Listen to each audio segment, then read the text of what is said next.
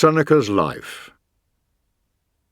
Lucius Annaeus Seneca was born at Cordoba, then the leading town in Roman Spain, at about the same time as Christ.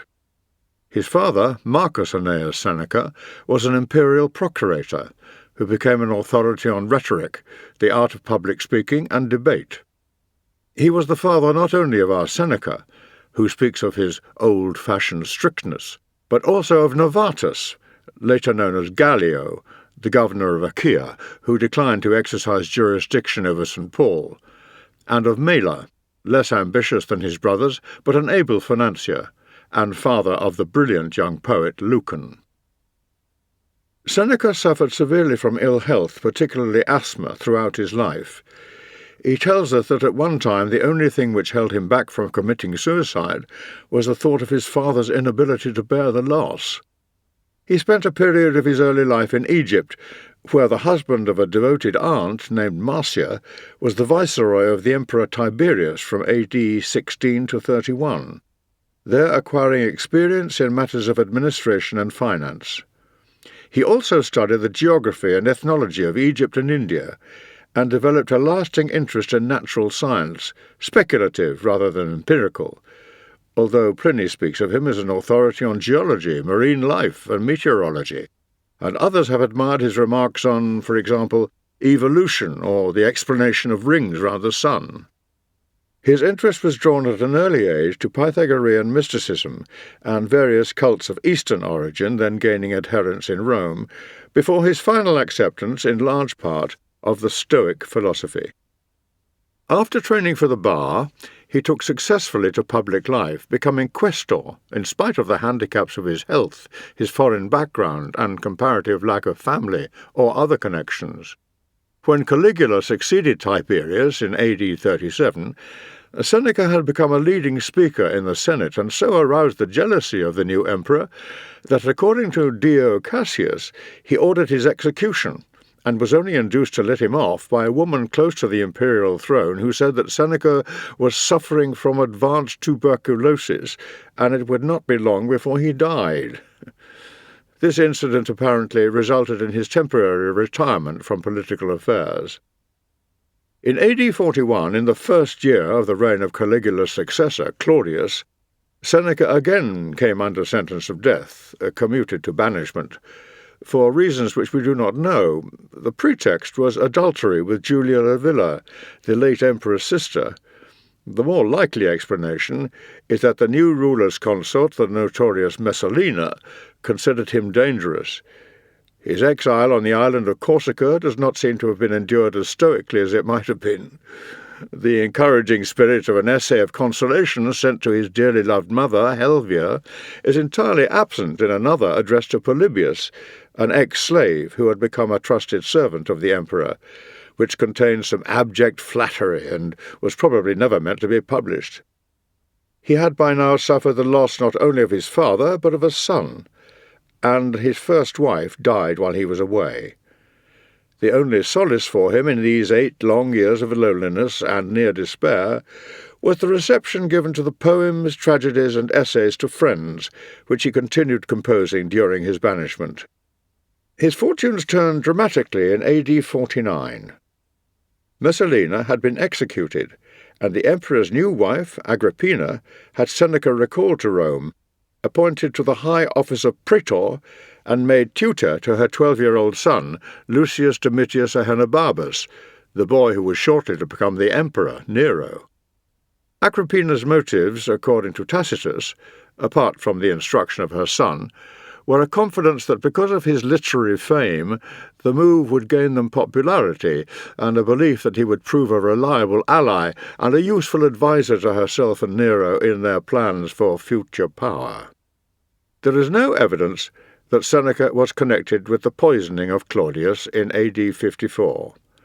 But he wrote the speeches which the 17-year-old Nero delivered after his accession, and was probably the author of a witty, if to us a little tasteless, attack on the dead ruler's memory, the apocolosyntosis, or pumpkinification, an imaginary tale of the rebuffs received by the recently deceased emperor when he presents himself at the portals of heaven and his application for admission is debated by the gods. Nero did make a formal speech in honour of his predecessor, which was said to display a great deal of polish, and to be a good example of Seneca's attractive style well tuned to the ears of his time. The new regime opened well, and Nero's first 5 years were later spoken of as a period of unequalled good government, the Emperor Trajan even calling them the finest period in the history of imperial Rome. For this, Rome was indebted to Seneca and an army officer named Burrus. These two, the most influential as well as the most enlightened of the men who surrounded Nero, according to Dio, whose wide experience was common knowledge, Tacitus, prevented the hot-headed young man from carrying out a lot of murders on his accession and aimed at channeling some of his energies into permissible pleasures. Only briefly alarmed by the poisoning of Britannicus, and acting throughout in complete harmony, they succeeded in keeping public business out of Agrippina's hands, and in their own. Tacitus ascribes the secret of the influence of Seneca to his tuition of Nero in public speaking and his engaging manners and high principles, and that of Burrus to his military responsibilities and austerity of character. The two of them, in Dio's words, took over total power and exercised it to the utmost of their ability, in the best and justest way conceivable, thus each alike arousing all men's approval. While Nero amused himself, they set about the problems of government. We notice, to give instances of their activity, legal and financial reforms, including the reduction of indirect taxation, and steps to prevent speculation and extortion by provincial governors, and the prosecution of a successful war in Armenia to settle the empire's eastern frontier. Seneca's geographical interests appear in the dispatch of an expedition to investigate the source of the Nile. Yet another of his interests was shorthand, the Roman system of which he is said to have completely revised. Neither he nor Burrus appears to have held any standing legal or constitutional office that could be said to give them the authority they wielded during these years. Seneca, the real master of the world, seems simply to have been the moving force behind the throne. It is probably safe to say that Nero, unlike Aristotle's celebrated pupil at a similar age, Alexander the Great, was still under the influence of a teacher of undoubted personal charm, and was quite content to leave to him the direction of affairs in which he had little real interest. Once the young emperor began to listen to other advisers, and increasingly to indulge his more violent and vindictive impulses, this happy situation was doomed. In AD 58, Seneca was being attacked by people like Publius Suilius Rufus.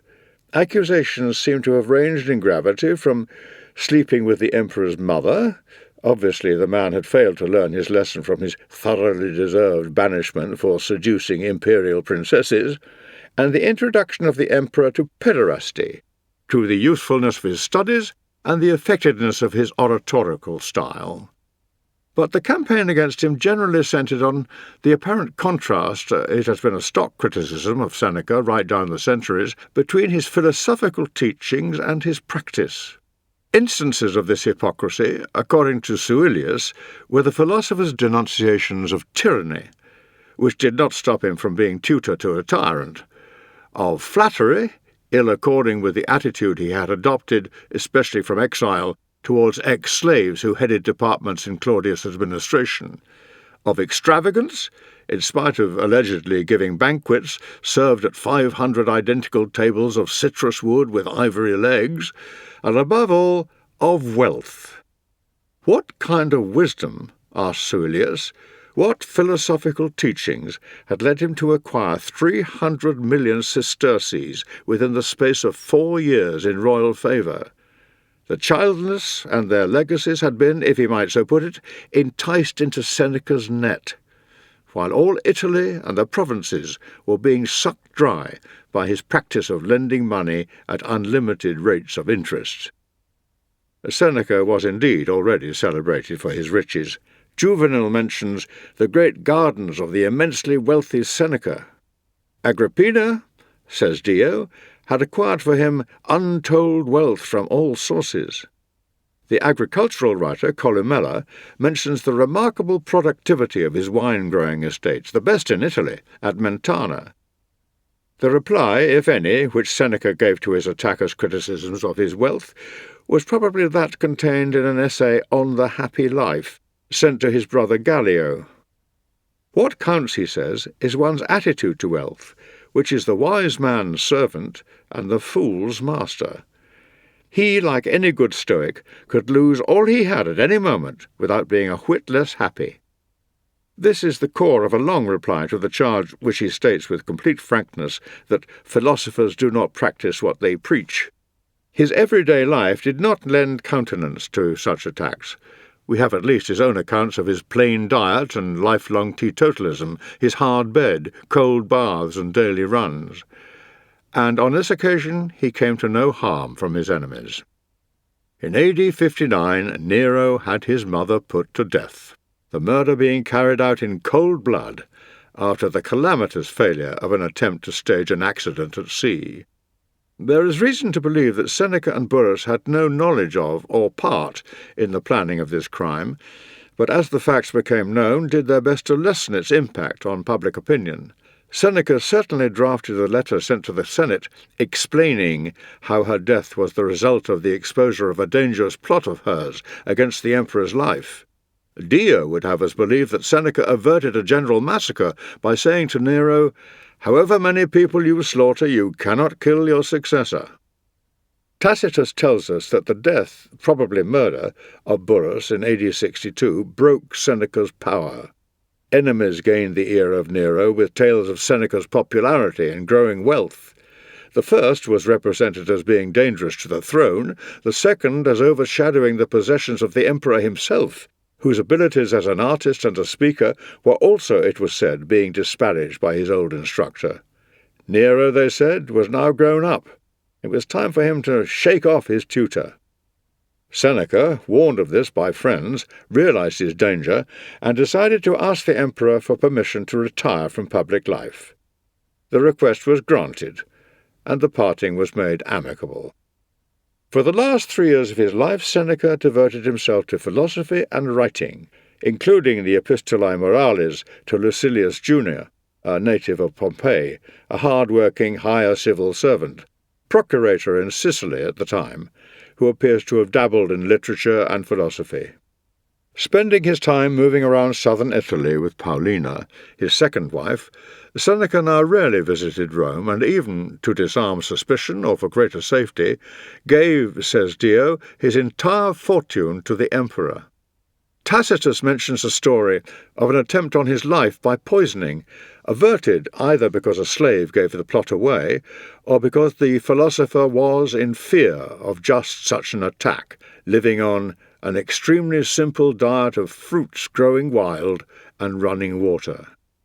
Then, in AD 65, came the disastrous conspiracy against the emperor by Piso and others, quite possibly including Seneca. There was a report of a sub-conspiracy to kill Piso as well, and make Seneca emperor, being a man who seemed to be marked out for supreme power by the good qualities for which he was so famous. Many people lost their lives on the discovery of the plot. Seneca, like many others, was asked to commit suicide, the then prevailing method of imperial execution. Tacitus' description of his death is not quickly forgotten. His brothers and Lucan followed him, all by their own hands, in the course of Nero's frenzied purge of enemies real and imagined. According to some, a true Stoic, like Cato under the Republic, would have stayed on in political life to the bitter end, but after the loss of all his influence over Nero, the Spaniard could hardly have hoped to be of useful service any longer to the Roman world, and in an age in which many lived in recurrent dread of a capricious emperor's message, demanding, obliquely or otherwise, the recipient's suicide, the alternative to his retirement was undoubtedly death. Certain other Stoics indeed stood up to the emperors, and were rewarded for their opposition to misrule with martyrdom. Seneca chose to spend what time was left to him in philosophy, and the listener may be left to decide, in fairness not forgetting his chronic ill health, whether his lack of moral courage outside the study, in this or earlier events, detracts from his achievements. Surprisingly, perhaps, the satirist of the century, Juvenal, does not pick on the difference between this public figure's conduct and his philosophical professions, of which a variety of later writers have made play. "Sir, are you so grossly ignorant of human nature," asked Dr. Johnson, "as not to know that a man may be very sincere in good principles without having good practice?" Seneca, all the same, may well be history's most notable example of a man who failed to live up to his principles. This does not prevent him from being the outstanding figure of his age. Seneca, in those days unsurpassed both in the field of letters and in power which afterwards grew too great and recoiled upon his own head, was the last man to be impressed by things which did not count, said his contemporary Pliny. Money, power, or achievement in public life or letters are, despite the interest of the little we know of his career, not the things with which Seneca would want to be connected by people coming across his name today. That he did not expect to be forgotten, we know. In one letter, he actually promises Lucilius immortality through having corresponded with him. But what he would have liked to be remembered for would have been the value of the ideas which, so he tells Lucilius in his 8th letter, he was committing to writing in the hope that they might be of use to later generations. Seneca and philosophy. Stoicism, for centuries the most influential philosophy in the Greco-Roman world, had a long history before Seneca.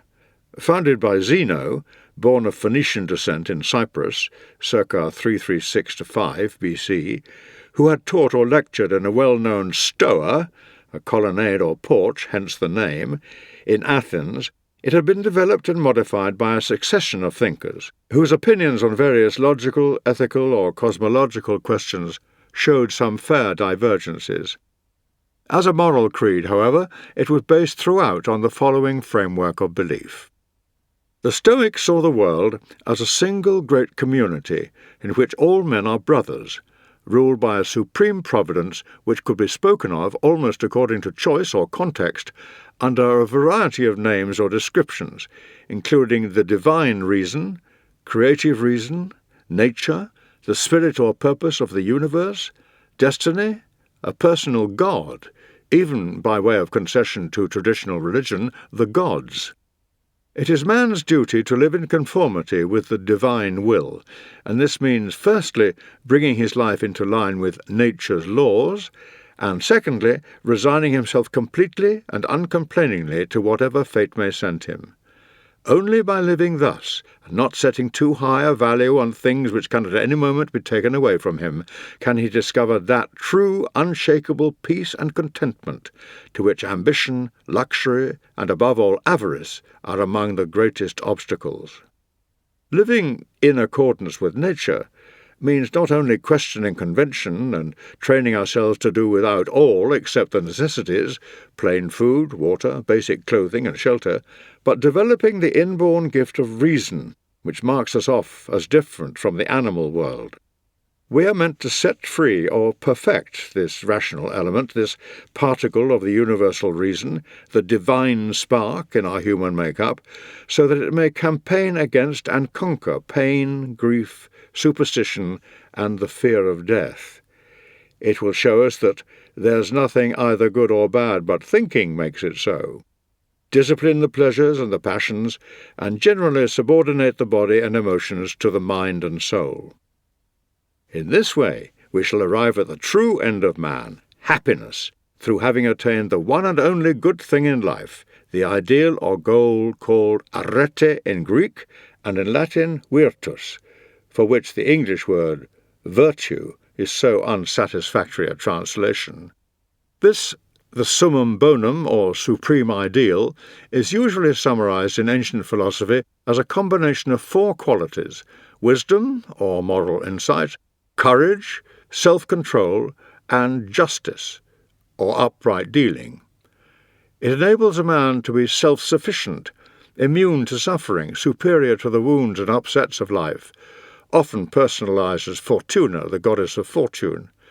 Even a slave thus armed can be called free, or indeed titled a king, since even a king cannot touch him. Another example of these paradoxes for which the Stoics were celebrated is one directed at the vanity of worldly possessions.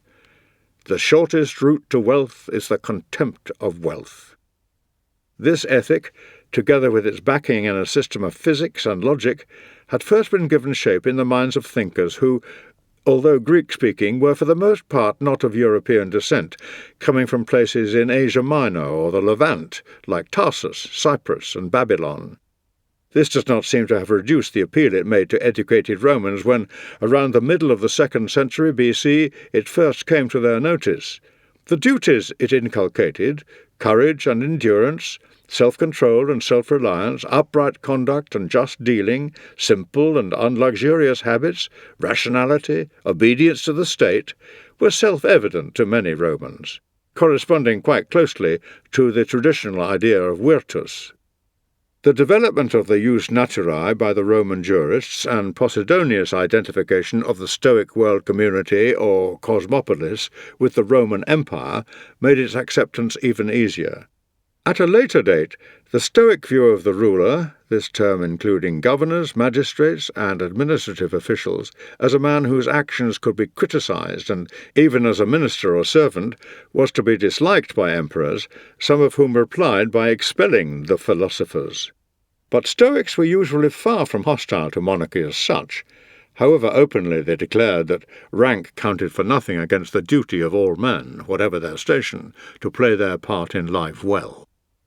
Despite its wide acceptance in educated circles, early Stoicism had a forbidding aspect, which went far to explain its failure to influence the masses.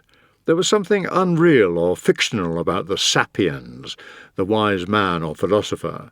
This ideal figure seemed, from the way the Stoic lecturers talked, to have somehow become perfect in some sudden transformation long ago.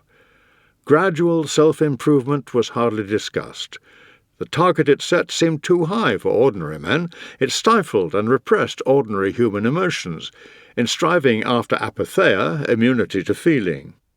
Cato, the great Stoic saint, is reported to have expressed regret at having kissed his wife in a moment of danger. It held that, in certain circumstances, a man's self-respect might invite, as an act of supreme nobility, his suicide.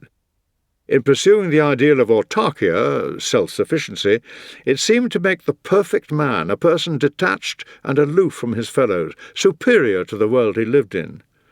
Altogether, the impression it conveyed, for all its idealism and sincerity, could be cold, dogmatic, and unrealistic.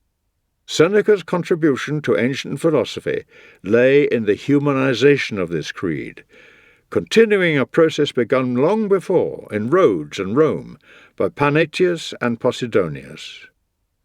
Although Seneca wrote for a relatively narrow circle of educated persons, usually addressing his compositions to a particular friend or relative, as if he were that person's special spiritual adviser, his letters and essays show a Stoicism more closely reconciled with the facts and frailty of human nature.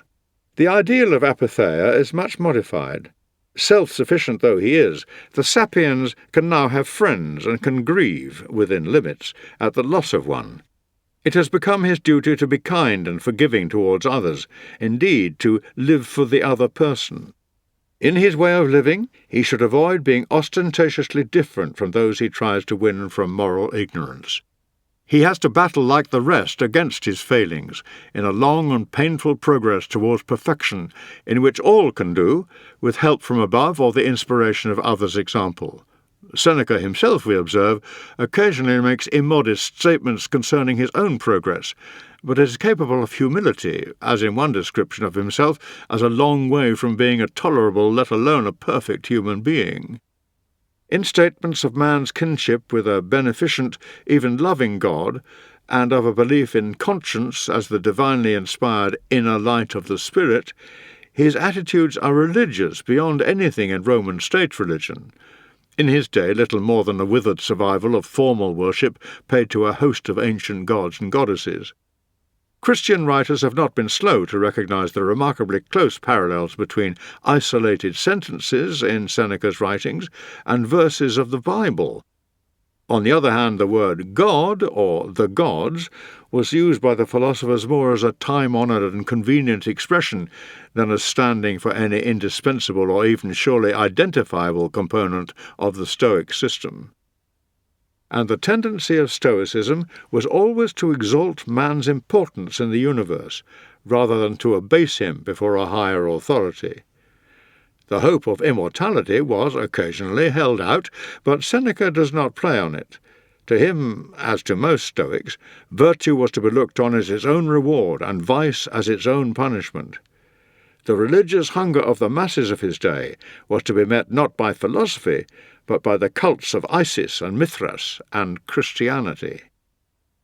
For the ancient world, then, apart from reviving philosophy in Latin literature, he spiritualized and humanized Stoicism.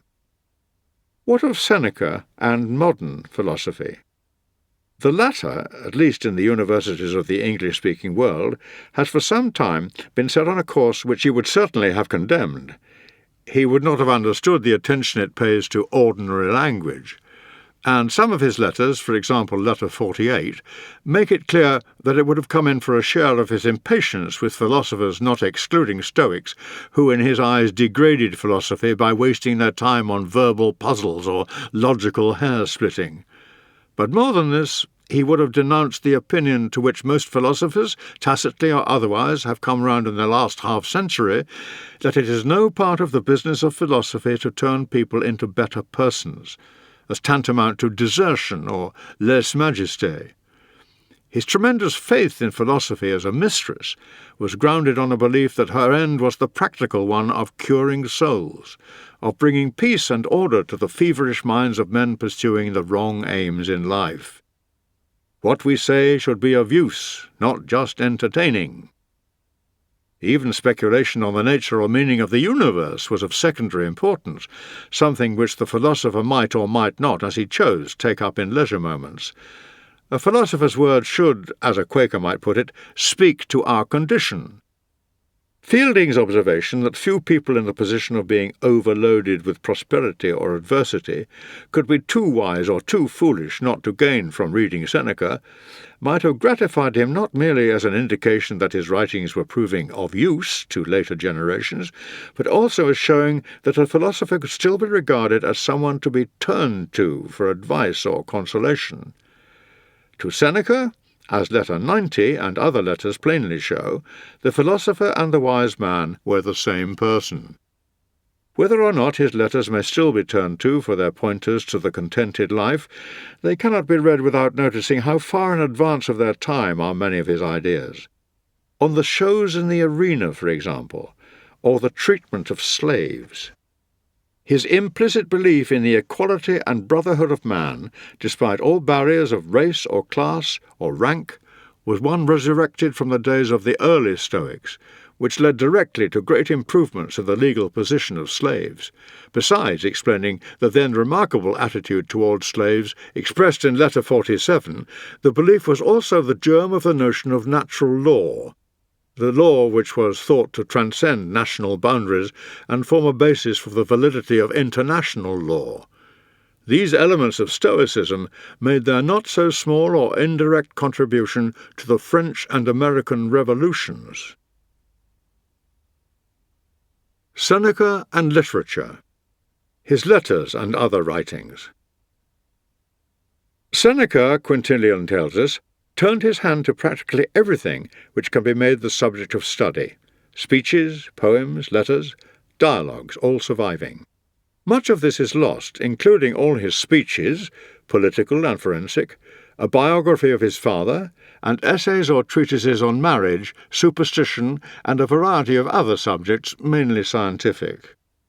The works remaining to us, apart from brief poems or epigrams whose attribution to Seneca is sometimes doubtful, are of two main kinds: There are first the philosophical letters and essays, including treatises with such titles as The Happy Life, The Shortness of Life, Providence, Anger, Clemency, Problems in Natural Science, and literary consolationes to persons in bereavement. And secondly, there are the tragedies, probably never staged, and intended only for reading or recitation among a relatively small circle. The 124 letters to Lucilius comprise something entirely new in literature, for in these, which were his most conspicuous and immediate literary success, Seneca, if anyone, is the founder of the essay. As Francis Bacon put it to Prince Henry in the dedication of his own essays, the word is late, but the thing is ancient, for Seneca's epistles to Lucilius, if one mark them well, are but essays, that is, dispersed meditations, though conveyed in the form of epistles. The Epistulae Morales are essays in disguise. It has been said that they were real letters edited for publication.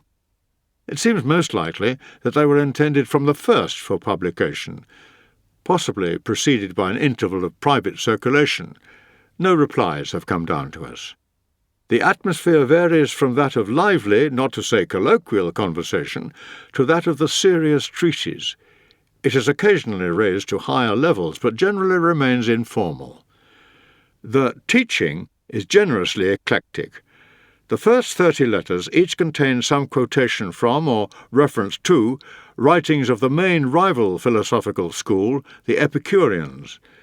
The introduction of imaginary queries or objections, often scathing in tone, from the correspondent or another interjector, and the frequent and urgent exhortation of the listener to self-improvement suggest the atmosphere of the diatribe, while confidences about the writer's own character and the not uncommon choice of consolation or friendship as a theme serve to keep up the air of the letter. Personal happenings or surroundings are regularly made the occasion of, or the preliminary to, serious reflections in the abstract. There are also biting condemnations of ways of life around the writer, particularly among the bored and pleasure-seeking Roman aristocracy.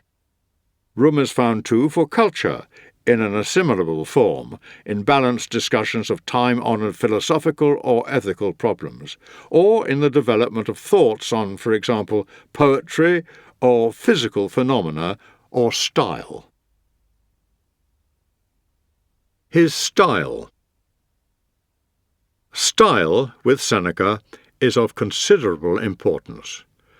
Notwithstanding his own condemnation of people who give less attention to what they have to say than how they will say it, he is a signal example of a writer to whom form mattered as much as content.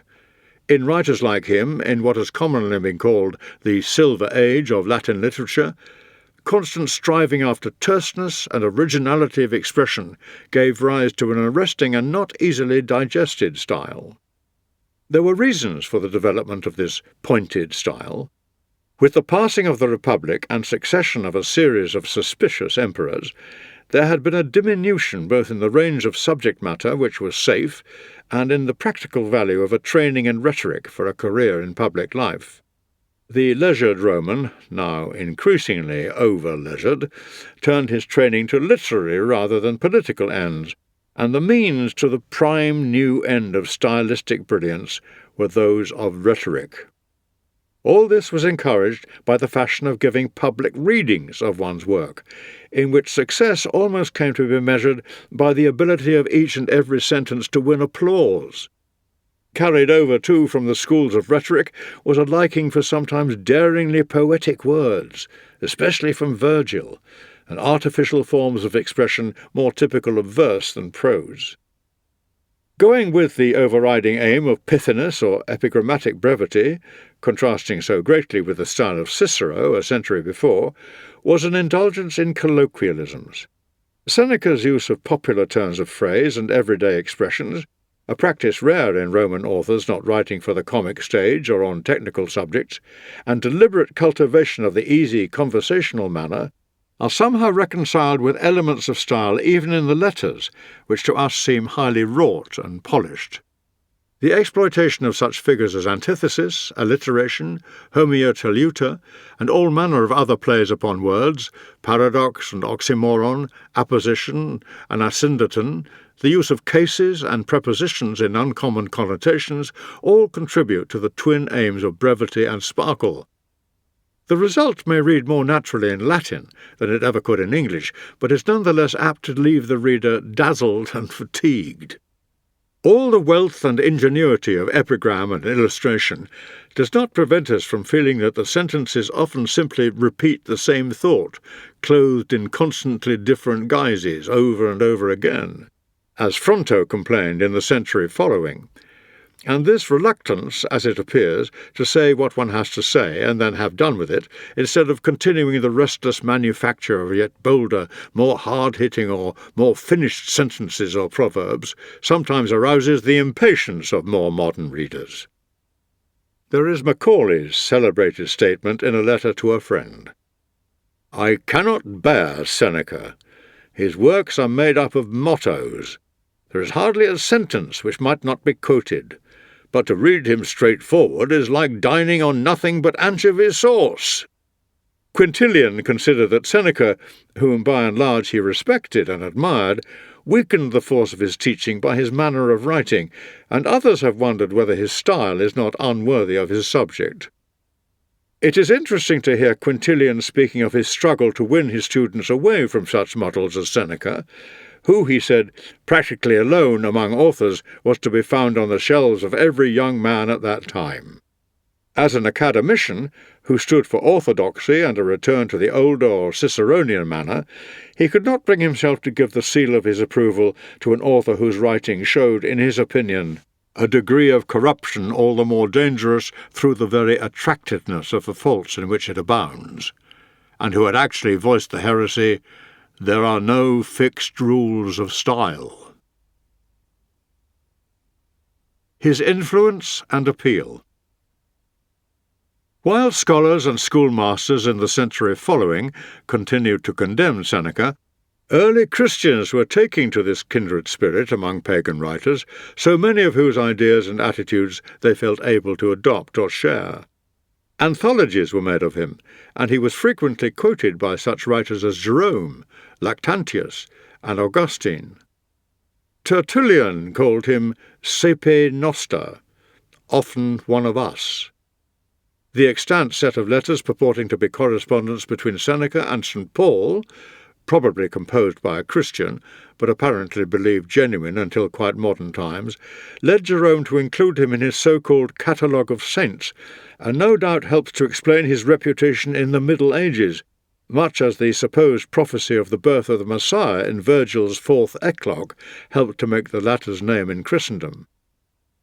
Only Cicero, perhaps, among classical authors, was better known in medieval times, and until Aristotle was rediscovered by Western Europe, Seneca's main scientific work, the Naturalis Questiones, was the undisputed authority on the subject with which it dealt.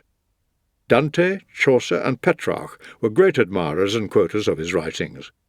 Printing spread his influence, the first printed version of the Epistulae being published in or about 1475 at Rome, Paris, and Strasbourg. Erasmus was the first person to produce a critical edition in 1515, and Calvin's first work was an edition 1532 of the De Clementia, an essay originally written to encourage clemency in Nero, and incidentally inspiring much of the quality of mercy speech in The Merchant of Venice. Montaigne was the first and the most conspicuously indebted borrower from Seneca among the great modern literary figures. Pasquier's admiration for Montaigne prompted him to say, "As for his essays, which I call masterpieces, there is no book in my possession which I have so greatly cherished. I always find something in it to please me. It is a French Seneca." Appreciations of Seneca as a moralist may be quoted from many sources. John of Salisbury is supposed to have said, "If Quintilian will excuse my saying so, there are very few, if any, writers on conduct among non-Christians whose words and ideas can be more readily applied to all kinds of practical things." Emerson urged, "Make your own Bible. Select and collect all the words and sentences that in all your reading have been to you like the blast of triumph out of Shakespeare, Seneca, Moses, John, and Paul. He is placed in even more exalted company by Baudelaire in his essay De l'essence du rire, in which he seems at one point to be ascribing modern civilized manners to La Venue de Jésus, Platon and Sénèque aidant. In Letters to Peter Giles, we find Erasmus writing, in the words of Froude, in fraternal good humour, advising him to be regular at his work, to keep a journal, to remember that life was short, to study Plato and Seneca, love his wife, and disregard the world's opinion. Queen Elizabeth I did much admire Seneca's wholesome advisings, says her godson, Sir John Harrington, who saw much of her translating thereof. Although great literary figures have usually been fondest of the letters, it was his plays which, with all their faults, had the greatest effect on European literature. If you seek Seneca's memorial, look round on the tragic stage of England, France, and Italy. The late Elizabethan age and early 17th century were the high watermark of Seneca's influence as a writer well known and imitated among lyric poets and essayists, as well as dramatists. His popularity lasted for some time in France, where his admirers included Descartes, Corneille, La Fontaine, Poussin, Rousseau, Diderot, Balzac, and Sainte-Beuve, but disappeared almost altogether in England. The enthusiasm of, for example, De Quincey, a nobler master of thinking paganism has not to show, nor when the cant of criticism has done its worst, a more brilliant master of composition, is exceptional, and Seneca, at the present time, may be called a forgotten author. Letter number 2. Judging from what you tell me and from what I hear, I feel that you show great promise. You do not tear from place to place and unsettle yourself with one move after another. Restlessness of that sort is symptomatic of a sick mind. Nothing, to my way of thinking, is a better proof of a well-ordered mind than a man's ability to stop just where he is and pass some time in his own company. Be careful, however, that there is no element of discursiveness and desultoriness about this reading you refer to, this reading of many different authors and books of every description. You should be extending your stay among writers whose genius is unquestionable, deriving constant nourishment from them, if you wish to gain anything from your reading that will find a lasting place in your mind.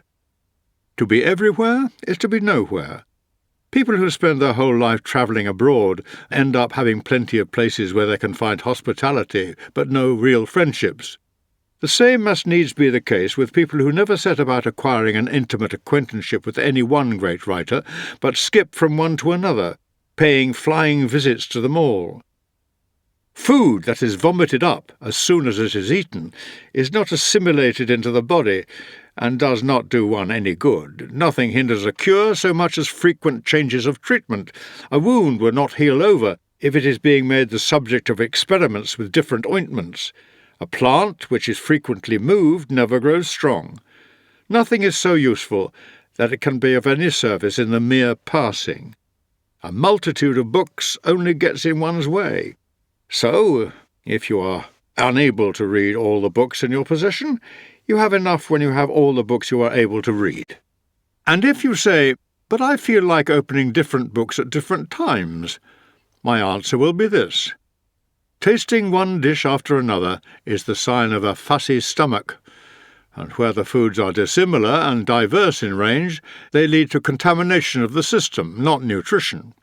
So always read well-tried authors, and if at any moment you find yourself wanting a change from a particular author, go back to ones you have read before. Each day, too, acquire something which will help you to face poverty or death, and other ills as well. After running over a lot of different thoughts, pick out one to be digested thoroughly that day. This is what I do myself. Out of the many bits I have been reading, I lay hold of one. My thought for today is something which I found in Epicurus. Yes, I actually make a practice of going over to the enemy's camp by way of reconnaissance, not as a deserter. A cheerful poverty, he says, is an honourable state. But if it is cheerful, it is not poverty at all. It is not the man who has too little who is poor, but the one who hankers after more. What difference does it make how much there is laid away in a man's safe or in his barns, how many head of stock he grazes, or how much capital he puts out at interest, if he is always after what is another's, and only counts what he has yet to get, never what he has already? You ask what is the proper limit to a person's wealth? First, having what is essential, and second, having what is enough. Letter number 3. You have sent me a letter by the hand of a friend of yours, as you call him, and in the next sentence you warn me to avoid discussing your affairs freely with him, since you are not even in the habit of doing so yourself. In other words, you have described him as being a friend, and then denied this in one and the same letter. Now, if you are using that word in a kind of popular sense, and not according to its strict meaning, and calling him a friend in much the same way as we refer to candidates as gentlemen, or hail someone with the greeting, "my dear fellow," if when we meet him his name slips our memory, we can let this pass. But if you are looking on anyone as a friend when you do not trust him as you trust yourself, you are making a grave mistake, and have failed to grasp sufficiently the full force of true friendship. Certainly, you should discuss everything with a friend. But before you do so, discuss in your mind the man himself. After friendship is formed, you must trust, but before that, you must judge. Those people who, contrary to Theophrastus' advice, judge a man after they have made him their friend, instead of the other way round, certainly put the cart before the horse. Think for a long time whether or not you should admit a given person to your friendship. But when you have decided to do so, welcome him heart and soul, and speak as unreservedly with him as you would with yourself. You should, I need hardly say, live in such a way that there is nothing which you could not as easily tell your enemy as keep to yourself. But seeing that certain matters do arise on which convention decrees silence, the things you should share with your friend are all your worries and deliberations. Regard him as loyal, and you will make him loyal. Some men's fear of being deceived has taught people to deceive them. By their suspiciousness, they give them the right to do the wrong thing by them. Why should I keep back anything when I'm with a friend? Why shouldn't I imagine I'm alone when I'm in his company? There are certain people who tell any person they meet things that should only be confided to friends, unburdening themselves of whatever is on their minds into any ear they please. Others again are shy of confiding in their closest friends, and would not even let themselves, if they could help it, into the secrets they keep hidden deep down inside themselves. We should do neither. Trusting everyone is as much a fault as trusting no one, though I should call the first the worthier and the second the safer behaviour. Similarly, people who never relax and people who are invariably in a relaxed state merit your disapproval, the former as much as the latter, for a delight in bustling about is not industry, it is only the restless energy of a hunted mind. And the state of mind that looks on all activity as tiresome is not true repose, but a spineless inertia. This prompts me to memorize something which I came across in Pomponius. Some men have shrunk so far into dark corners that objects in bright daylight seem quite blurred to them. A balanced combination of the two attitudes is what we want. The active man should be able to take things easily, while the man who is inclined towards repose should be capable of action. Ask nature. She will tell you that she made both day and night. Letter number 5. I view with pleasure and approval the way you keep on at your studies and sacrifice everything to your single-minded efforts to make yourself every day a better man. I do not merely urge you to persevere in this, I actually implore you to. Let me give you, though, this one piece of advice. Refrain from following the example of those whose craving is for attention, not their own improvement, by doing certain things which are calculated to give rise to comment on your appearance or way of living generally. Avoid shabby attire, long hair, an unkempt beard, an unspoken dislike of silverware, sleeping on the ground, and all other misguided means of self-advertisement. The very name of philosophy, however modest the manner in which it is pursued, is unpopular enough as it is. Imagine what the reaction would be if we started dissociating ourselves from the conventions of society. Inwardly, everything should be different, but our outward face should conform with the crowd. Our clothes should not be gaudy, yet they should not be dowdy either. We should not keep silver plate with inlays of solid gold, but at the same time we should not imagine that doing without gold and silver is proof that we are leading the simple life. Let our aim be a way of life not diametrically opposed to, but better than that of the mob. Otherwise we shall repel and alienate the very people whose reform we desire.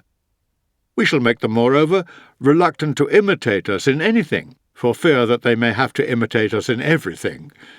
The first thing philosophy promises us is the feeling of fellowship, of belonging to mankind and being members of a community. Being different will mean the abandoning of that manifesto. We must watch that the means by which we hope to gain admiration do not earn ridicule and hostility.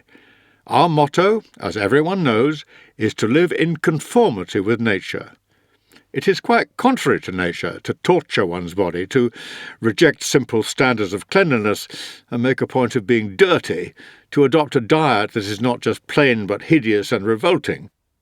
In the same way as craving for dainties is a token of extravagant living, avoidance of familiar and inexpensive dishes betokens insanity.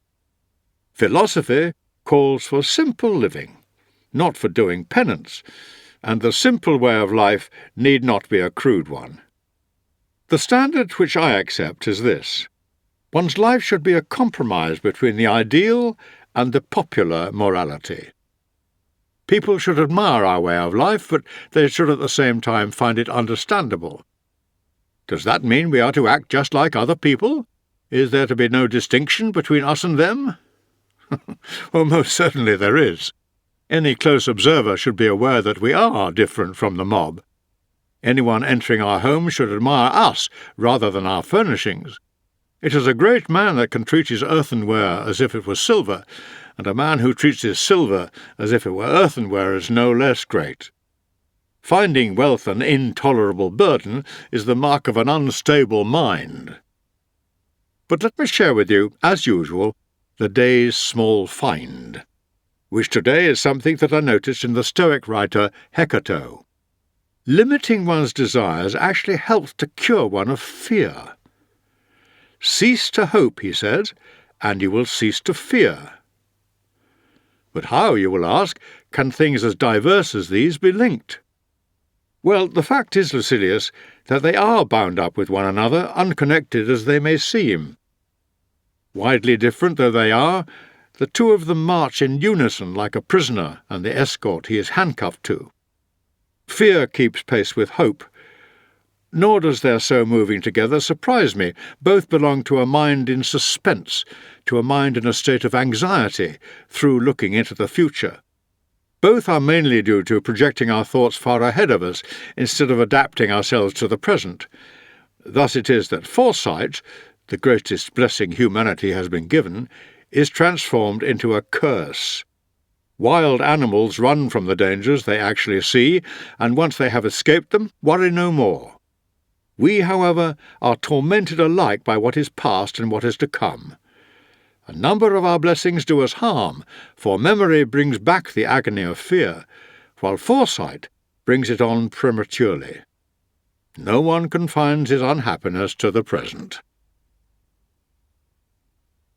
Letter number 6. I see in myself, Lucilius, not just an improvement, but a transformation. Although I would not venture as yet to assure you, or even to hope, that there is nothing left in me needing to be changed. Naturally, there are a lot of things about me requiring to be built up or fined down or eliminated. Even this, the fact that it perceives the failings it was unaware of in itself before, is evidence of a change for the better in one's character. In the case of some sick people, it is a matter of congratulation when they come to realize for themselves that they are sick. I should very much like, then, to share this all-so-sudden metamorphosis of mine with you. Doing so would make me start to feel a surer faith in the friendship that exists between us, that true friendship, which not hope nor fear nor concern for personal advantage ever sunders, that friendship in which and for which people are ready to die. I can give you plenty of examples of people who have not been lacking a friend but friendship, something that can never happen when mutual inclination draws two personalities together in a fellowship of desire for all that is honourable. Why cannot it happen? Because they know that everything, and especially their setbacks, is shared between them. You can't imagine how much of an alteration I see each day bringing about in me. Send me too, you will be saying, the things you found so effectual. Indeed, I desire to transfer every one of them to you. Part of my joy in learning is that it puts me in a position to teach. Nothing, however outstanding and however hopeful, will ever give me any pleasure if the knowledge is to be for my benefit alone. If wisdom were offered me on the one condition that I should keep it shut away and not divulge it to anyone, I should reject it. There's no enjoying the possession of anything valuable unless one has someone to share it with. I shall send you, accordingly, the actual books themselves, and to save you a lot of trouble hunting all over the place for passages likely to be of use to you, I shall mark the passages, so that you can turn straight away to the words I approve and admire. Personal converse, though, and daily intimacy with someone will be of more benefit to you than any discourse. You should really be here and on the spot, firstly because people believe their eyes rather more than their ears, and secondly because the road is a long one, if one proceeds by way of precepts, but short and effectual if by way of personal example. Cleanthes would never have been the image of Zeno if he had merely heard him lecture. He lived with him, studied his private life, watched him to see if he lived in accordance with his own principle. Plato, Aristotle, and a host of other philosophers, all destined to take different paths, derived more from Socrates' character than from his words. It was not Epicurus' school, but living under the same roof as Epicurus, that turned Metrodorus, Hermachus, and Polyaenus into great men. And yet I do not summon you to my side solely for the sake of your own progress, but for my own as well, for we shall be of the utmost benefit to each other. Meanwhile, since I owe you the daily allowance, I'll tell you what took my fancy in the writings of Hecato today. What progress have I made? I am beginning to be my own friend. That is progress indeed. Such a person will never be alone, and you may be sure he is a friend of all. Letter number 7. You ask me to say what you should consider it particularly important to avoid. My answer is this: a mass crowd. It is something to which you cannot entrust yourself yet without risk.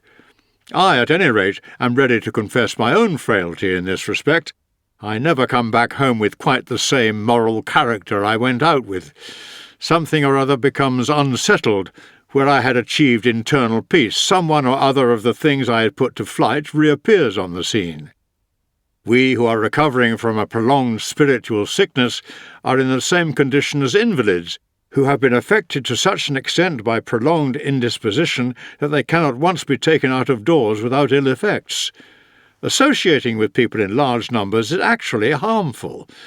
There is not one of them that will not make some vice or other attractive to us, or leave us carrying the imprint of it, or bedaubed all unawares with it. And, inevitably enough, the larger the size of the crowd we mingle with, the greater the danger. But nothing is as ruinous to the character as sitting away one's time at a show. For it is then, through the medium of entertainment, that vices creep into one with more than usual ease. What do you take me to mean? That I go home more selfish, more self-seeking, and more self-indulgent? Yes, and what is more, a person crueler and less humane through having been in contact with human beings. I happened to go to one of these shows at the time of the lunch-hour interlude. expecting there to be some light and witty entertainment then, some respite for the purpose of affording people's eyes a rest from human blood. Far from it. All the earlier contests were charity in comparison. The nonsense is dispensed with now. What we have now is murder pure and simple. The combatants have nothing to protect them. Their whole bodies are exposed to the blows. Every thrust they launch gets home. A great many spectators prefer this to the ordinary matches, and even to the special popular demand ones, and quite naturally. There are no helmets and no shields repelling the weapons. What is the point of armour, or of skill?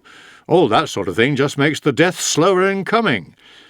In the morning, men are thrown to the lions and the bears, but it is the spectators they are thrown to in the lunch hour.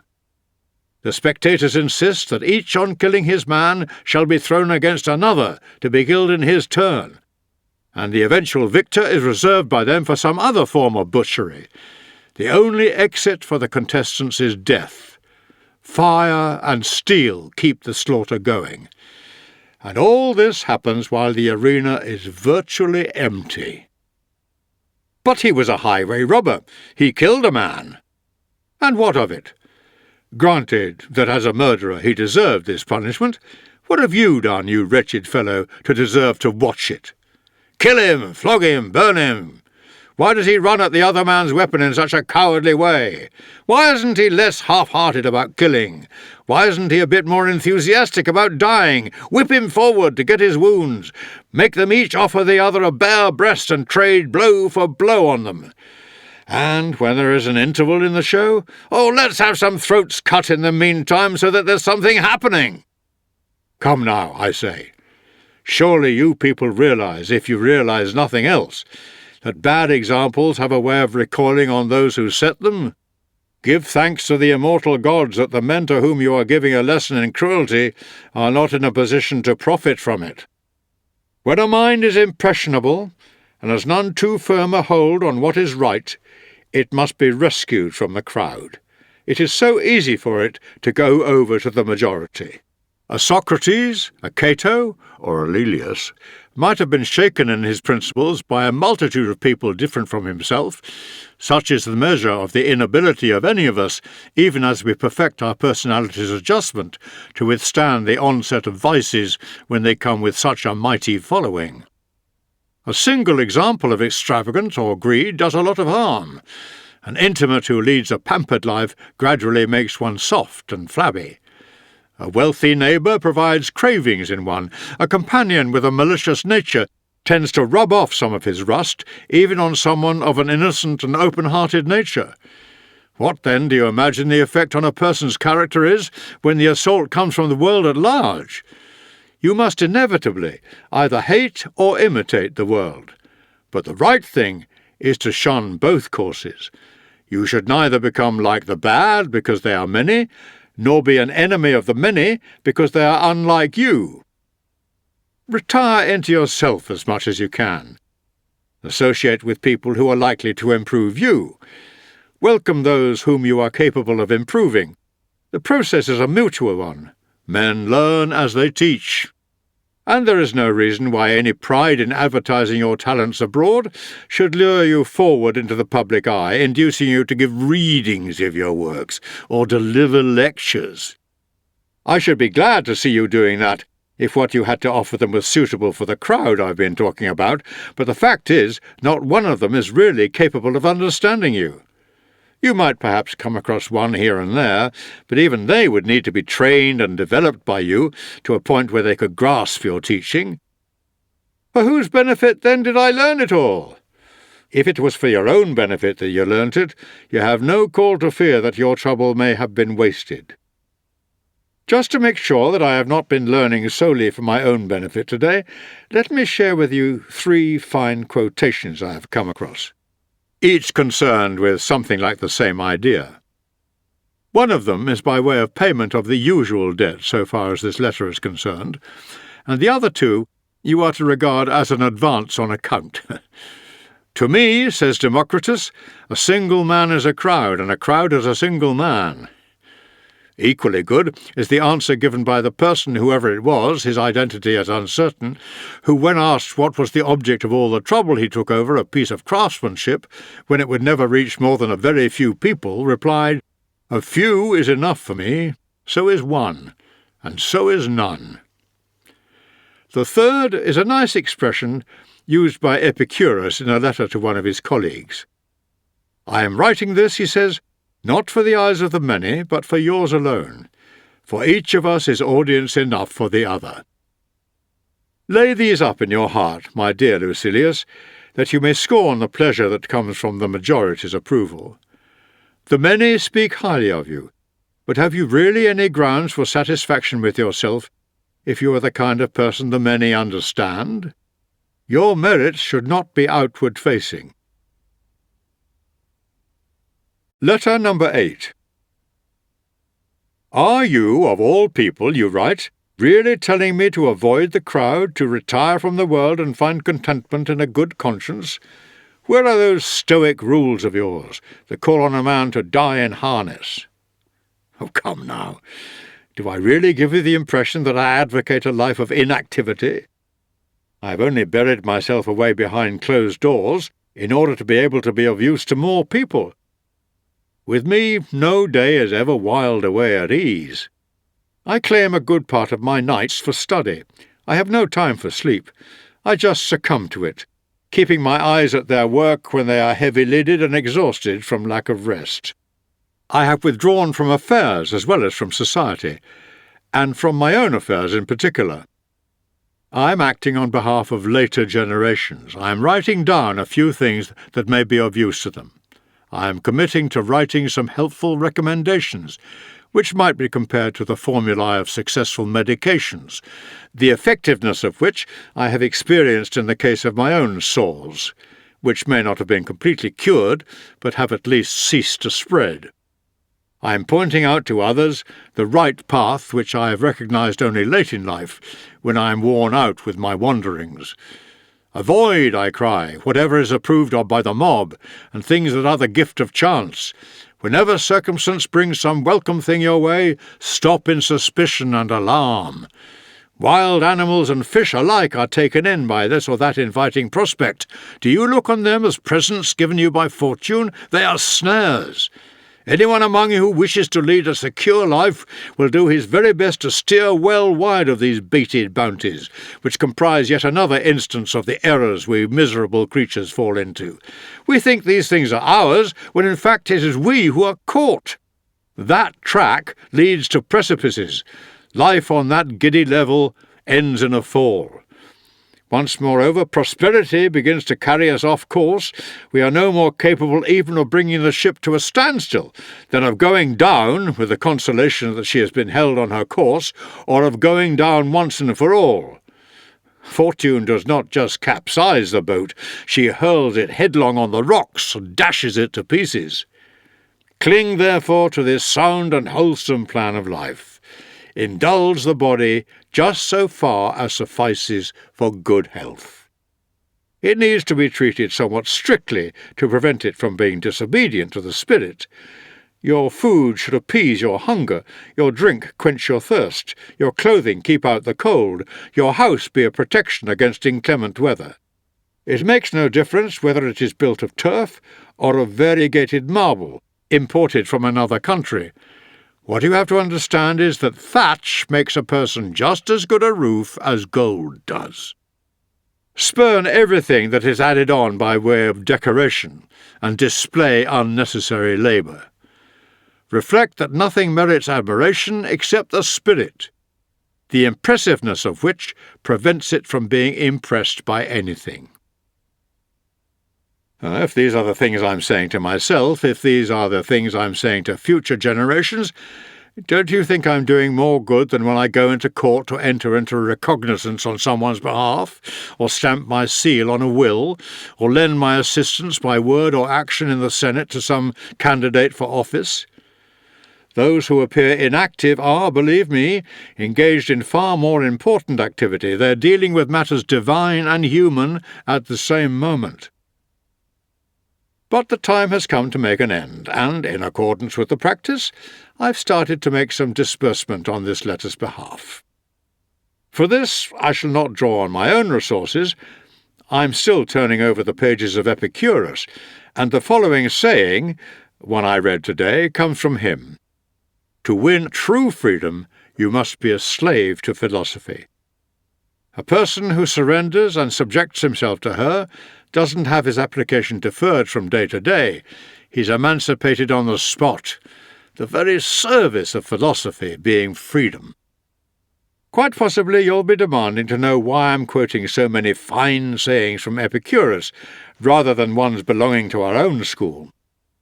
But why should you think of them as belonging to Epicurus, and not as common property? Think how many poets say things that philosophers have said, or ought to have said. Not to mention the tragedians, or our native Roman drama, which has a serious element in it as well, and stands halfway between comedy and tragedy. Think of the quantity of brilliant lines to be found lying about in farces alone. Think of the number of Publilius's verses that really ought to be spoken by actors wearing the tragic buskins instead of barefooted pantomime actors. I'll quote one verse of his which belongs to philosophy, and the same facet of philosophy that I was occupied with just now, a verse in which he proclaims that gifts which chance brings our way are not to be regarded as possessions. If you pray a thing may, and it does come your way, 'tis a long way from being your own. I recall your expressing the same idea a good deal more happily and succinctly. What fortune has made yours is not your own. And I can't pass over that even happier expression of yours, the boon that could be given can be withdrawn. This being from your own stock, I am not debiting it to your account. Letter number 9. You desire to know whether Epicurus is right in one of his letters in criticising those who maintain that the wise man is content with himself and therefore needs no friend. This is what Epicurus objects to in Stilbo, and those who believe that the supreme ideal in life is a mind devoid of feeling, or, as we say, impatiens. We are bound to involve ourselves in ambiguity if we try to express in a single word the meaning of the Greek term apatheia by transferring it straight into our word impatientia. For it may be understood in the opposite sense to the one we wish, with people taking it to signify the man who is unable to endure anything that goes badly for him, instead of what we mean by it, the man who refuses to allow anything that goes badly for him to affect him. Consider, then, whether it might not be preferable to call it a mind that is invulnerable or above all suffering. The difference here between the Epicurean and our own school is this. Our wise man feels his troubles but overcomes them, while their wise man does not even feel them. We share with them the belief that the wise man is content with himself. Nevertheless, self-sufficient though he is, he still desires a friend, a neighbour, a companion. Notice how self-contented he is. On occasion such a man is content with a mere partial self. If he loses a hand as a result of war or disease, or has one of his eyes, or even both, put out in an accident, he will be satisfied with what remains of himself, and be no less pleased with his body, now that it is maimed and incomplete, than he was when it was whole. But while he does not hanker after what he has lost, he does prefer not to lose them. And this is what we mean when we say the wise man is self-content. He is so in the sense that he is able to do without friends, not that he desires to do without them. When I speak of his being able to do this, what I am saying in fact amounts to this: he bears the loss of a friend with equanimity. Not that he will then be without a friend, for it is his to decide how soon he makes good the loss. Just as Phidias can carve another statue straight away if he loses one, so our wise man, with his skill in the art of making friends, will fill the place of someone he has lost. I suppose you will want to know how he will be able to make a friend so quickly. Well, I shall tell you. Provided we agree that I may make this the moment to pay my debt and square my account so far as this letter is concerned. "I shall show you," says Hecato, "a love philtre compounded without drug or herb, or witch's spell. It is this: if you wish to be loved, love." Great pleasure is to be found not only in keeping up an old and established friendship, but also in beginning and building up a new one. There is the same difference between having gained a friend and actually gaining a friend as there is between a farmer harvesting and a farmer sowing. The philosopher Attalus used to say that it was more of a pleasure to make a friend than to have one. In the same way as an artist derives more pleasure from painting than from having completed a picture.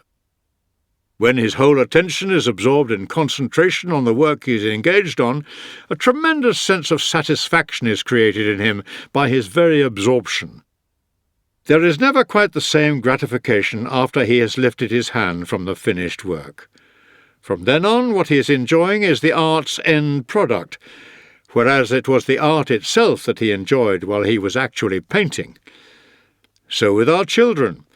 Their growing up brings wider fruits, but their infancy was sweeter. To come back to the question, the wise man, self-sufficient as he is, still desires to have a friend, if only for the purpose of practicing friendship and ensuring that those talents are not idle. Not, as Epicurus put it in the same letter, for the purpose of having someone to come and sit beside his bed when he is ill, or come to his rescue when he is hard up or thrown into chains, but so that, on the contrary, he may have someone by whose sick-bed he himself may sit, or whom he may himself release when that person is held prisoner by hostile hands. Anyone thinking of his own interests and seeking out friendship with this in view is making a great mistake. Things will end as they began. He has secured a friend who is going to come to his aid if captivity threatens. At the first clank of a chain, that friend will disappear. These are what are commonly called fair-weather friendships. A person adopted as a friend for the sake of his usefulness will be cultivated only for so long as he is useful. This explains the crowd of friends that clusters around successful men, and the lonely atmosphere about the ruined, their friends running away when it comes to the testing point.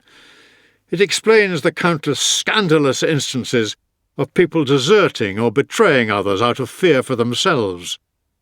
The ending inevitably matches the beginning. A person who starts being friends with you because it pays him will similarly cease to be friends because it pays him to do so. If there is anything in a particular friendship that attracts a man other than the friendship itself, the attraction of some reward or other will counterbalance that of friendship. What is my object in making a friend? To have someone to be able to die for, someone I may follow into exile, someone for whose life I may put myself up as security and pay the price as well. The thing you describe is not friendship, but a business deal, looking to the likely consequences with advantage as its goal. There can be no doubt that the desire lovers have for each other is not so very different from friendship. You might say it was friendship gone mad. Well then, does anyone ever fall in love with a view to a profit or advancement or celebrity? Actual love in itself, heedless of all other considerations, inflames people's hearts with a passion for the beautiful object, not without the hope, too, that the affection will be mutual. How, then, can the nobler stimulus of friendship be associated with any ignoble desire? You may say, we are not at present concerned with the question whether friendship is something to be cultivated for its own sake. But this, on the contrary, is exactly what needs proving most, for if friendship is something to be sought out for its own sake, the self-contented man is entitled to pursue it. And how does he approach it? In the same way as he would any object of great beauty, not drawn by gain, not out of alarm at the vicissitudes of fortune. To procure friendship only for better, and not for worse, is to rob it of all its dignity. The wise man is content with himself. A lot of people, Lucilius, put quite the wrong interpretation on this statement. They remove the wise man from all contact with the world outside, shutting him up inside his own skin. We must be quite clear about the meaning of this sentence and just how much it claims to say. It applies to him so far as happiness in life is concerned. For this, all he needs is a rational and elevated spirit that treats fortune with disdain. For the actual business of living, he needs a great number of things. I should like to draw your attention to a similar distinction made by Chrysippus. The wise man, he said, lacked nothing, but needed a great number of things, whereas the fool, on the other hand, needs nothing, for he does not know how to use anything, but lacks everything. The wise man needs hands and eyes and a great number of things that are required for the purposes of day-to-day life, but he lacks nothing. For lacking something implies that it is a necessity, and nothing, to the wise man, is a necessity. Self-contented as he is, then, he does need friends, and wants as many of them as possible. But not to enable him to lead a happy life. This he will have even without friends. The supreme ideal does not call for any external aids. It is home-grown, wholly self-developed. Once it starts looking outside itself for any part of itself, it is on the way to being dominated by fortune. But what sort of life, people may say, will the wise man have if he is going to be left without any friends, when he is thrown into prison, or stranded among foreigners, or detained in the course of a voyage in distant parts, or cast away on some desert shore? It will be like that of Jove, while nature takes her rest, of brief duration, when the universe is dissolved, and the gods are all merged in one, finding repose in himself, absorbed in his own thoughts. Such is more or less the way of the wise man. He retires to his inner self, is his own company.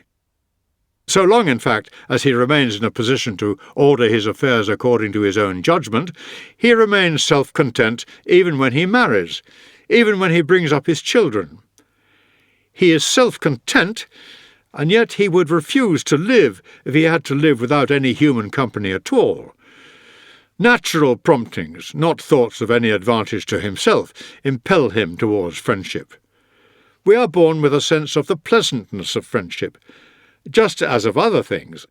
In the same way as there exists in man a distaste for solitude and a craving for society, natural instinct drawing one human being to another, so too with this there is something inherent in it that stimulates us into seeking friendships. The wise man, nevertheless, unequal though he is in his devotion to his friends, though regarding them as being no less important, and frequently more important than his own self, will still consider what is valuable in life to be something wholly confined to his inner self. He will repeat the words of Stilbo, the Stilbo whom Epicurus later attacks, when his home town was captured, and he emerged from the general conflagration, his children lost, his wife lost, alone, and none the less a happy man, and was questioned by Demetrius. Asked by this man, known from the destruction he dealt out to towns as Demetrius the city sacker, whether he had lost anything, he replied, "I have all my valuables with me." There was an active and courageous man, victorious over the very victory of the enemy. "I have lost," he said, "nothing." He made Demetrius wonder whether he had won a victory after all. "All my possessions," he said, "are with me," meaning by this the qualities of a just, a good, and an enlightened character, and indeed the very fact of not regarding as valuable anything that is capable of being taken away. We are impressed at the way some creatures pass right through fire without physical harm. How much more impressive is the way this man came through the burning and the bloodshed and the ruins, uninjured and unscathed. Does it make you see how much easier it can be to conquer a whole people than to conquer a single man? Those words of Stilbo's are equally those of the Stoic. He too carries his valuables intact through cities burnt to ashes, for he is contented with himself. This is the line he draws as the boundary for his happiness. In case you imagine that we Stoics are the only people who produce noble sayings, Let me tell you something. See that you put this down to my credit, even though I have already settled my account with you for today. Epicurus himself, who has nothing good to say for Stilbo, has uttered a statement quite like this one of Stilbo's. Any man, he says, who does not think that what he has is more than ample, is an unhappy man, even if he is the master of the whole world. Or if you prefer to see it expressed like this, the point being that we should be ruled not by the actual words used, but by the sense of them, a man is unhappy, though he reign the world over, if he does not consider himself supremely happy. To show you, indeed, that these are sentiments of a universal character, prompted evidently by nature herself, you will find the following verse in a comic poet. Not happy he who thinks himself not so. What difference does it make, after all, what your position in life is, if you dislike it yourself? What about so-and-so, you may ask, who became rich in such a despicable manner, or such and such a person who gives orders to a great many people, but is at the mercy of a great many more? Supposing they say they are happy, will their own opinions to this effect make them happy? It does not make any difference what a man says. What matters is how he feels, not how he feels on one particular day, but how he feels at all times. But you have no need to fear that so valuable a thing may fall into unworthy hands. Only the wise man is content with what is his. All foolishness suffers the burden of dissatisfaction with itself. Letter number 11. I have had a conversation with your talented friend. From the very beginning of his talk with me, it was apparent what considerable gifts of character and intelligence he possesses. He gave me a foretaste of his capabilities, to which he will certainly live up, for the things he said, caught as he was quite off his guard, were entirely unrehearsed. As he was recovering his self-possession, he could scarcely get over his embarrassment, always a good sign in a young man, so deep had the blush been that suffused his face. This, I rather suspect, will remain with him even when he has built up his character and stripped it of all weakness, even when he has become a wise man. For no amount of wisdom enables one to do away with physical or mental weaknesses that arise from natural causes. Anything inborn or ingrained in one can by dint of practice be allayed but not overcome. When they face a crowd of people, some men, even ones with the stoutest of hearts, break into the sort of sweat one usually sees on persons in an overheated and exhausted state. Some men experience a trembling at the knees when they are about to speak, some a chattering of the teeth, a stuttering tongue or stammering lips. These are things which neither training nor experience ever eliminates. Nature just wields her power and uses the particular weakness to make even the strongest conscious of her. One of these things I well know is a blush, which has a habit of suddenly reddening the faces of men of even the most dignified demeanour. It is, of course, more noticeable in the young, with their hotter blood and sensitive complexions. Nevertheless, seasoned men and ageing men alike are affected by it. Some men are more to be feared on the occasions when they flush than at any other time, as if in so doing they let loose all their inhibitions.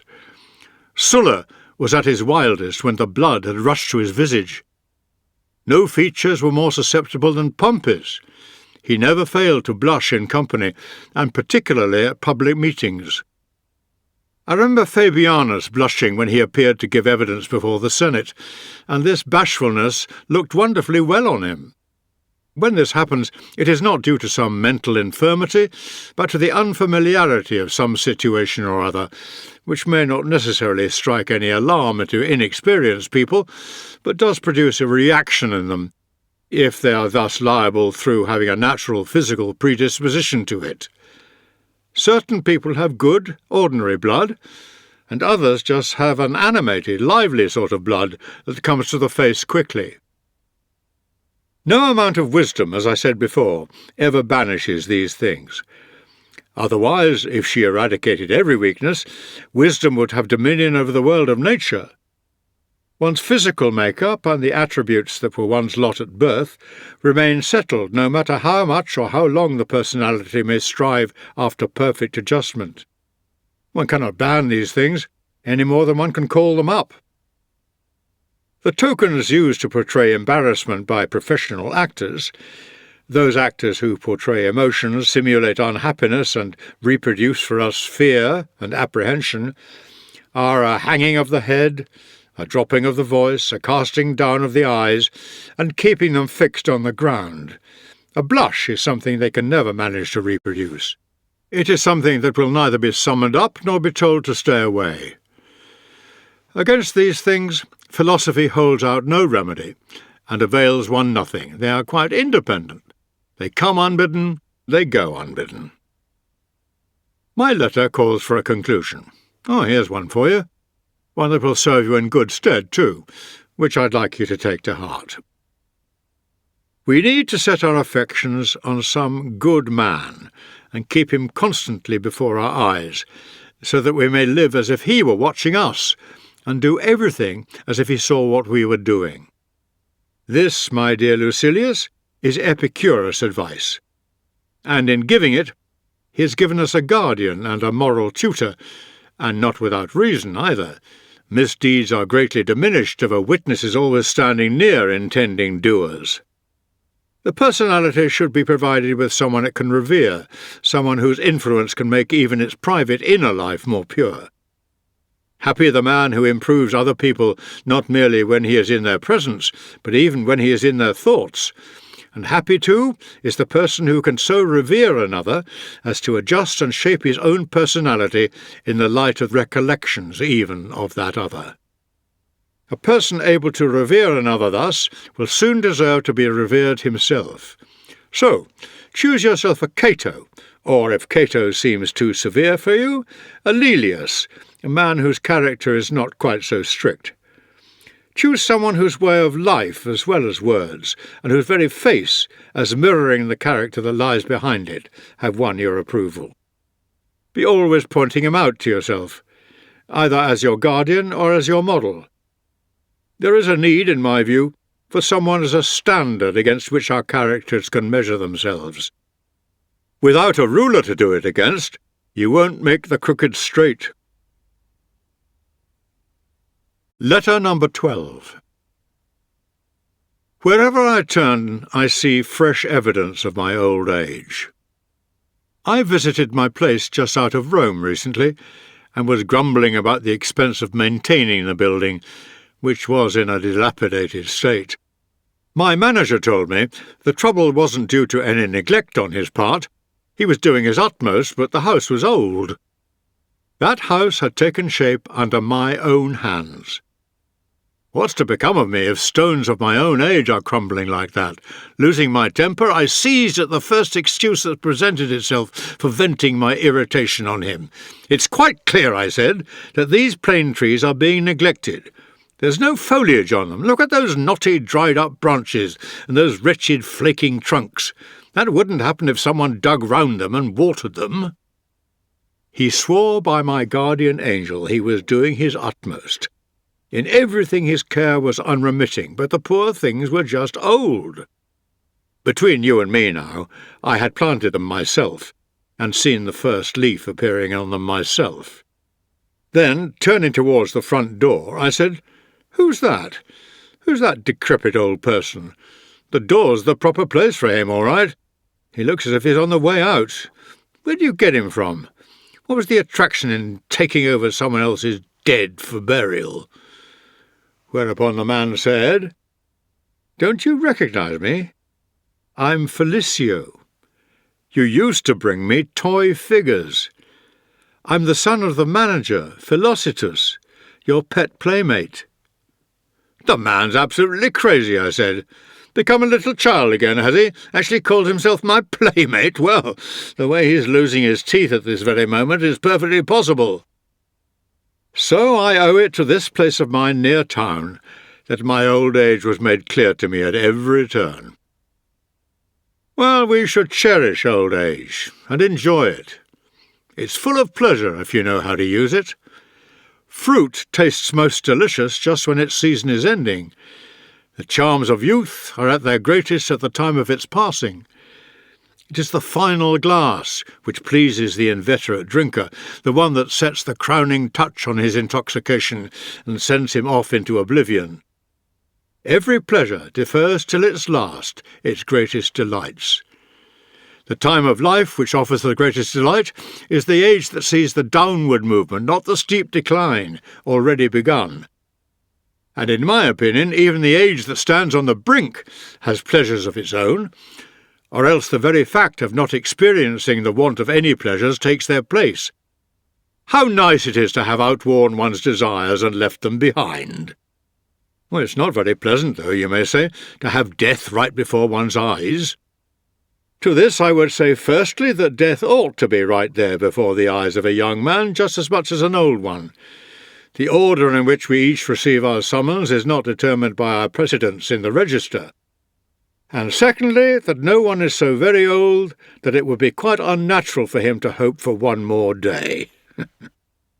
Every day, therefore, should be regulated, as if it were the one that brings up the rear, the one that rounds out and completes our lives. Pacuvius, the man who acquired a right to Syria by prescription, was in the habit of conducting a memorial ceremony for himself, with wine and funeral feasting of the kind we are familiar with, and then being carried on a bier from the dinner table to his bed, while a chanting to music went on of the words, he has lived, in Greek, amid the applause of the young libertines present. Never a day passed by but he celebrated his own funeral. What he did from discreditable motives, we should do from honourable ones, saying in all joyfulness and cheerfulness as we retire to our beds, I have lived, I have completed now the course that fortune long ago allotted me. If God adds the morrow, we should accept it joyfully. The man who looks for the morrow without worrying over it knows a peaceful independence and a happiness beyond all others. Whoever has said, I have lived, receives a windfall every day he gets up in the morning. But I must close this letter now. What, you'll be saying? Is it coming to me just as it is, without any parting contribution? Well, don't worry. It's bringing you something. Why did I call it something, though? It's a great deal. For what could be more splendid than the following saying, which I'm entrusting to this letter of mine for delivery to you? To live under constraint is a misfortune, but there is no constraint to live under constraint. Well, of course not. When on every side there are plenty of short and easy roads to freedom, there for the taking. Let us thank God that no one can be held a prisoner in life. The very constraints can be trampled underfoot. Oh, it was Epicurus who said that, you protest. What business have you got with someone else's property? Whatever is true is my property, and I shall persist in inflicting Epicurus on you, in order to bring it home to the people who take an oath of allegiance to someone and never afterwards consider what is being said, but only who said it, that the things of greatest merit are common property. Letter number 15. Our ancestors had a custom, observed right down as far as my own lifetime, of adding to the opening words of a letter, I trust this finds you as it leaves me in good health. We have good reason to say, I trust this finds you in pursuit of wisdom, for this is precisely what is meant by good health. Without wisdom, the mind is sick, and the body itself, however physically powerful, can only have the kind of strength that is found in persons in a demented or delirious state. So this is the sort of healthiness you must make your principal concern. You must attend to the other sort as well, but see that it takes second place. It won't cost you any great trouble if good health is all you want, for it is silly, my dear Lucilius, and in no way for an educated man to behave, to spend one's time exercising the biceps, broadening the neck and shoulders, and developing the lungs, even when the extra feeding has produced gratifying results and you've put on a lot of muscle. You'll never match the strength or weight of a prize ox. The greater load, moreover, on the body is crushing to the spirit and renders it less active. So keep the body within bounds as much as you can, and make room for the spirit. Devotees of physical culture have to put up with a lot of nuisances. There are the exercises in the first place, the toil involved in which drains the vitality and renders it unfit for concentration or the more demanding sort of studies. Next there is the heavy feeding, which dulls mental acuteness. Then there is the taking on as coaches of the worst brand of slave, persons who divide their time between putting on lotion, putting down liquor, whose idea of a well-spent day consists of getting up a good sweat and then replacing the fluid lost with plenty of drink. All the better to be absorbed on a dry stomach. Drinking and perspiring, it's the life of a dyspeptic. There are short and simple exercises which will tire the body without undue delay and save what needs especially close accounting for, time. There is running, swinging weights about and jumping, either high jumping or long jumping, or the kind indulged in by the priests of Mars, if one may so describe it, or to be rather more disrespectful, by the laundress. Pick out any of these for ease and straightforwardness, but whatever you do, return from body to mind very soon. Exercise it day and night. Only a moderate amount of work is needed for it to thrive and develop. It is a form of exercise to which cold and heat, and even old age, are no obstacle. Cultivate an asset which the passing of time itself improves. I'm not telling you to be always bent over a book or writing tablets. The mind has to be given some time off, but in such a way that it may be refreshed, not relaxed till it goes to pieces. Travelling in one's carriage shakes the body up and doesn't interfere with intellectual pursuits. You can read, dictate, speak, or listen. Nor does walking, for that matter, preclude any of these activities. Nor need you look down on voice training, though I will not have you practising any of this ascending and then descending again by degrees through set scales. If you start that, you'll be going on to take lessons in walking. Once let into your house the sort of person that hunger teaches unheard-of occupations, and you'll have someone regulating the way you walk and watching the way you use your jaws as you eat, and in fact going just as far as your patience and credulity lead his audacity on. Are you to conclude from what I've just said that your voice should start its exercises with immediate shouting at full force? Well, the natural thing is to lead up to it through easy stages, so natural, in fact, that even persons involved in a quarrel begin in conversational tones. Only later do they go on to rend the air. No one makes an impassioned appeal for the help and support of all true men of Rome at the very outset. Our purpose in all this is not to give the voice exercise, but to make it give us exercise. I have relieved you, then, of no little bother. To these favours there shall be added the following small contribution, a striking maxim that comes from Greece. Here it is. The life of folly is empty of gratitude, full of anxiety. It is focused wholly on the future. Who said that, you ask? The same man as before. And what sort of life do you think is meant by the life of folly? Barbars and Isios? No, he means our own life, precipitated by blind desire into activities that are likely to bring us harm, and will certainly never bring us satisfaction. If they could ever satisfy us, they would have done so by now, never thinking how pleasant it is to ask for nothing, how splendid it is to be complete and be independent of fortune. So continually remind yourself, Lucilius, of the many things you have achieved. When you look at all the people out in front of you, think of all the ones behind you. If you want to feel appreciative where the gods in your life are concerned, just think how many people you've outdone. Why be concerned about others, come to that, when you've outdone your own self? Set yourself a limit, which you couldn't even exceed if you wanted to, and say goodbye at last to those deceptive prizes more precious to those who hope for them than those who have won them. If there were anything substantial in them, they would sooner or later bring a sense of fullness. As it is, they simply aggravate the thirst of those who swallow them. Away with pomp and show! As for the uncertain lot that the future has in store for me, why should I demand from fortune that she should give me this and that, rather than demand from myself that I should not ask for them. Why should I ask for them, after all? Am I to pile them up in total forgetfulness of the frailty of human existence? What is the purpose of my labours going to be? See, this day is my last. Or maybe it isn't, but it's not so far away from it. Letter number 16.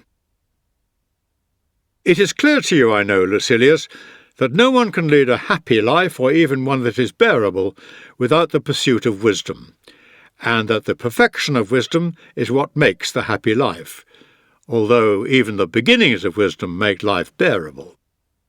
Yet this conviction, clear as it is, needs to be strengthened and given deeper roots through daily reflection.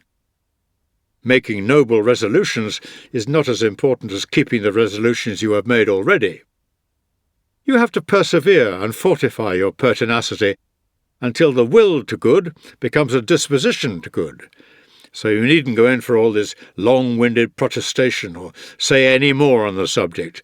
I'm well aware that you've made a great deal of progress. I realise the feelings that prompt you to put these things in your letter, and there is no pretence or speciousness about them, but to give you my honest opinion, at this stage, although I have great hopes of you, I do not yet feel quite confident about you, and I should like you to adopt the same attitude. You've no grounds for forming a ready, hasty belief in yourself. Carry out a searching analysis and close scrutiny of yourself in all sorts of different lights. Consider above all else whether you've advanced in philosophy or just in actual years. Philosophy is not an occupation of a popular nature, nor is it pursued for the sake of self-advertisement.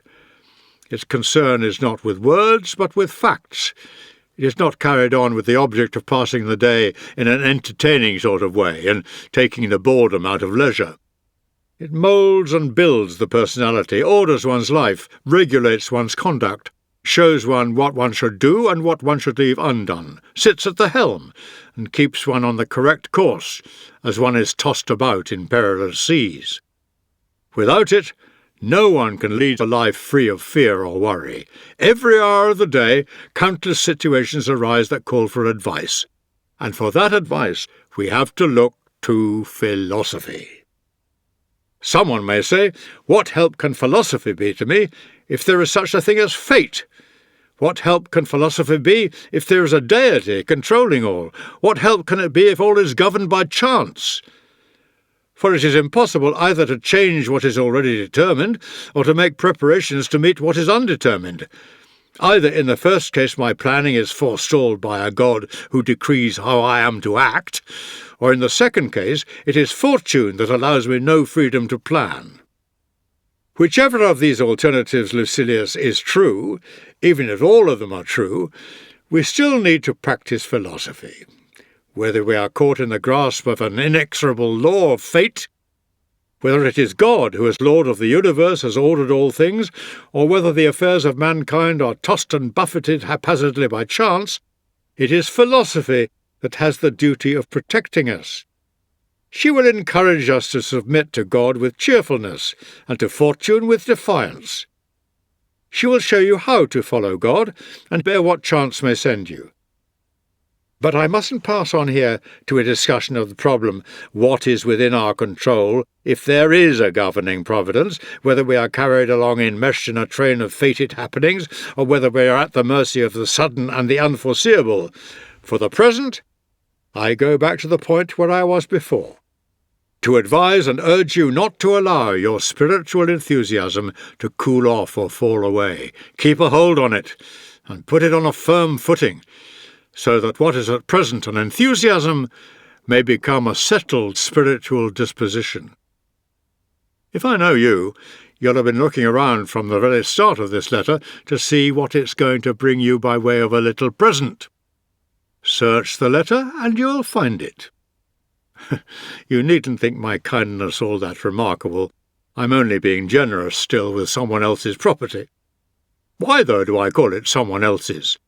Whatever is well said by anyone belongs to me. Here is another saying of Epicurus. If you shape your life according to nature, you will never be poor. If, according to people's opinions, you will never be rich. Nature's wants are small, while those of opinion are limitless.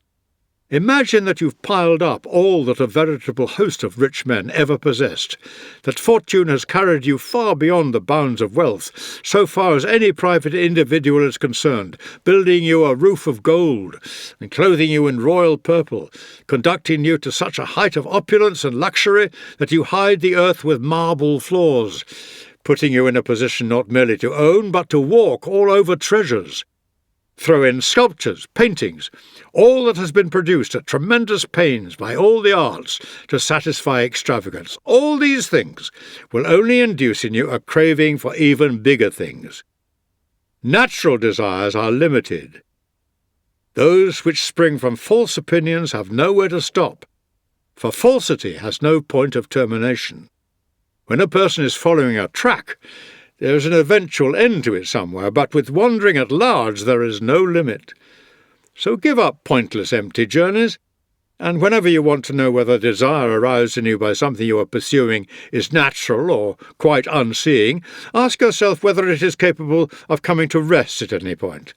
If after going a long way there is always something remaining farther away, be sure it is not something natural. Letter number 18. It is the month of December, and yet the whole city is in a sweat.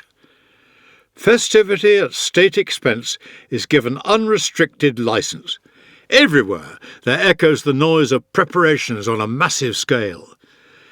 It all suggests that the Saturnalia holidays are different from the ordinary working day, when the difference is really non-existent. So much so, in fact, that the man who said that December used to be a month, but is now a year, was, in my opinion, not far wide of the mark. If I had you with me, I should enjoy consulting you and finding out what course you think we should follow. Should we make no alteration in our daily habits, or should we take off our togas? Time was when a change of formal wear would come about only during periods of grave political upheaval, whereas with us it happens for holidays and pleasure's sake, and have dinner parties with a note of gaiety about them to avoid giving the impression that we disagree with the ways of those around us. If I know you as well as I think I do, and you had to give a decision in the matter, you would say that we should be neither altogether like nor altogether unlike the festive-hatted crowd. But perhaps this is the very season when we should be keeping the soul under strict control, making it unique in abstaining from pleasure, just when the crowd are all on pleasure bent. If the soul succeeds in avoiding either heading, or being carried away in the direction of the temptations that lead people into extravagant living, no surer proof of its strength of purpose can be vouchsafed it. Remaining dry and sober takes a good deal more strength of will when everyone about one is puking drunk. It takes a more developed sense of fitness, on the other hand, not to make oneself a person apart, to be neither indistinguishable from those about one, nor conspicuous by one's difference, to do the same things but not in quite the same manner. For a holiday can be celebrated without extravagant festivity. Still, my determination to put your moral strength of purpose to the test is such that I propose to give even you the following direction found in great men's teaching. Set aside, now and then, a number of days during which you will be content with the plainest of food, and very little of it, and with rough, coarse clothing, and will ask yourself, is this what one used to dread? It is in times of security that the spirit should be preparing itself to deal with difficult times. While fortune is bestowing favours on it, then is the time for it to be strengthened against her rebuffs. In the midst of peace, the soldier carries out manoeuvres, throws up earthworks against a non-existent enemy, and tires himself out with unnecessary toil in order to be equal to it when it is necessary. If you want a man to keep his head when the crisis comes, you must give him some training before it comes. This was the aim of the men who once every month pretended they were poor, bringing themselves face to face with want to prevent their ever being terrified by a situation which they had frequently rehearsed. You must not at this point imagine that I mean meals like Timon's, or the poor man's room, or anything else to which the extravagance of wealth resorts to amuse away its tedium. That palate must be a real one, and the same applies to your smock, and your bread must be hard and grimy.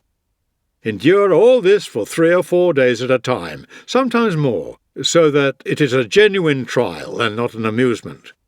At the end of it, believe me, Lucilius, you will revel in being sated for a penny, and will come to see that security from care is not dependent on fortune, for even when she is angry, she will always let us have what is enough for our needs. There is no reason, mind you, why you should suppose yourself to be performing a considerable feat in doing this. You will only be doing something done by thousands upon thousands of slaves and paupers. But take credit on one account, that you will be doing it out of your own free choice, and finding it no more difficult to endure on a permanent basis than to try out once in a while. We should be practising with a dummy target, getting to be at home with poverty, so that fortune cannot catch us unprepared. We shall be easier in our minds when rich, if we have come to realize how far from burdensome it is to be poor. The great hedonist teacher Epicurus used to observe certain periods during which he would be niggardly in satisfying his hunger, with the object of seeing to what extent, if at all, one thereby fell short of attaining full and complete pleasure, and whether it was worth going to so much trouble to make the deficit good. At least, so he says in the letter he wrote to Polyaenus in the year Carinus was in office. He boasts in it, indeed, that he is managing to feed himself for less than a halfpenny, whereas Metrodorus, not yet having made such good progress, needs a whole halfpenny. Do you think such fare can do no more than fill a person up? It can fill him with pleasure as well, not the kind of insubstantial, fleeting pleasure that needs constant renewal, but a pleasure which is sure and lasting. Barley porridge, or a crust of barley bread and water, do not make a very cheerful diet, but nothing gives one keener pleasure than the ability to derive pleasure even from that, and the feeling of having arrived at something which one cannot be deprived of by any unjust stroke of fortune. Prison rations are more generous. The man in the condemned cell is not so scantily fed as that by the executioner. To reduce oneself, then, of one's own free choice to a diet that no man has any real call to be apprehensive about, even if he is sentenced to death, that is an act of real spiritual greatness. To do this is truly to forestall the blows of fortune. So, my dear Lucilius, start following these men's practice, and appoint certain days on which to give up everything, and make yourself at home with next to nothing. Start cultivating a relationship with poverty. Dear guest, be bold enough to pay no heed to riches, and so make yourself like him, worthy of a god. For no one is worthy of a god unless he has paid no heed to riches. I am not, mind you, against your possessing them, but I want to ensure that you possess them without tremors, and this you will only achieve in one way, by convincing yourself that you can live a happy life even without them, and by always regarding them as being on the point of vanishing. But it's time I started folding up this letter. Not till you've settled your account, you say. Well, I'll refer you to Epicurus for payment. Anger carried to excess begets madness. How true this is you're bound to know, having had both slaves and enemies. It is a passion, though, which flares up against all types of people. It is born of love as well as hate, and is as liable to arise in the course of sport or jesting as in affairs of a serious kind. The factor that counts is not the importance of the cause from which it springs, but the kind of personality it lands in the same way as with fire, what matters is not the fierceness of the flame, but where it catches. Solid objects may resist the fiercest flame, while, conversely, dry and inflammable matter will nurse a mere spark into conflagration. It is true, my dear Lucilius. The outcome of violent anger is a mental raving, and therefore anger is to be avoided, not for the sake of moderation, but for the sake of sanity. Letter number 26. It's only a short time since I was telling you I was in the sight of old age. Now I'm afraid I may have left old age behind me altogether. Some other term would be more in keeping now with my years, or at least my present physical state, since old age connotes a period of decline, not debility. Put me in the list of the decrepit, the ones on the very brink. However, I congratulate myself, mind you, on the fact that my age has not, so far as I'm aware, brought any deterioration in my spirit, conscious as I am of the deterioration in my constitution. Only my vices and their accessories have decayed. The spirit is full of life, and delighted to be having only limited dealings with the body. It has thrown off a great part of its burden. It's full of vigour, and carrying on an argument with me on the subject of old age, maintaining that these are its finest years. Let's accept what it says, and let it make the most of its blessings. It tells me to start thinking and examine how far I owe this serenity and sobriety to philosophy, and how far I owe it simply to my years, and to investigate with some care what things I really am refusing to do, and what I am simply incapable of doing. And it's prepared to accept whatever I'm really pleased to find myself incapable of doing as equivalent to refusing to do them. And what cause can there be for complaint, after all, in anything that was always bound to come to an end, fading gradually away? What is troubling about that? Well, nothing, you may say, could be more troubling than the idea of our wasting and perishing away, melting out of existence, one may aptly call it, since we aren't struck down all of a sudden, but worn away, every day that passes diminishing in some degree our powers. Moving to one's end through nature's own gentle process of dissolution. Is there a better way of leaving life than that? Not because there is anything wrong with a sudden, violent departure, but because this gradual withdrawal is an easy route. Anyway, here's what I do. I imagine to myself that the testing time is drawing near, that the day that is going to see judgment pronounced on the whole of my past life has actually arrived, and I take a look at myself and address myself in these terms. All that I've done or said up to now counts for nothing. My showing to date, besides being heavily varnished over, is a paltry value and reliability as a guarantee of my spirit. I am going to leave it to death to settle what progress I've made. Without anxiety, then, I'm making ready for the day when the tricks and disguises will be put away, and I shall come to a verdict on myself, determining whether the courageous attitudes I adopt are really felt, or just so many words, and whether or not the defiant challenges I've hurled at fortune have been mere pretence and pantomime. Away with the world's opinion of you. It's always unsettled and divided. Away with the pursuits that have occupied the whole of your life. Death is going to deliver the verdict in your case. Yes, all your debates and learned conferences, your scholarly talk and collection of maxims from the teachings of philosophers, are in no way indicative of genuine spiritual strength. Bold words come even from the timidest. It's only when you're breathing your last that the way you've spent your time will become apparent. I accept the terms and feel no dread of the coming judgment. That's what I say to myself, but assume that I've said it to you as well. You're younger than I am, but what difference does that make? No count is taken of years. Just where death is expecting you is something we cannot know.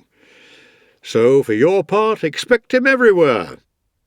I was just intending to stop, my hand considering its closing sentence, but the accounts have still to be made out, and this letter issued with its travelling expenses. You may assume that I won't be announcing the source I intend borrowing from. You know whose funds I'm drawing on. Give me a fraction more time, and payment will be made out of my own pocket. In the meantime, Epicurus will oblige me with the following saying. Rehearse death, or, the idea may come across to us rather more satisfactorily if put in this form, it is a very good thing to familiarize oneself with death. You may possibly think it unnecessary to learn something which you will only have to put into practice once. That is the very reason why we ought to be practicing it We must needs continually study a thing if we are not in a position to test whether we know it. Rehearse death. To say this is to tell a person to rehearse his freedom. A person who has learned how to die has unlearned how to be a slave. He is above, or at any rate beyond, the reach of all political powers. What are prisons, warders, bars to him? He has an open door. There is but one chain holding us in fetters, and that is our love of life. There is no need to cast this love out altogether, but it does need to be lessened somewhat, so that, in the event of circumstances ever demanding this, nothing may stand in the way of our being prepared to do at once what we must do at some time or other. Letter number 27. So you're giving me advice, are you, you say? Have you already given yourself advice, then? Have you already put yourself straight? Is that how you come to have time for reforming other people? No, I'm not so shameless as to set about treating people when I'm sick myself. I'm talking to you as if I were lying in the same hospital ward, about the illness we're both suffering from, and passing on some remedies. So listen to me as if I were speaking to myself. I'm allowing you access to my inmost self, calling you in to advise me as I have things out with myself. I proclaim to my own self, count your years, and you'll be ashamed to be wanting and working for exactly the same things as you wanted when you were a boy. Of this one thing make sure against your dying day, that your faults die before you do. Have done with those unsettled pleasures which cost one dear. They do one harm after they're past and gone, not merely when they're in prospect. Even when they're over, pleasures of a depraved nature are apt to carry feelings of dissatisfaction, in the same way as a criminal's anxiety doesn't end with the commission of the crime, even if it's undetected at the time. Such pleasures are insubstantial and unreliable. Even if they don't do one any harm, they're fleeting in character. Look around for some enduring good instead. And nothing answers this description except what the spirit discovers for itself within itself. A good character is the only guarantee of everlasting, carefree happiness. Even if some obstacle to this comes on the scene, its appearance is only to be compared to that of clouds, which drift in front of the sun without ever defeating its light. How soon will you be fortunate enough to attain this happiness? Well, you haven't been dragging your steps up to now, but your pace could be increased. There's a lot of work remaining to be done, and if you want to be successful, you must devote all your waking hours and all your efforts to the task personally. This is not something that admits of delegation. It is a different branch of learning which has room for devilling. There was a rich man called Calvisius Sabinus in my own lifetime, who had a freedman's brains along with a freedman's fortune. I have never seen greater vulgarity in a successful man. His memory was so bad that at one moment or another the names of Ulysses, or Achilles, or Priam, characters he knew as well as we knew our early teachers, would slip his memory. No doddering butler ever went through the introductions of a mass of callers committing quite such solecisms, not announcing people's names so much as foisting names on them, as Sabinus did with the Greek and Trojan heroes.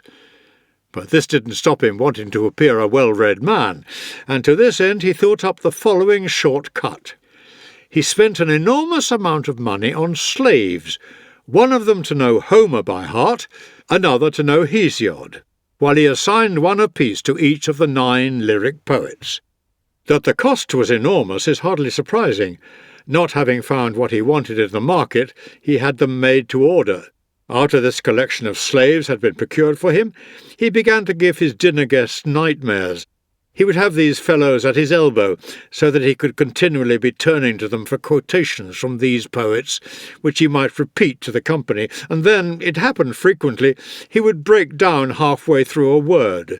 Tertullius Quadratus, who regarded stupid millionaires as fair game to be sponged off, and consequently also fair game for flattery, as well as, and this goes with the other two things, fair game for facetiousness at their expense, suggested to him that he should keep a team of scholars to pick up the bits.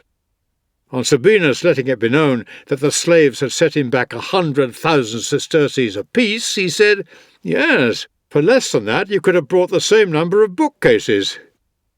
Sabinus was nonetheless quite convinced that what anyone in his household knew, he knew personally. It was Tertullius again who started urging Sabinus, a pale and skinny individual whose health was poor, to take up wrestling. When Sabinus retorted, "How can I possibly do that? It's as much as I can do to stay alive." Tertullius answered, "Now please don't say that. Look how many slaves you got in perfect physical condition." A sound mind can neither be bought nor borrowed, and if it were for sale, I doubt whether it would find a buyer. And yet unsound ones are being purchased every day. But let me pay you what I owe you and say goodbye. Poverty brought into accord with the law of nature is wealth. Epicurus is constantly saying this in one way or another, but something that can never be learnt too thoroughly can never be said too often. With some people you only need to point to a remedy. Others need to have it rammed into them. Letter number 28. Do you think you are the only person to have had this experience? Are you really surprised, as if it was something unprecedented, that so long a tour and such diversity of scene have not enabled you to throw off this melancholy and this feeling of depression? A change of character, not a change of air, is what you need. Though you cross the boundless ocean, though, to use the words of our poet Virgil, lands and towns are left astern, whatever your destination, you will be followed by your failings. Well, here is what Socrates said to someone who was making the same complaint. How can you wonder your travels do you no good when you carry yourself around with you? You are saddled with the very thing that drove you away. How can novelty of surroundings abroad and becoming acquainted with foreign scenes or cities be of any help? All that dashing about turns out to be quite futile, and if you want to know why all this running away cannot help you, the answer is simply this: you are running away in your own company. You have to lay aside the load on your spirit. Until you do that, nowhere will satisfy you. Imagine your present state as being like that of the prophetess, whom our Virgil represents in a roused and excited state, largely taken over by a spirit not her own. The Sibyl raves about as one possessed, in hope she may dislodge the mighty god within her bosom. You rush hither and thither with the idea of dislodging a firmly seated weight, when the very dashing about just adds to the trouble it causes you. Like the cargo in a ship, which does not weigh her down unduly so long as it does not shift. But if it rolls more to one side than the other, it is liable to carry the side on which it settles down into the water. Whatever you do is bad for you, the very movement in itself being harmful to you, since you are in fact shaking up a sick man. Once you have rid yourself of the affliction there, though, every change of scene will become a pleasure. You may be banished to the ends of the earth, and yet in whatever outlandish corner of the world you may find yourself stationed, you will find that place, whatever it may be, like a hospitable home. Where you arrive does not matter, so much as what sort of person you are when you arrive there. We ought not, therefore, to give over our hearts for good to any one part of the world. We should live with the conviction, I wasn't born for one particular corner, the whole world's my home country. If the truth of that were clear to you, you would not be surprised that the diversity of new surroundings, for which out of weariness of the old you are constantly heading, fails to do you any good. Whichever you first came to would have satisfied you, if you had believed you were at home in all. As it is, instead of travelling, you're rambling and drifting, exchanging one place for another, when the thing you are looking for, the good life, is available everywhere. Could there be a scene of greater turmoil than the city? Yet even there, if need be, you are free to lead a life of peace. Given a free choice of posting, though, I should flee a long way from the vicinity, let alone the sight of the city. For in the same way as there are unpleasant climates which are trying even to the most robust constitutions, there are others which are none too wholesome for the mind, even though it be a sound one, when it is still in an imperfect state and building up its strength. I do not agree with those who recommend a stormy life and plunge straight into the breakers, waging a spirited struggle against worldly obstacles every day of their lives. The wise man will put up with these things, not go out of his way to meet them. He will prefer a state of peace to a state of war. It does not profit a man much to have managed to discard his own failings, if he must ever be at loggerheads with other people's. Socrates, they will tell you, had the 30 tyrants standing over him, and yet they could not break his spirit. What difference does it make how many masters a man has? Slavery is only one, and yet the person who refuses to let the thought of it affect him is a free man, no matter how great the swarm of masters around him. It is time I left off. Not before I have paid the usual duty, though. A consciousness of wrongdoing is the first step to salvation. This remark of Epicurus is to me a very good one, for a person who is not aware that he is doing anything wrong has no desire to put it right. You have to catch yourself doing it before you can reform. Some people boast about their failings. Can you imagine someone who counts his faults as merits ever giving thought to their cure? So, to the best of your ability, demonstrate your own guilt. Conduct inquiries of your own into all the evidence against yourself. Play the part first of prosecutor, then of judge, and finally of pleader in mitigation. Be harsh with yourself at times. Letter number 33. You feel that my present letters should be like my earlier ones and have odd sayings of leading Stoics appended to them. But they never busied themselves with philosophical gems. Their whole system was too virile for that. When things stand out and attract attention in a work, you can be sure there is an uneven quality about it. One tree by itself never calls for admiration when the whole forest rises to the same height. Poetry is replete with such things, so is history. So please don't think them peculiar to Epicurus. They are general and ours more than anyone's, although they receive more notice in him because they occur at widely scattered intervals, because they are unlooked for, and because it is rather a surprise to find spirited sayings in a person who, so most people consider, was an advocate of soft living. In my own view, Epicurus was actually, in spite of his long sleeves, a man of spirit as well. Courage, energy, and a warlike spirit are as commonly given to Persians as to people with a style of dress more suited to action. So there's no call for you to press for stock excerpts, seeing that the sort of thing which in the case of other thinkers is excerpted is in our case continuous writing. That's why we don't go in for that business of window dressing. We don't mislead the customer so that when he enters the shop he finds nothing in stock apart from the things on display in the window. We allow him to pick up samples from whatever he likes. And suppose we did want to separate out individual aphorisms from the mass, whom should we attribute them to? Zeno? Cleanthes? Chrysippus? Panaetius? Posidonius? We Stoics are no monarch subjects.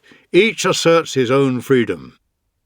Among Epicureans, whatever Hermarchus or Metrodorus says is credited to one man alone. Everything ever said by any member of that fraternity was uttered under the authority and auspices of one person. I say again, then, that for us, try as we may, it is impossible to pick out individual items from so vast a stock, in which each thing is as good as the next. The poor man 'tis that counts his flock. Wherever you look, your eye will light on things that might stand out, if everything around them were not of equal standard. So give up this hope of being able to get an idea of the genius of the greatest figures by so cursory an approach. You have to examine and consider it as a whole. There is a sequence about the creative process, and a work of genius is a synthesis of its individual features, from which nothing can be subtracted without disaster. I have no objection to your inspecting the components individually, provided you do so without detaching them from the personality they actually belong to.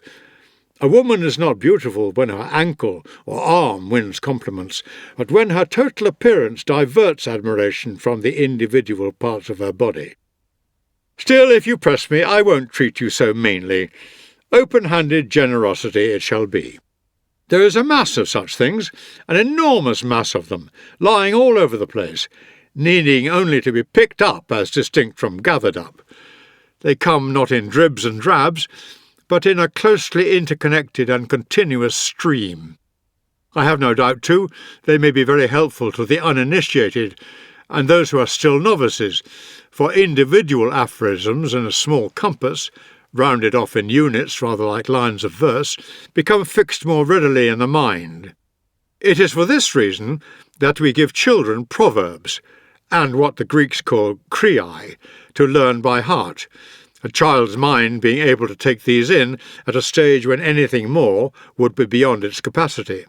But in the case of a grown man, who has made incontestable progress, it is disgraceful to go hunting after gems of wisdom and prop himself up with a minute number of best-known sayings, and be dependent on his memory as well. It is time he was standing on his own feet. He should be delivering himself of such sayings, not memorizing them. It is disgraceful that a man who is old, or in sight of old age, should have a wisdom deriving solely from his notebook. Zeno said this. What have you said? Cleanthes said that. What have you said? How much longer are you going to serve under others' orders? Assume authority yourself, and utter something that may be handed down to posterity. Produce something from your own resources. This is why I look on people like this as a spiritless lot, the people who are forever acting as interpreters, never as creators, always lurking in someone else's shadow. They never venture to do for themselves the things they have spent such a long time learning. They exercise their memories on things that are not their own. It is one thing, however, to remember, another to know. To remember is to safeguard something entrusted to your memory, whereas to know, by contrast, is actually to make each item your own, and not be dependent on some original, and be constantly looking to see what the master said. Zeno said this. Cleanthes said that. Let's have some difference between you and the books. How much longer are you going to be a pupil? From now on, do some teaching as well. Why, after all, shall I listen to what I can read for myself? The living voice, it may be answered, counts for a great deal. Not when it is just acting in a kind of secretarial capacity, making itself an instrument for what others have to say. A further point, too, is that these people who never attain independence follow the views of their predecessors, first in matters in which everyone else, without exception, has abandoned the older authority concerned, and secondly, in matters in which investigations are still not complete. But no new findings will ever be made if we rest content with the findings of the past. Besides, a man who follows someone else not only does not find anything, he is not even looking. But surely you are going to walk in your predecessor's footsteps. Yes, indeed, I shall use the old road, but if I find a shorter and easier one, I shall open it up. The men who pioneered the old routes are leaders, not our masters. Truth lies open to everyone. There has yet to be a monopoly of truth, and there is plenty of it left for future generations too. Letter number 38. You are quite right in urging that we should exchange letters oftener. The utmost benefit comes from talk, because it steals little by little into the mind. Lectures prepared beforehand and delivered before a listening audience are more resounding but less intimate. Philosophy is good advice, and no one gives advice at the top of his voice. Such harangues, if I may call them that, may need to be resorted to now and then, where a person in a state of indecision is needing a push. But when the object is not to make him want to learn, but to get him learning, one must have recourse to these lower tones which enter the mind more easily and stick in it. What is required is not a lot of words, but effectual ones. Words need to be sown like seed. No matter how tiny a seed may be, when it lands in the right sort of ground, it unfolds its strength, and from being minute, expands and grows to a massive size. Reason does the same. To the outward eye, its dimensions may be insignificant, but with activity it starts developing. Although the words spoken are few, if the mind has taken them in, as it should, they gather strength and shoot upwards. Yes, precepts have the same features as seeds. They are of compact dimensions, and they produce impressive results, given, as I say, the right sort of mind to grasp at and assimilate them. The mind will then respond by being in turn creative, and will produce a yield exceeding what was put into it. Letter number 40. Thank you for writing so often. By doing so, you give me a glimpse of yourself in the only way you can. I never get a letter from you without instantly feeling we're together. If pictures of absent friends are a source of pleasure to us, refreshing the memory and relieving the sense of void with a solace, however insubstantial and unreal, how much more so are letters, which carry marks and signs of the absent friend that are real. For the handwriting of a friend affords us what is so delightful about seeing him again, the sense of recognition. You say in your letter that you went and heard the philosopher Serapio when his ship put in where you are. His words, you say, tend to be tumbled out at a tremendous pace, pounded and driven along rather than poured out, for they come in a volume no one voice could cope with. I do not approve of this in a philosopher, whose delivery, like his life, should be well ordered. Nothing can be well regulated if it is done in a breakneck hurry. That is why in Homer, the impetuous type of eloquence, which he compares to snow that keeps on coming down without a break, is given to the orator, while from the old man there comes a gentle eloquence that flowed sweeter than honey. You should take the view, then, that this copious and impetuous energy in a speaker is better suited to a hawker than to someone who deals with a subject of serious importance and is also a teacher. Yet I am just as much against his words coming in a trickle as in a stream. He should not keep people's ears on the stretch any more than he should swamp them, for the other extreme of thinness and poverty means less attentiveness on the part of the listener as he becomes tired of this slowness with all its interruptions. None the less, what is waited for does sink in more readily than what goes flying past. One speaks in any event of instruction as being handed on to those being taught, and something that escapes them is hardly being handed on. Language, moreover, which devotes its attention to truth ought to be plain and unadorned. This popular style has nothing to do with truth. Its object is to sway a mass audience, to carry away unpractised ears by the force of its onslaught. It never submits itself to detailed discussion. It's just wafted away. Besides, how can a thing possibly govern others when it cannot be governed itself? And apart from all this, surely language which is directed to the healing of men's minds needs to penetrate into one. Medicines do no good unless they stop some length of time in one. There is, moreover, a great deal of futility and emptiness about this style of speaking, which has more noise about it than effectiveness. There are my terrors to be quieted, incitements to be quelled, illusions to be dispelled, extravagance to be checked, greed to be reprimanded. And which of these things can be done in a hurry? What doctor can heal patients merely in passing? One might add, too, that there is not even any pleasure to be found in such a noisy, promiscuous torrent of words. Just as with a lot of things that one would never believe possible, one finds it quite enough to have seen them once proved possible, so with these performers with words. To have heard them once is more than enough. What is there in them, after all, that anyone could want to learn or imitate? What view is one likely to take of the state of a person's mind when his speech is wild and incoherent and knows no restraint? This rapidity of utterance recalls a person running down a slope and unable to stop where he meant to, being carried on instead a lot farther than he intended, at the mercy of his body's momentum. It is out of control, and unbecoming to philosophy, which should be placing her words, not throwing them around, and moving forward step by step. But surely she can move on to a higher plane now and then as well? Certainly, but it must be without prejudice to her dignity of character, and this vehement, excessive energy strips her of that. Power she should have, great power, but it should be controlled. She should be a never-failing stream, not a spate. Even in an advocate, I should be loath to allow such uncontrollable speed in delivery, all in an unruly rush. How could a judge, who is not uncommonly too inexperienced and unqualified, be expected to keep up with it? Even on the occasion when an advocate is carried away by an ungovernable passion or a desire to display his powers, he should not increase his pace and pile on the words beyond the capacity of the ear. You will be doing the right thing, therefore, if you do not go to listen to people who are more concerned about the quantity than the quality of what they say, and choose yourself, if you have to speak in the manner of Publius Vinicius.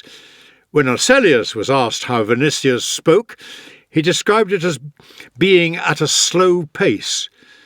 Geminus Varius, in fact, remarked, "How you can call the man eloquent, I simply don't know.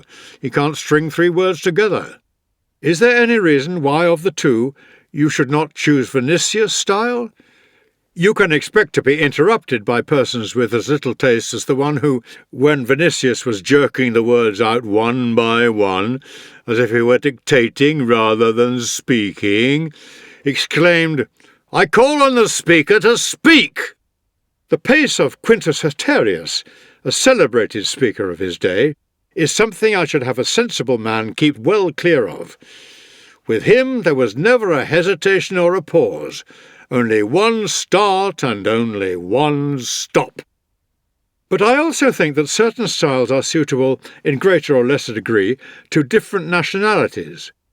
In a Greek, one will tolerate this lack of discipline, while we have acquired the habit of punctuating what we say, in writing as well as speech.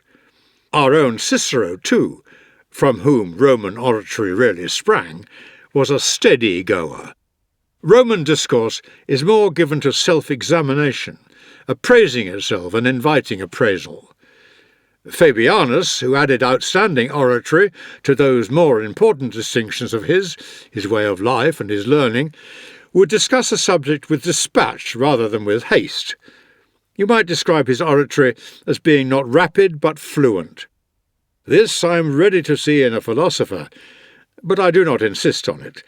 His delivery is not to be halting, but I should rather have the words issued forth than flowing forth. And a further reason I have for warning you against that disease is the fact that you can only acquire it successfully if you cease to feel any sense of shame. You really need to give the skin of your face a good rub, and then not listen to yourself, for that unguarded pace will give rise to a lot of expressions of which you would otherwise be critical. You cannot, I repeat, successfully acquire it and preserve your modesty at the same time. One needs, moreover, constant daily practice for it. It requires a switch of attention, too, from subject matter to words. And even if it does transpire that the words come readily to the tongue and are capable of reeling off it without any effort on your part, they will still need to be regulated. A way of speaking which is restrained, not bold, suits a wise man in the same way as an unassuming sort of walk does. The upshot, then, of what I have to say is this. I am telling you to be a slow-speaking person. Letter number 41. You are doing the finest possible thing, and acting in your best interests, if, as you say in your letter, you are persevering in your efforts to acquire a sound understanding. This is something it is foolish to pray for, when you can win it from your own self. There is no need to raise our hands to heaven. There is no need to implore the temple warden to allow us close to the ear of some graven image, as though this increased the chances of our being heard. God is near you, is with you, is inside you. Yes, Lucilius, there resides within us a divine spirit, which guards us and watches us in the evil and the good we do. And as we treat him, so will he treat us. No man indeed is good without God. Is anyone capable of rising above fortune unless he has help from God? He it is that prompts us to noble and exalted endeavours. In each and every good man, a God, what God we are uncertain, dwells. If you have ever come on a dense wood of ancient trees that have risen to an exceptional height, shutting out all sight of the sky with one thick screen of branches upon another, the loftiness of the forest, the seclusion of the spot, your sense of wonderment at finding so deep and unbroken a gloom out of doors, will persuade you of the presence of a deity. Any cave in which the rocks have been eroded deep into the mountain resting on it, its hollowing out into a cavern of impressive extent, not produced by the labours of men but the result of processes of nature, will strike into your soul some kind of inkling of the divine. We venerate the sources of important streams. Places where a mighty river bursts suddenly from hiding are provided with altars. Hot springs are objects of worship. The darkness or unfathomable depths of pools has made their waters sacred, and if you come across a man who is never alarmed by dangers, never affected by cravings, happy in adversity, calm in the midst of storm, viewing mankind from a higher level, and the gods from their own, is it not likely that a feeling will find its way into you of veneration for him? Is it not likely that you will say to yourself, "Here is a thing which is too great, too sublime for anyone to regard it as being in the same sort of category as that puny body it inhabits"? Into that body there has descended a divine power, a soul that is elevated and well regulated, that passes through any experience as if it counted for comparatively little, that smiles at all the things we fear or pray for, is impelled by a force that comes from heaven. A thing of that soul's height cannot stand without the prop of a deity. Hence, the greater part of it is situated where it descends from, in the same way as the sun's rays touch the earth, but are really situated at the point from which they emanate. A soul possessed of greatness and holiness, which has been sent down into this world in order that we may gain a nearer knowledge of the divine, associates with us, certainly, but never loses contact with its source. On that source it depends. That is the direction in which its eyes turn, and the direction it strives to climb in. The manner in which it takes part in our affairs is that of a superior being. What then is this soul? Something which has a lustre that is due to no quality other than its own.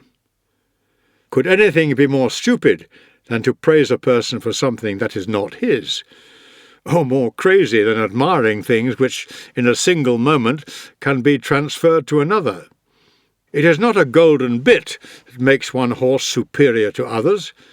Sending a lion into the arena with his mane gilded, tired by the handling he has been given in the process of being forced to submit to this embellishment, is a very different thing from sending in a wild one with his spirit unbroken, bold in attack, as nature meant him to be, in all his unkempt beauty, a beast whose glory it is that none can look on him without fear. He stands higher in people's eyes than the other, docile, gold-leaf-coated creature. No one should feel pride in anything that is not his own. We praise a vine if it loads its branches with fruit and bends its very props to the ground with the weight it carries. Would anyone prefer the famous vine that had gold grapes and leaves hanging on it? Fruitfulness is the vine's peculiar virtue. So too, in a man, praise is due only to what is his very own. Suppose he has a beautiful home, and a handsome collection of servants, a lot of land under cultivation, and a lot of money out at interest. Not one of these things can be said to be in him. They are just things around him.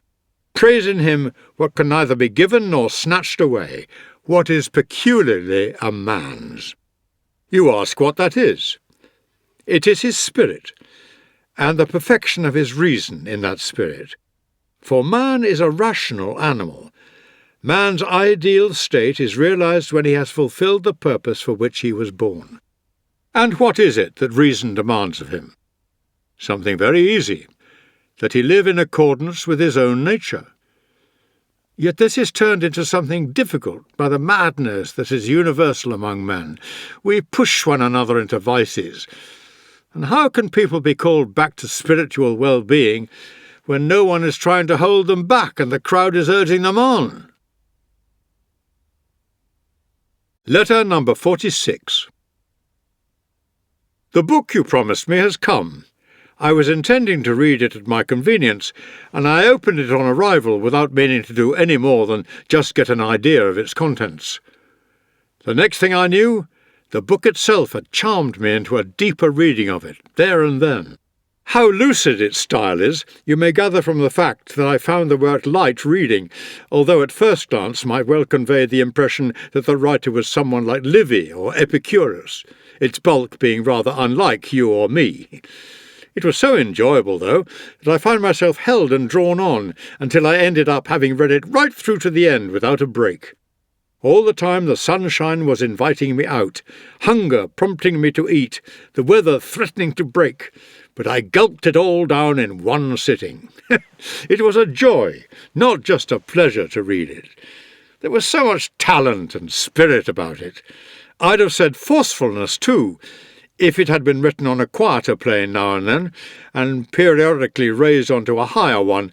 As it was, there was no such forcefulness, but instead there was a sustained evenness of style. The writing was pure and virile, and yet not lacking in that occasional entertaining touch, that bit of light relief at the appropriate moment. The quality of nobility, of sublimity you have. I want you to keep it, and carry on just the way you're doing. Your subject also contributed to the result, which is the reason why you should always select a fertile one that will engage the mind's attention and stimulate it. But I'll write and say more about the book when I've gone over it again. At the moment, my judgment isn't really a sufficiently settled one. It's as if I'd heard it all rather than read it. You must let me go into it thoroughly, too. You needn't be apprehensive. You'll hear nothing but the truth. How fortunate you are in possessing nothing capable of inducing anyone to tell you a lie over a distance as great as the one that separates us. Except that even in these circumstances, when all reason for it is removed, we still find habit a reason for telling lies. Letter number 47. I'm glad to hear from these people who've been visiting you that you live on friendly terms with your slaves. It is just what one expects of an enlightened, cultivated person like yourself. They're slaves, people say. No, they're human beings. They're slaves. But they share the same roof as ourselves. They're slaves. No, they're friends, humble friends. They're slaves.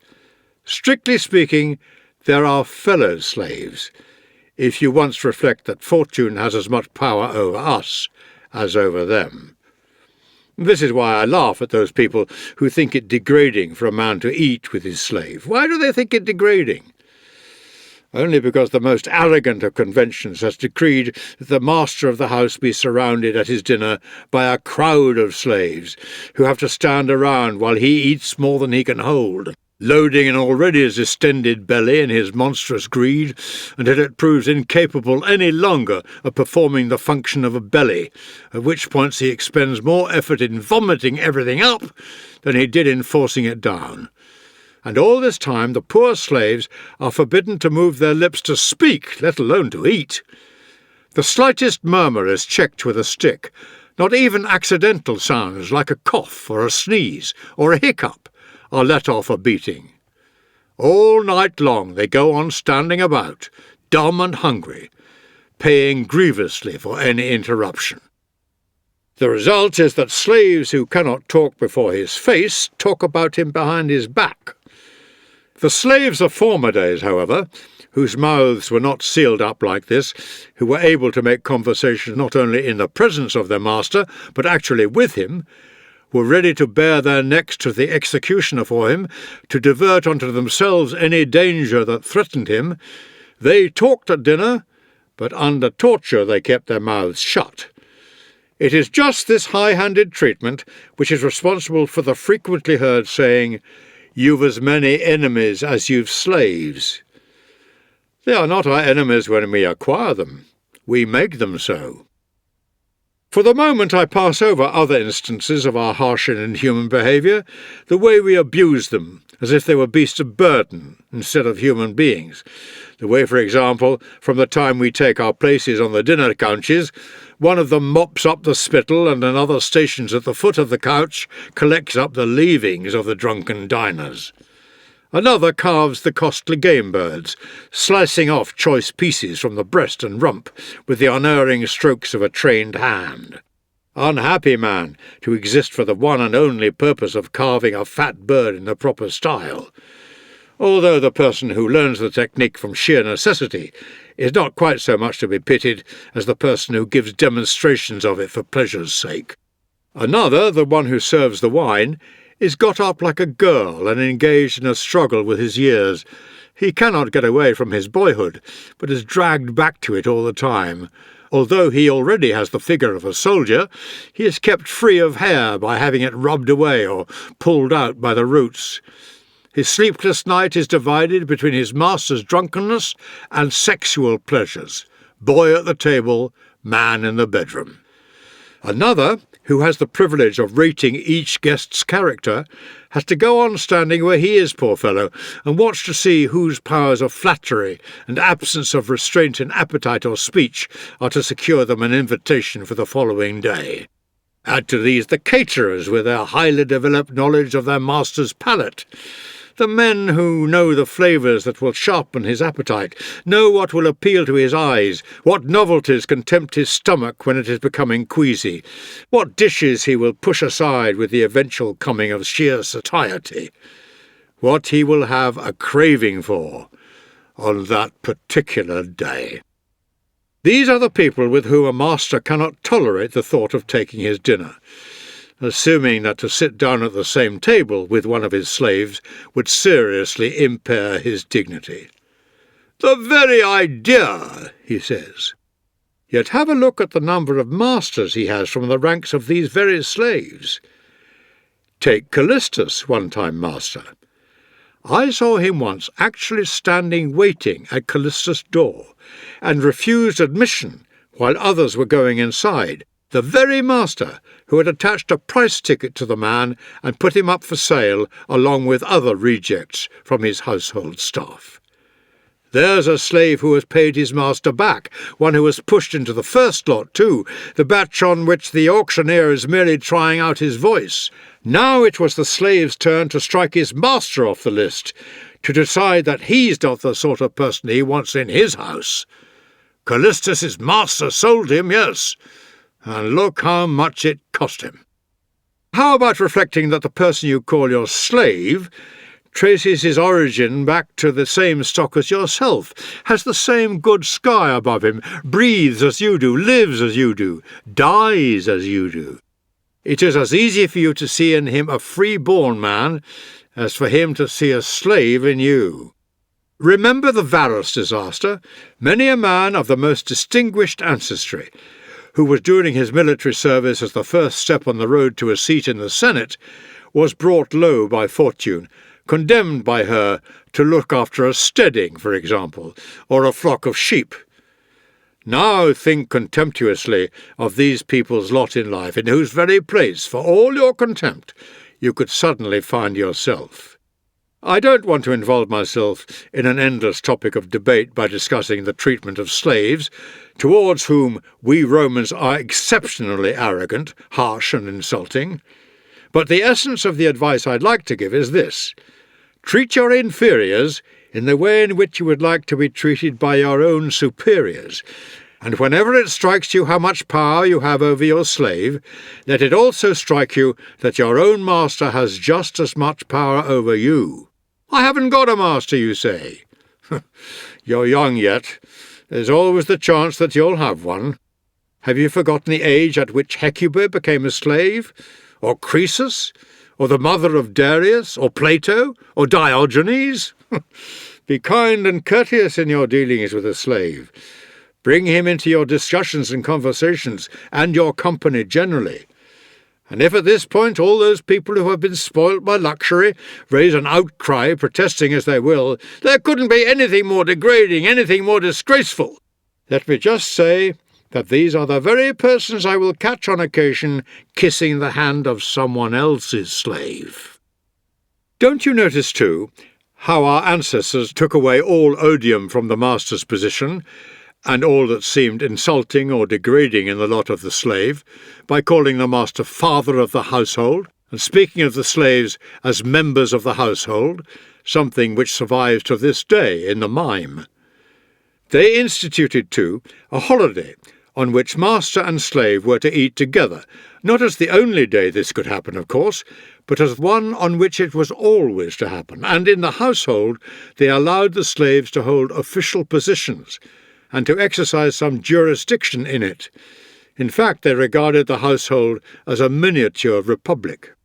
Do you mean to say, comes the retort, that I'm to have each and every one of my slaves sitting at the table with me? Not at all. Any more than you're to invite to it everybody who isn't a slave. You're quite mistaken, though, if you imagine that I'd bar from the table certain slaves on the ground of the relatively menial or dirty nature of their work. That muleteer, for example, or that cowhand. I propose to value them according to their character, not their jobs. Each man has a character of his own choosing. It is chance or fate that decides his choice of job. Have some of them dine with you because they deserve it. Others in order to make them so deserving, for if there's anything typical of the slave about them, as a result of the low company they're used to living in, it will be rubbed off through association with men of better breeding. You needn't, my dear Lucilius, look for friends only in the city or the Senate. If you keep your eyes open, you'll find them in your own home. Good material often lies idle for want of someone to make use of it. Just give it a trial. A man who examines the saddle and bridle and not the animal himself when he is out to buy a horse is a fool. Similarly, only an absolute fool values a man according to his clothes or according to his social position, which, after all, is only something that we wear like clothing. He's a slave, but he may have the spirit of a free man. He's a slave. But is that really to count against him? Show me a man who isn't a slave. One is a slave to sex, another to money, another to ambition. All are slaves to hope or fear. I could show you a man who has been a consul, who is a slave to his little old woman, a millionaire who is the slave of a little girl in domestic service. I could show you some highly aristocratic young men who are utter slaves to stage artistes. And there's no state of slavery more disgraceful than one which is self-imposed, so you needn't allow yourself to be deterred by the snobbish people I've been talking about from showing good humour towards your slaves instead of adopting an attitude of arrogant superiority towards them. Have them respect you rather than fear you. Here, just because I've said they should respect a master rather than fear him, someone will tell us that I'm now inviting slaves to proclaim their freedom and bringing about their employer's overthrow. Are slaves to pay their respects, like dependent followers or early morning callers? That's what he means, I suppose. Anyone saying this forgets that what is enough for a god in the shape of worship cannot be too little for a master. To be really respected is to be loved, and love and fear will not mix. That's why I think you're absolutely right in not wishing to be feared by your slaves, and in confining your lashings to verbal ones. As instruments of correction, beatings are for animals only. Besides, what annoys us does not necessarily do us any harm, But we masters are apt to be robbed of our senses by mere passing fancies, to the point where our anger is called out by anything which fails to answer to our will. We assume the mental attitudes of tyrants, for they, too, forget their own strength and the helplessness of others, and grow white-hot with fury, as if they had received an injury, when all the time they are quite immune from any such danger through the sheer exaltedness of their position. Nor, indeed, are they unaware of this, but it does not stop them seizing an opportunity of finding fault with an inferior and maltreating him for it. They receive an injury by way of excuse to do one themselves. But I won't keep you any longer. You don't need exhortation. It is a mark of a good way of life that, among other things, it satisfies and abides. Bad behaviour, constantly changing, not for the better, simply into different forms, has none of this stability. Letter number 48. I shall reply later to the letter you sent me while you were on your journey. It was as long as the journey itself. I must first take myself aside and deliberate what advice I should give. For you yourself, before consulting me as you are doing, gave long thought to the question whether you should consult me at all, so I ought to be giving this question of advice far longer thought, on the principle that it takes you more time to solve a problem than to set it, particularly when one course is to your interest and another to mine. Or does this make me sound like an Epicurean again? No, if a thing is in your interest, it is also in my own interest. Otherwise, if any matter that affects you is no concern of mine, I am not a friend. Friendship creates a community of interest between us in everything. We have neither successes nor setbacks as individuals. Our lives have a common end. No one can lead a happy life if he thinks only of himself and turns everything to his own purposes. You should live for the other person if you wish to live for yourself. The assiduous and scrupulous cultivation of this bond, which leads to our associating with our fellow men, and believes in the existence of a common law for all mankind, contributes more than anything else to the maintenance of that more intimate bond I was mentioning, friendship. A person who shares much with a fellow human being will share everything with a friend. What I should like those subtle thinkers, you know the ones I mean, my peerless Lucilius, to teach me is this: what my duties are to a friend and to a man, rather than the number of senses in which the expression friend is used, and how many different meanings the word man has. Before my very eyes, wisdom and folly are taking their separate stands. Which shall I join? Whose side am I to follow? For one person, man is equivalent to friend. For another, man and friend are far from being identified, and in making a friend, one man will be seeking an asset, while another will be making himself an asset to the other. And in the midst of all this, what you people do for me is pull words about and cut up syllables. One is led to believe that unless one has constructed syllogisms of the craftiest kind, and reduced fallacies to a compact form in which a false conclusion is derived from a true premise, one will not be in a position to distinguish what one should aim at and what one should avoid. It makes one ashamed that men of our advanced years should turn a thing as serious as this into a game. Mouse is a syllable, and a mouse nibbles cheese. Therefore, a syllable nibbles cheese. Suppose for the moment I can't detect the fallacy in that. What danger am I placed in by such lack of insight? What serious consequences are there in it for me? What I have to fear, no doubt, is the possibility one of these days of catching my syllable in a mousetrap, or even having my cheese eaten up by a book if I'm not careful. Unless perhaps the following train of logic is a more acute one. Mouse is a syllable, and a syllable does not nibble cheese. Therefore, a mouse does not nibble cheese. What childish fatuities these are! Is this what we philosophers acquire wrinkles in our brows for? Is this what we let our beards grow long for? Is this what we teach with faces grave and pale? Shall I tell you what philosophy holds out to humanity? Counsel. One person is facing death, another is vexed by poverty. while another is tormented by wealth, whether his own or someone else's. One man is appalled by his misfortunes, while another longs to get away from his own prosperity.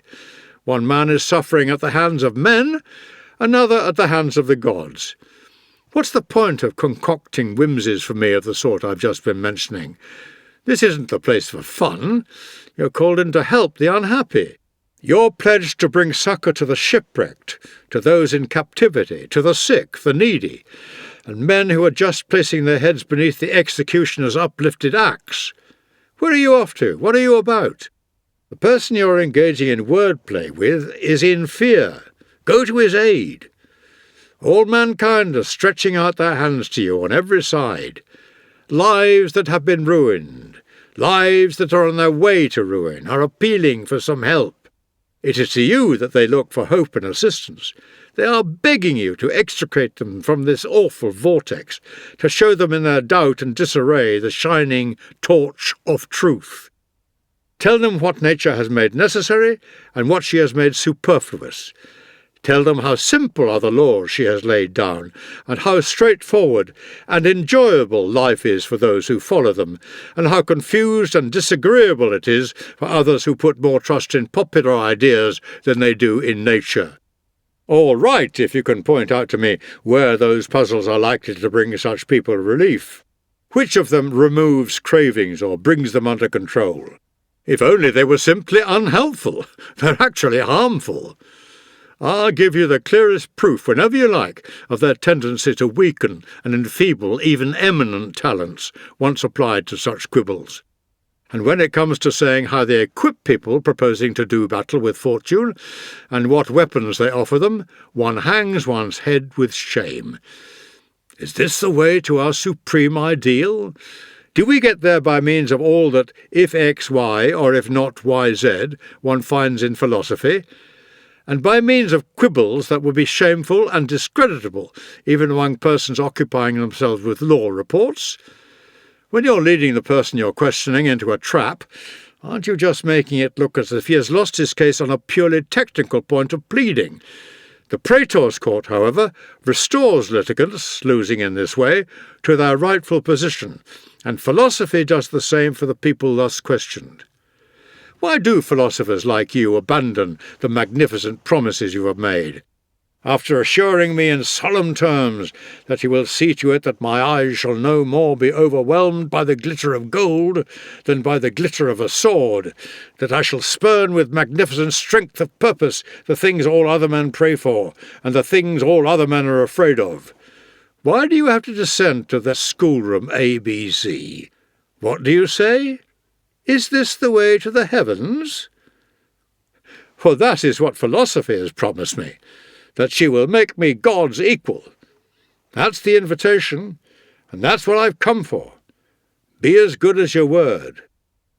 Keep clear then, my dear Lucilius, as far as you can, of the sort of quibbles and qualifications I've been mentioning in philosophers. Straightforwardness and simplicity are in keeping with goodness. Even if you had a large part of your life remaining before you, you would have to organize it very economically to have enough for all the things that are necessary. As things are, isn't it the height of folly to learn inessential things when time's so desperately short?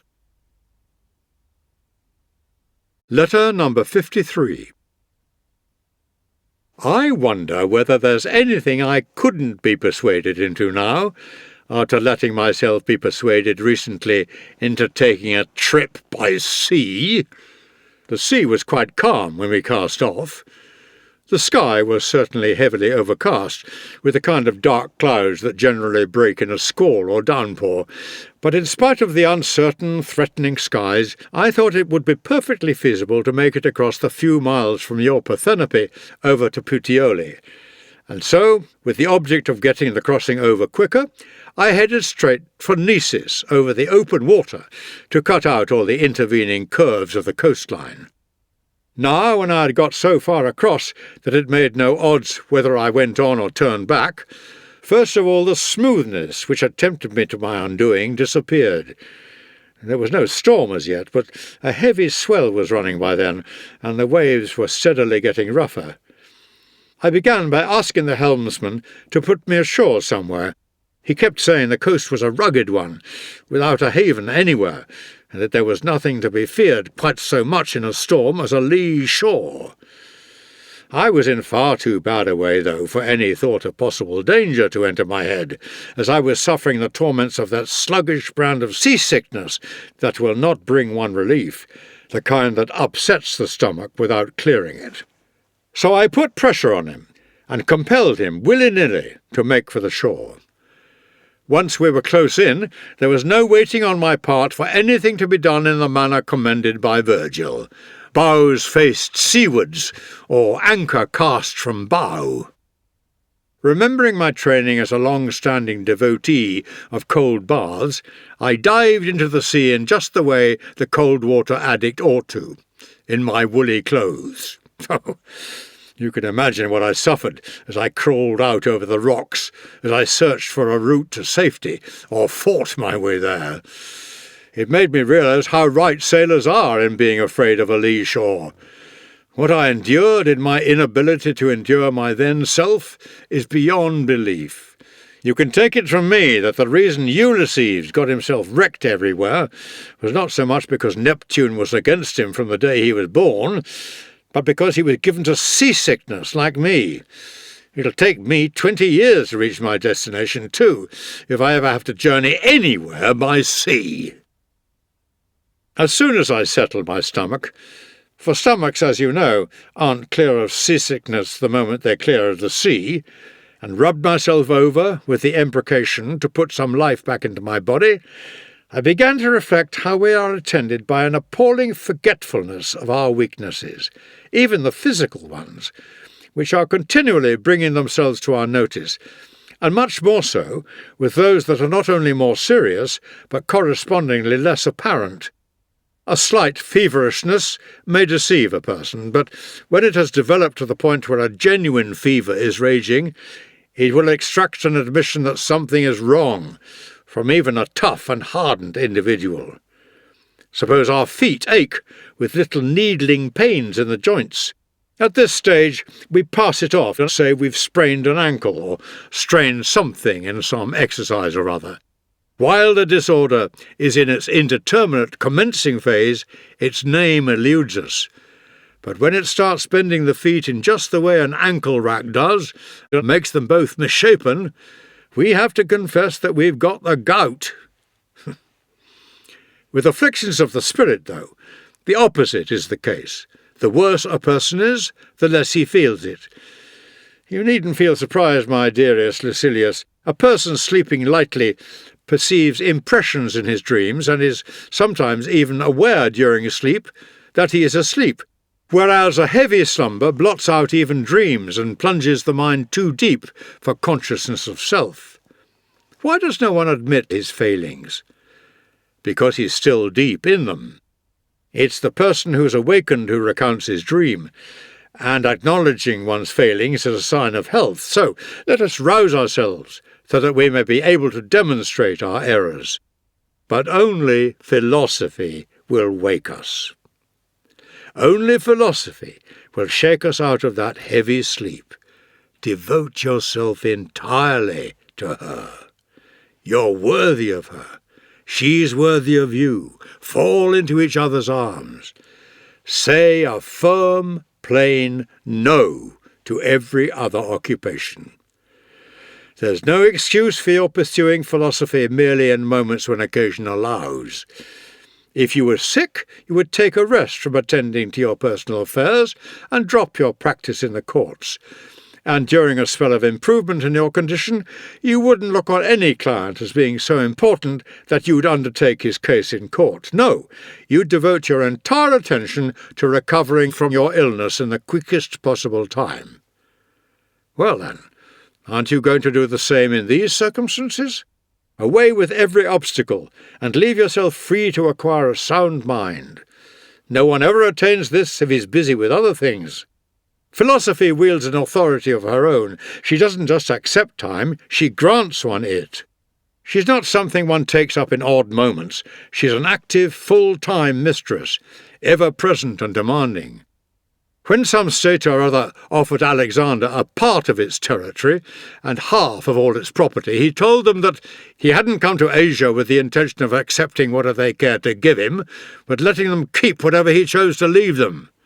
Philosophy likewise tells all other occupations, "It's not my intention to accept whatever time is left over from you. You shall have instead what I reject." Give your whole mind to her. Sit at her side and pay her constant court, and an enormous gap will widen between yourself and other men. You'll end up far in advance of all mankind, and not far behind the gods themselves. Would you like to know what actual difference between yourself and the gods will be? They will exist for longer.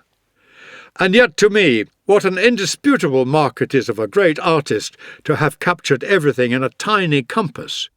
A wise man has as much scope before him as a god with all eternity in front of him. There is one thing, too, in which the wise man actually surpasses any god.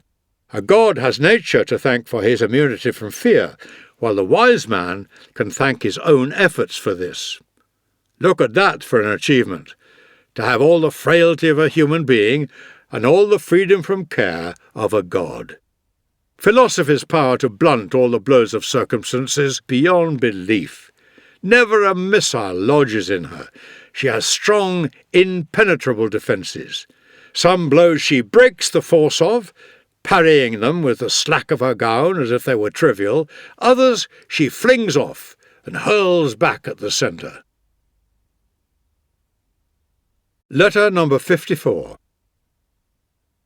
Ill health, which had granted me quite a long spell of leave, has attacked me without warning again. What kind of ill health, you'll be asking? And well you may, for there isn't a single kind I haven't experienced. There's one particular ailment, though, for which I've always been singled out, so to speak. I see no reason why I should call it by its Greek name, difficulty in breathing being a perfectly good way of describing it. Its onslaught is of very brief duration. Like a squall, it is generally over within the hour. One could hardly, after all, expect anyone to keep on drawing his last breath for long, could one? I've been visited by all the troublesome or dangerous complaints there are, and none of them, in my opinion, is more unpleasant than this one, which is hardly surprising, is it, when you consider that with anything else you're merely ill, while with this one you're constantly at your last gasp. This is why doctors have nicknamed it rehearsing death, since sooner or later the breath does just what it has been trying to do all those times. Do you imagine that as I write this, I must be feeling in high spirits at having escaped this time? No, it would be just as absurd for me to feel overjoyed at its being over, as if this meant I was a healthy man again, as it would be for a person to think he has won his case on obtaining an extension of time before trial. Even as I fought for breath, though, I never ceased to find comfort in cheerful and courageous reflections. "What's this?" I said. "So, Death is having all these tries at me, is he? Let him then. I had a try at him a long while ago myself." "When was this?" you'll say. "Before I was born. Death is just not being. What that is like I know already. It will be the same after me as it was before me. If there is any torment in the later state, there must also have been torment in the period before we saw the light of day, yet we never felt conscious of any distress then. I ask you, wouldn't you say that anyone who took the view that a lamp was worse off when it was put out than it was before it was lit was an utter idiot? We, too, are lit and put out. We suffer somewhat in the intervening period, but at either end of it there is a deep tranquillity. For unless I'm mistaken, we are wrong, my dear Lucilius, in holding that death follows after, when in fact it precedes us as well as succeeds. Death is all that was before us. What does it matter, after all, whether you cease to be or never begin, when the result of either is that you do not exist? I kept on talking to myself in these and similar terms, silently, needless to say, words being out of the question. Then, little by little, the affliction in my breathing which was coming to be little more than a panting now, came on at longer intervals and slackened away. It has lasted on all the same, and in spite of the passing of this attack, my breathing is not yet coming naturally. I feel a sort of catch and hesitation in it. Let it do as it pleases, though, so long as the sighs aren't heartfelt. You can feel assured on my score of this. I shall not be afraid when the last hour comes. I'm already prepared, not planning as much as a day ahead. The man, though, whom you should admire and imitate, is the one who finds it a joy to live, and in spite of that is not reluctant to die.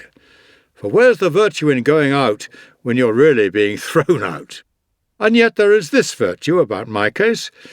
I'm in the process of being thrown out, certainly, but in the manner of it, it is as if I were going out, and the reason why it never happens to a wise man is that being thrown out signifies expulsion from a place one is reluctant to depart from, and there is nothing the wise man does reluctantly.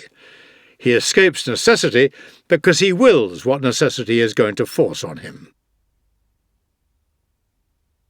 Letter number 55. I've just this moment returned from a ride in my sedan chair, feeling as tired as if I'd walked the whole distance, instead of being seated all the way. Even to be carried for any length of time is hard work, and all the more so, I dare say, because it is unnatural, nature having given us legs with which to do our walking, just as she gave us eyes with which to do our own seeing. Soft living imposes on us the penalty of debility. We cease to be able to do the things we've long been grudging about doing. However, I was needing to give my body a shaking up, either to dislodge some phlegm, perhaps, that had collected in my throat, or to have some thickness, due to one cause or another, in my actual breathing reduced by the motion, which I've noticed before has done me some good. So I deliberately continued the ride for quite a long way, with the beach itself tempting me onwards. It sweeps round between Kumai and Servilius Vatia's country house, in a sort of narrow causeway with the sea on one side and a lagoon on the other. A recent storm had left it firm, for, as you know, a fast-running heavy surf makes a beach flat and smooth, while a longish period of calm weather leads to a disintegration of this surface with the disappearance of the moisture that binds the particles of sand together. I had started looking around me in my usual way to see whether I could find anything I could turn to good account, when my eyes turned to the house which had once belonged to Vatia. This was the place where Vatia passed the latter part of his life, a wealthy man who had held the office of praetor, but was famed for nothing but his life of retirement, and considered a fortunate man on that ground alone. For whenever a man was ruined through being a friend of Asinius Gallus, or an enemy of Sejanus, or devoted to Sejanus, for it came to be as dangerous to have been a follower of his as it was to cross him, people used to exclaim, "Vatia, you're the only person who knows how to live." What in fact he knew was how to hide rather than how to live, and there's a lot of difference between your life being a retiring one and its being a spineless one. I never used to pass this house while Vatia was alive without saying, "Here lieth Vatia." But philosophy, my dear Lucilius, is such a holy thing, and inspires so much respect, that even something that resembles it has a specious appeal. Let a man retire, and the common crowd will think of him as leading a life apart, free of all care, self-contented, living for himself, when in fact not one of these blessings can be won by anyone other than the philosopher. He alone knows how to live for himself. He is the one, in fact, who knows the fundamental thing, how to live. The person who has run away from the world and his fellow men, whose exile is due to the unsuccessful outcome of his own desires, who is unable to endure the sight of others more fortunate, who has taken to some place of hiding in his alarm like a timid, inert animal, he is not living for himself, but for his belly and his sleep and his passions. In utter degradation, in other words. The fact that a person is living for nobody does not automatically mean that he is living for himself. Still, a persevering steadfastness of purpose counts for a lot, so that even inertia, if stubbornly maintained, may carry a certain weight. I can't give you any accurate information about the house itself. I only know the front of it and the parts in view, the parts that it displays, even to passers-by. There are 2 artificial grottos, considerable feats of engineering, each as big as the most spacious hall, one of them not letting in the sun at all, the other retaining it right up until its setting. There is a grove of plane trees, through the middle of which runs a stream flowing alternately like a tide race into the sea and into the Acherusian lake, a stream capable of supporting a stock of fish even if constantly exploited. It is left alone, though, when the sea is open. Only when bad weather gives the fishermen a holiday do they lay hands on this ready supply. But the most advantageous feature of the house is that it has Baiae next door. It enjoys all the amenities of that resort and is free from its disadvantages. I can speak for these attractions from personal knowledge, and I am quite prepared to believe, too, that it is an all-the-year-round house, since it lies in the path of the western breeze, catching it to such an extent as to exclude Baiae from the benefit of it. Vatia seems to have been no fool in choosing this place as the one in which he would spend his retirement, sluggish and senile as that retirement had become. The place one's in, though, doesn't make any contribution to peace of mind.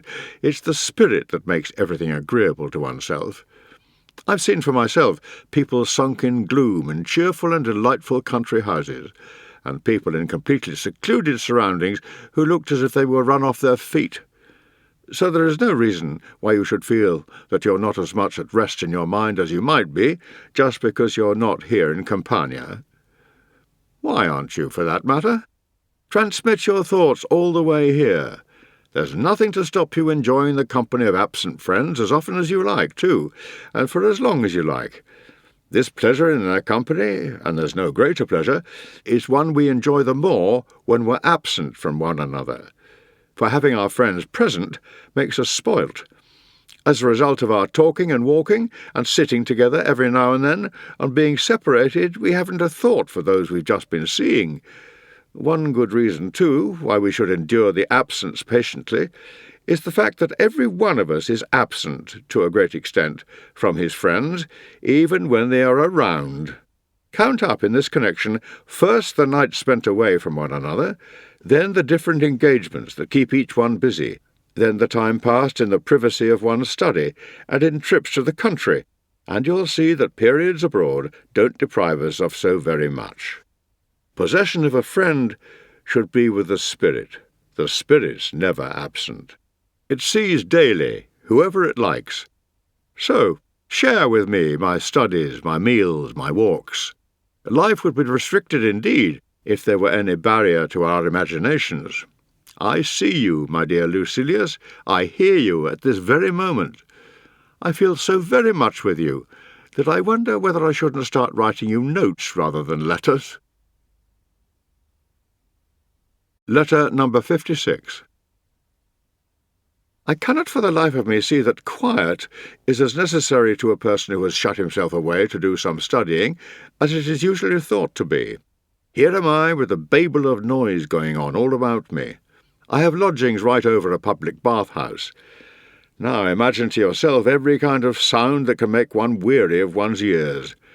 When the strenuous types are doing their exercises, swinging weight-laden hands about, I hear the grunting as they toil away, or go through the motions of toiling away, at them, and the hissings and strident gasps every time they expel their pent-up breath.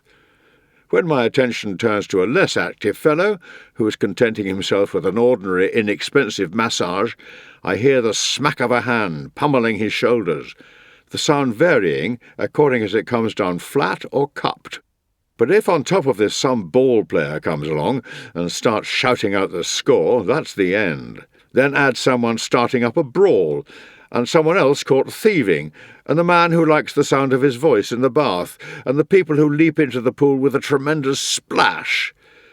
Apart from those whose voices are, if nothing else, natural, think of the hair remover continually giving vent to his shrill and penetrating cry in order to advertise his presence, never silent unless it be while he is plucking someone's armpits and making a client yell for him.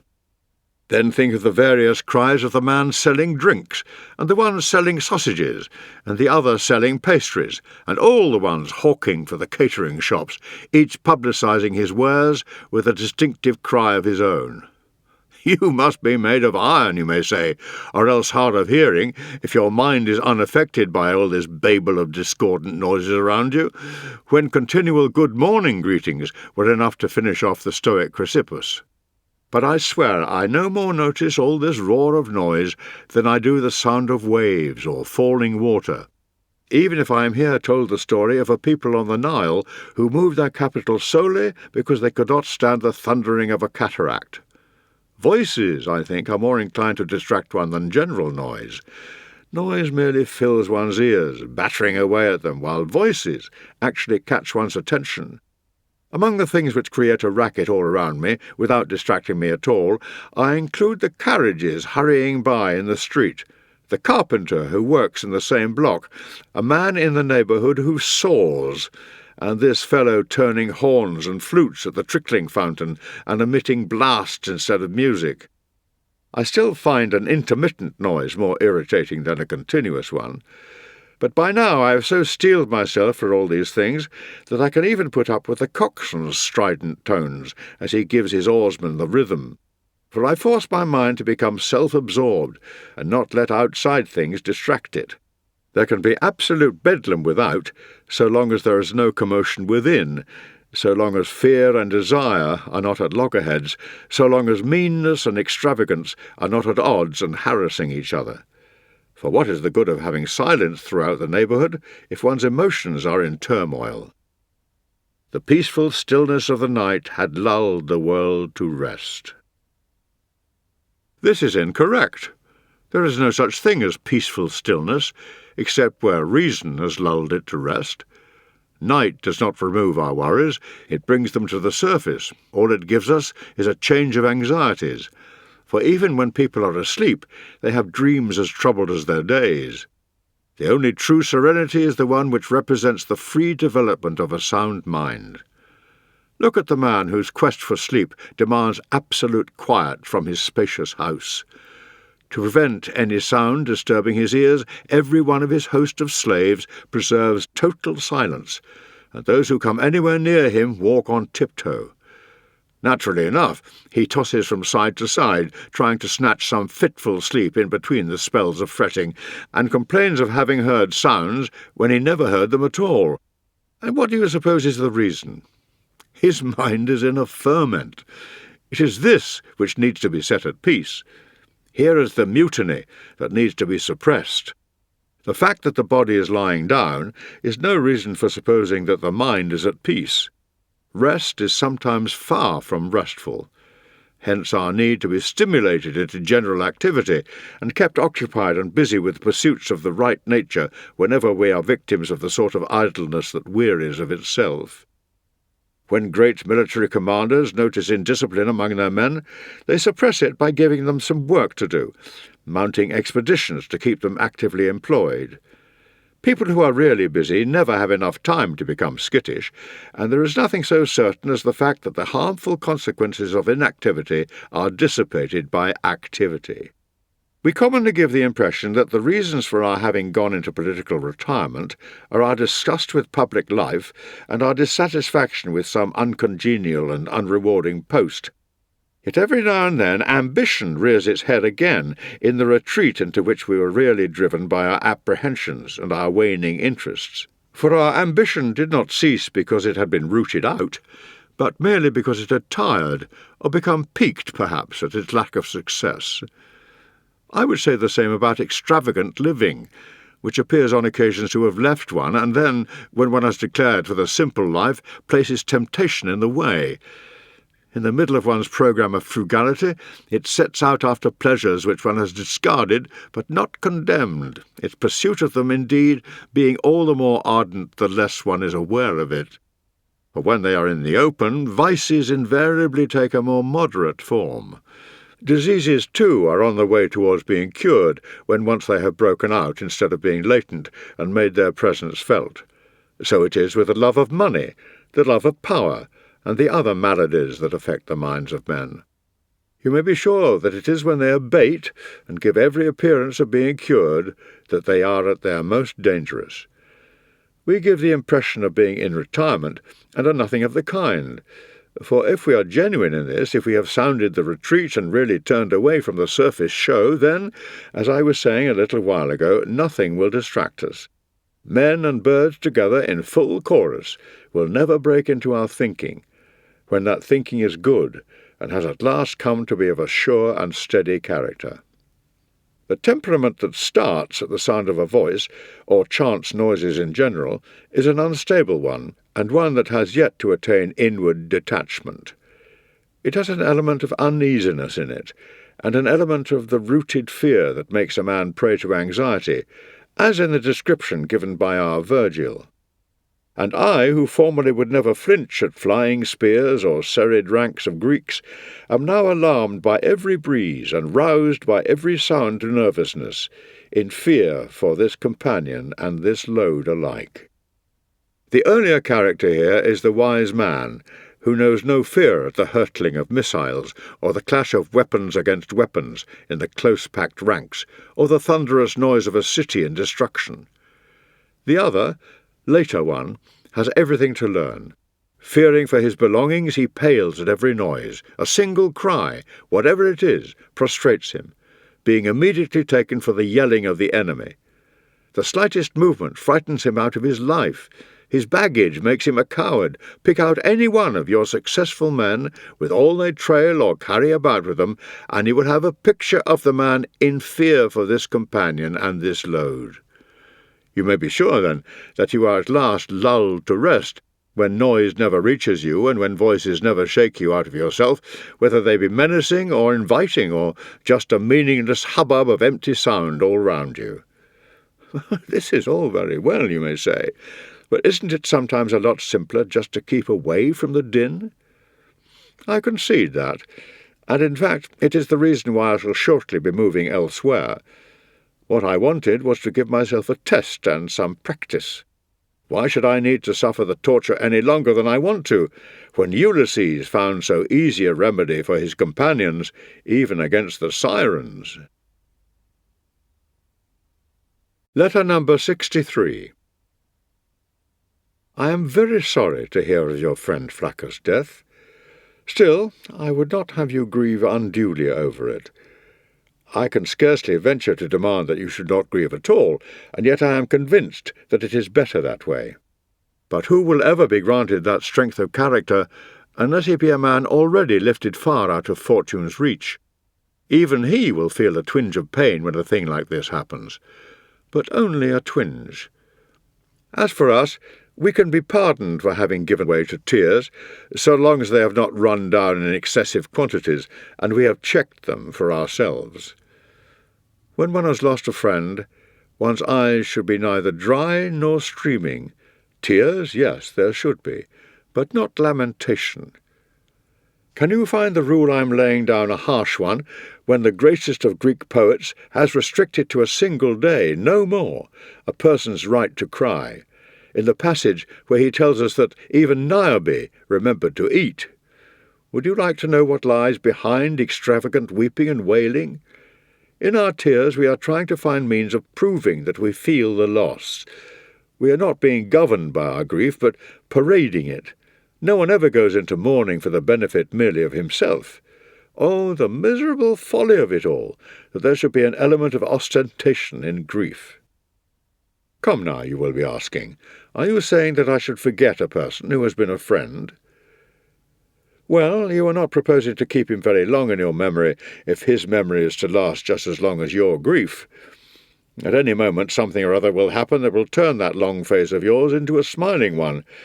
I do not see very much time going by before the sense of loss is mitigated, and even the keenest sorrowing settle down. Your face will cease to be its present picture of sadness as soon as you take your eyes off yourself. At the moment you are keeping a watch on your grief, but even as you do, it is fading away, and the keener it is, the quicker it is in stopping. Let us see to it that the recollection of those we have lost becomes a pleasure to us. Nobody really cares to cast his mind back to something which he is never going to think of without pain. Inevitable as it is that the names of persons who were dear to us and are now lost should cause us a gnawing sort of pain when we think of them, that pain is not without a pleasure of its own. As my teacher Attalus used to say, in the pleasure we find in the memory of departed friends, there is a resemblance to the way in which certain bitter fruits are agreeable, or the very acidity of an exceedingly old wine has its attraction. But after a certain interval, all that pained us is obliterated, and the enjoyment comes to us unalloyed. If we are to believe him, thinking of friends who are alive and well is like feasting on cakes and honey. Recalling those who are gone is pleasant, but not without a touch of sourness. Who would deny, though, that even acid things like this, with a harshness in their taste, do stimulate the palate? Personally, I do not agree with him there. Thinking of departed friends is to me something sweet and mellow, for when I had them with me, it was with the feeling that I was going to lose them, and now that I have lost them, I keep the feeling that I have them with me still. So, my dear Lucilius, behave in keeping with your usual fair-mindedness, and stop misinterpreting the kindness of fortune. She has given as well as taken away. Let us therefore go all out to make the most of friends, since no one can tell how long we shall have the opportunity.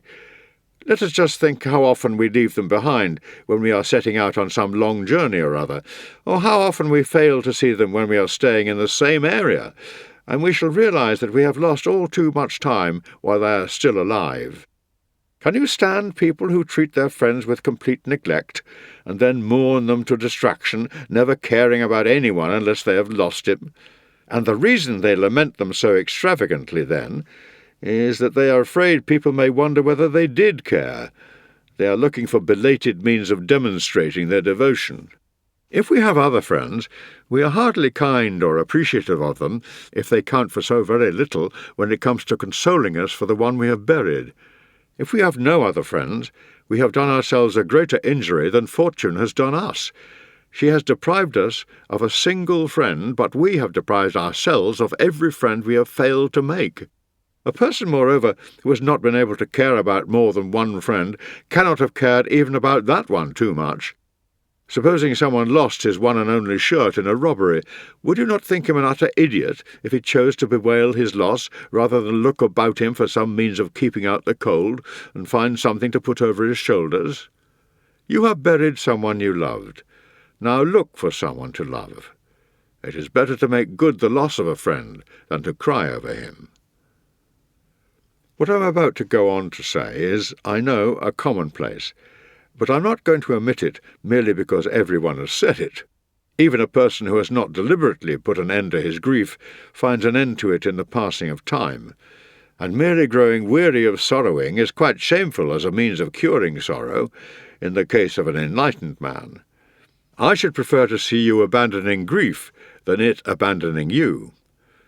Much as you may wish to, you will not be able to keep it up for very long, so give it up as early as possible. For women, our forefathers fixed the period of mourning at a year, with the intention not that women should continue mourning as long as that, but that they should not go on any longer. For men, no period is prescribed at all, because none would be decent.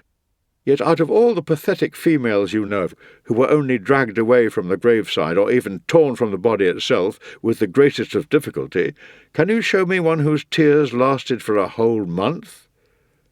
Nothing makes itself unpopular quite so quickly as a person's grief. When it is fresh, it attracts people to its side, finds someone to offer it consolation. But if it is perpetuated, it becomes an object of ridicule, deservedly too, for it is either feigned or foolish. And all this comes to you from me, the very man who wept for Aeneas Serenus, that dearest of friends to me, so unrestrainedly that I must needs be included, though this is the last thing I should want, among examples of men who have been defeated by grief. Nevertheless, I condemn today the way I behaved then. I realize now that my sorrowing in the way I did was mainly due to the fact that I had never considered the possibility of his dying before me. That he was younger than I was, a good deal younger too, was all that ever occurred to me, as if fate paid any regard to seniority. So let us bear it constantly in mind that those we are fond of are just as liable to death as we are ourselves. What I should have said before was, my friend Serenus is younger than I am, but what difference does that make? He should die later than me, but it is quite possible he will die before me. It was just because I did not do so that fortune caught me unprepared with that sudden blow. Now I bear it in mind not only that all things are liable to death, but that that liability is governed by no set rules. Whatever can happen at any time can happen today. Let us reflect, then, my dearest Lucilius, that we ourselves shall not be long in reaching the place we mourn his having reached. Perhaps, too, if only there is truth in the story told by sages, and some welcoming abode awaits us, he who is supposed to be dead and gone has merely been sent on ahead. Letter number 65. I shared yesterday with a bout of illness. It claimed the morning, but it let me have the afternoon, so I started off by doing some reading to see what energy I had. Then, as it proved up to this, I ventured to make further demands on it, or perhaps I should say concessions to it, and did some writing. I was at this with more than my customary concentration too, what with the difficulty of the subject and my refusal to give in, until some friends of mine put a stop to it, applying force to restrain me, as if I were an invalid who was recklessly overdoing things. The pen gave place to talk, which included the following matter of dispute that I shall now state to you. We have appointed you as arbitrator, and you have more of a case on your hands than you think, for the contest is a three-cornered one. Our Stoic philosophers, as you know, maintain that there are two elements in the universe from which all things are derived, namely cause and matter.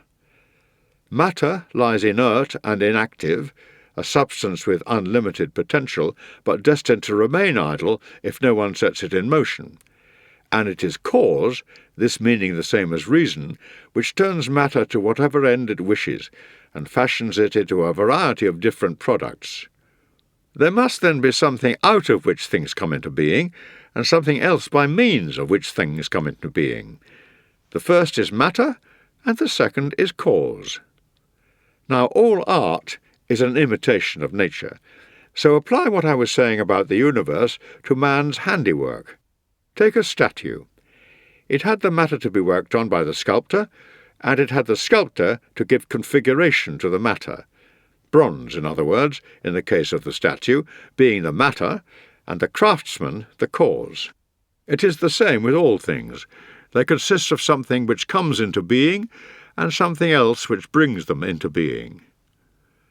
Stoics believe that there is only one cause, that which brings things into being.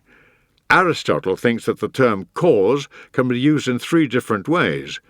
The first cause, he says, is matter. Without it, nothing can be brought into existence. The second is the craftsman, and the third is form, which is impressed on every single piece of work, as on a statue. This last is what Aristotle calls the eidos, and he says there is a fourth as well, the purpose of the whole work. Let me explain what this means.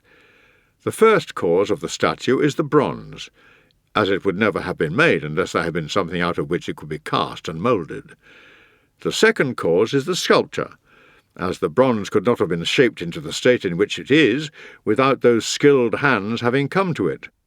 The third cause is the form, as our statue could not have been called the man with the spear or the boy tying up his hair had this not been the guise impressed on it. The fourth cause is the end in view in its making, for had this not existed, the statue would never have been made at all. What is this end? It is what attracted the sculptor, what his goal was in creating it. It may have been money, if when he worked it he was going to sell it, or fame, if the aim of his endeavours was to win a name, or religion, if it was a work for presentation to a temple. This, too, then, is a cause of the statue's coming into being, unless you take the view that things in the absence of which the statue would never have been created should not be included among the causes of the particular creation. To these four causes, Plato adds a fifth in the model, what he himself calls the idea. this being what the sculptor had constantly before his eyes as he executed the intended work. It does not matter whether he has his model without, one to which he can direct his eyes, or within, conceived and set up by the artist inside his own head. God has within himself models like this of everything in the universe, his mind embracing the designs and calculations for his projects. He is full of these images, which Plato calls ideas, eternal, immutable, ever dynamic. So though human beings may perish, humanity in itself, the pattern on which every human being is moulded, lasts on, and while human beings go through much and pass away, itself remains quite unaffected. As Plato has it, then, there are 5 causes: the material, the agent, the form, the model, and the end. And finally we get the result of all these. In the case of the statue, to use the example we began with, the material is the bronze, the agent is the sculptor, the form is the guise it is given, the model is what the sculptor making it copies, the end is what the maker has in view, and the final result is the statue itself. The universe as well, according to Plato, has all these elements. The maker is God, matter is the material, the form is the general character and layout of the universe as we see it. The model, naturally enough, is the pattern which God adopted for the creation of this stupendous work in all its beauty. The end is what God had in view when he created it, and that, in case you are asking what is the end God has in view, is goodness. That, at any rate, is what Plato says. What was the cause of God's creating the universe? He is good, and whoever is good can never be grudging with anything good. So he made it as good a world as it was in his power to make it. Now it is for you, as judge, to pronounce your verdict, and declare whose statement, in your opinion, seems to be not the truest, for that here is as far out of reach as truth itself, but most like the truth. This assortment of causes which Aristotle and Plato have collected together embraces either too much or too little. For if they take the view that everything in the absence of which a thing cannot be brought into being is a cause of its creation, they have failed to name enough. They should be including time in their list of causes. Nothing can come into being without time. They should be including place. A thing will certainly not come into being if there is nowhere for this to happen. They should be including motion. Without this, nothing either comes into existence or goes out of existence. Without motion, there is no such thing as art, and no such thing as change. What we are looking for at the moment is a primary and general cause, and this must be something elementary, since matter, too, is elementary. If we ask what cause is, surely the answer is creative reason, that is to say, God. All those things which you have listed are not an array of individual causes, but dependent on a single one, the cause that actually creates. You may say form is a cause, but form is something which the artist imposes on his work. A part of the cause, yes, but not a cause. The model, too, is an indispensable instrument of the cause, but not a cause. To the sculptor, his model is as indispensable as his chisel or his file. His art can get nowhere without them, but this does not make them parts or causes of the art. The end the artist has in view, our friend says, the thing which induces him to set about a work of creation, is a cause. Even if we grant that it is only an accessory cause, not the effective cause. Accessory causes are infinite in number. What we are after is the general cause. In any event, that assertion on the part of Plato and Aristotle that the universe in its entirety, the whole completed work of creation, is a cause, is not in keeping with their usual acuteness as thinkers. There is a very great difference between a creation and its cause. Now, you must either pronounce your verdict, or, the easier course in matters of this nature, declare your inability to arrive at one, and order a rehearing. What pleasure, you may say, do you get out of frittering time away discussing those questions? It's not as if you could say they rid you of any emotion or drive out any desire. Well, in raising and arguing these less deserving topics, my own attitude is that they serve to calm the spirit, and that whilst I examine myself first, certainly, I examine the universe around me afterwards. I'm not even wasting time, as you suppose, at the moment, for those questions, provided they are not subjected to a mincing or dissection, with the useless kind of over-subtlety we have just seen as a result, all elevate and lighten the spirit, the soul, which yearns to win free of the heavy load it is saddled with here, and return to the world where it once belonged. For to it this body of ours is a burden and a torment, and harassed by the body's overwhelming weight, the soul is in captivity unless philosophy comes to its rescue, bidding it breathe more freely in the contemplation of nature, releasing it from earthly into heavenly surroundings. This to the soul means freedom, the ability to wander far and free. It steals away for a while from the prison in which it is confined, and has its strength renewed in the world above. When craftsmen engaged on some intricate piece of work, which imposes a tiring strain on the eyes, have to work by an inadequate and undependable light, they go out into the open air and treat their eyes to the free sunshine in some open space or other dedicated to public recreation. In the same way the soul, shut away in this dim and dismal dwelling, as often as it can, makes for the open and finds its relaxation in contemplating the natural universe. The wise man and devotee of philosophy is, needless to say, inseparable from his body, and yet he is detached from it, so far as the best part of his personality is concerned, directing his thoughts towards things far above. He looks on this present life of his, much like the man who has signed on as a soldier, as the term he has to serve out. And he is so made that he neither loves life nor hates it. He endures the lot of mortality, even though he knows there is a finer one in store for him. Are you telling me not to investigate the natural world? Are you trying to bar me from the whole of it and restrict me to a part of it? Am I not to inquire how everything in the universe began, who gave things form, who separated them out, when they were all plunged together in a single great conglomeration of inert matter? Am I not to inquire into the identity of the artist who created that universe, or the process by which this huge mass became subject to law and order, or the nature of the one who collected the things that were scattered apart, sorted apart the things that were commingled, and when all things lay in formless chaos, allotted them their individual shapes? Or the source of the light, is it fire, or is it something brighter that is shed on us in such abundance? Am I supposed not to inquire into this sort of thing? Am I not to know where I am descended from, whether I am to see this world only once, or be born into it again time after time, what my destination is to be after I stay here, what abode will await my soul on its release from the terms of its serfdom on earth? Are you forbidding me to associate with heaven, in other words, ordering me to go through life with my eyes bent on the ground? I am too great, was born to too great a destiny to be my body's slave. So far as I am concerned, that body is nothing more or less than a fetter on my freedom. I place it squarely in the path of fortune, letting her expend her onslaught on it, not allowing any blow to get through it to my actual self.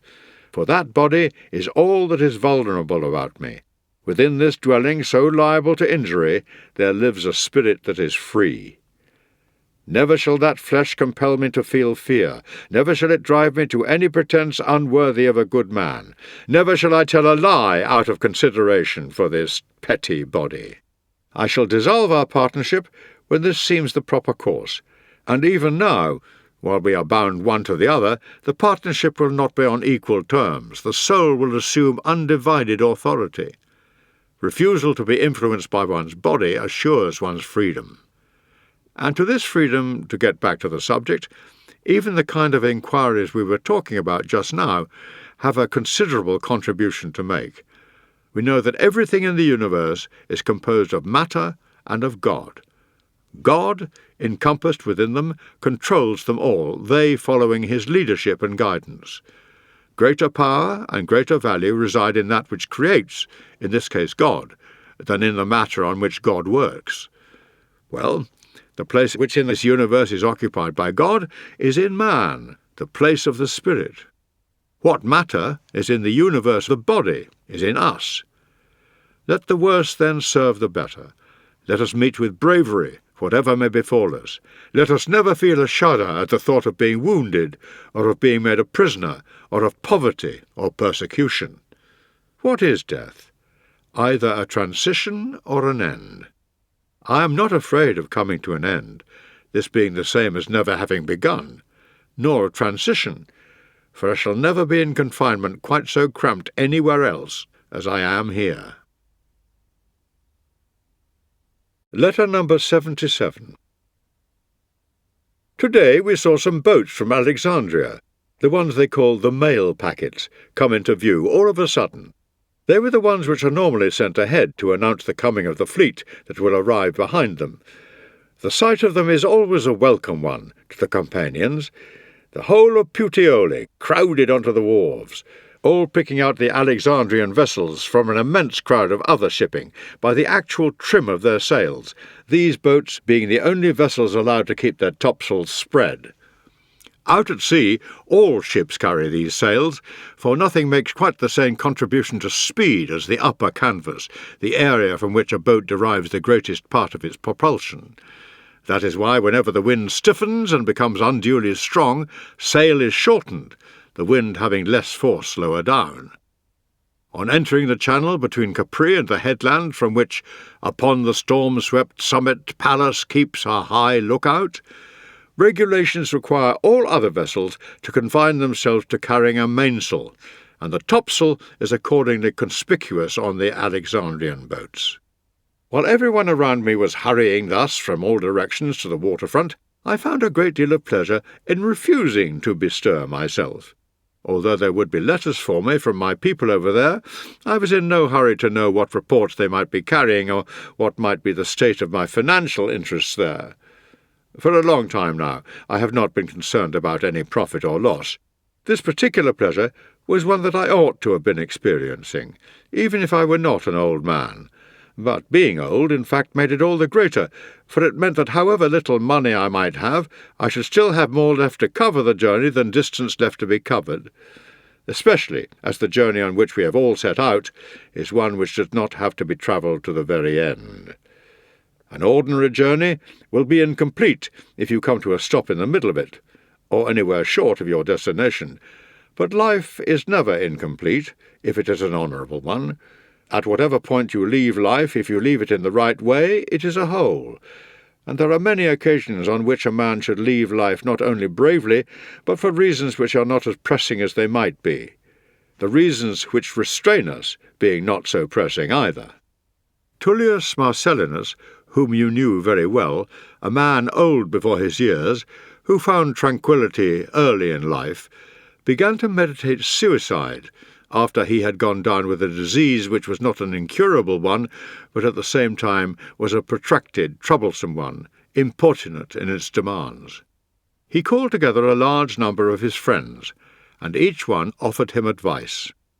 This consisted either of urgings from the timid among them that he should just take whichever course he himself felt urged to take, or of whatever counsel flattering admirers thought would be the most likely to gratify someone meditating suicide, until a Stoic friend of mine, an outstanding personality, for whom I can find no more fitting compliment than that of calling him a man of fighting courage, gave what I thought was the most inspiring advice, and this was how he began. "My dear Marcellinus," he said, "you mustn't let this worry you, as if you were having to make a great decision. There's nothing so very great about living. All your slaves and all the animals do it. What is, however, a great thing is to die in a manner which is honourable, enlightened, and courageous. Think how long now you've been doing the same as them. Food, sleep, sex, the never-ending cycle. The desire for death can be experienced not merely by the enlightened or the brave or the unhappy, but even by the squeamish." Well, Marcellinus wanted no urging, only a helper. His slaves refused to obey him in this, whereupon our Stoic talked away their fears, letting them know that the household staff could only be in danger if there had been any room for doubt as to whether their master's death had been a voluntary one. Besides, he told them, it was just as bad to let other people see you ordering your master not to kill himself as actually to kill him. He then suggested to Marcellinus himself that it would not be an unkind gesture if, in the same way as at the end of a dinner, the leftovers are divided among the attendants. Something were offered at the end of his life to those who had served throughout it. Marcellinus had a generous and good-natured disposition, which was no less evident where it meant personal expense, and he distributed accordingly little sums of money among his slaves, who were now in tears, and went out of his way to comfort them all. He did not need to resort to a weapon or to shedding blood. After going without food for 3 days, he had a steam tent put up, in his own bedroom. A bath was brought in which he lay for a long time, and as fresh supplies of hot water were continually poured in, he passed almost imperceptibly away, not without, as he commented more than once, a kind of pleasurable sensation, one that is apt to be produced by the gentle fading out of which those of us who have ever fainted will have some experience. I have digressed, but you will not have minded hearing this story, since you will gather from it that your friend's departure was not a difficult or unhappy one. Although his death was self-inflicted, the manner of his passing was supremely relaxed, a mere gliding out of life. Yet the story is not without its practical value for the future, for frequently enough necessity demands just such examples. The times are frequent enough when we cannot reconcile ourselves to dying, or to knowing that we ought to die. No one is so ignorant as not to know that some day he must die. Nevertheless, when death draws near, he turns wailing and trembling, looking for a way out. Wouldn't you think a man a prize fool if he burst into tears because he didn't live 1,000 years ago? A man is as much a fool for shedding tears because he isn't going to be alive 1,000 years from now. There's no difference between the one and the other. You didn't exist and you won't exist. You've no concern with either period. This is the moment you've been pitched into. Supposing you were to make it longer, how long would you make it? What's the point of tears? What's the point of prayers? You're only wasting your breath. So give up hoping that your prayers can bring some change in the decisions of the gods. Those decisions are fixed and permanent, part of the mighty and eternal train of destiny. You will go the way that all things go. What is strange about that? That is the law to which you were born. It was the lot of your father, your mother, your ancestors, and of all who came before you, as it will be of all who come after you. There is no means of altering the irresistible succession of events which carries all things along in its binding grip. Think of the multitudes of people doomed to die that will be following you, that will be keeping you company. I imagine you'd be braver about it if thousands upon thousands were dying with you.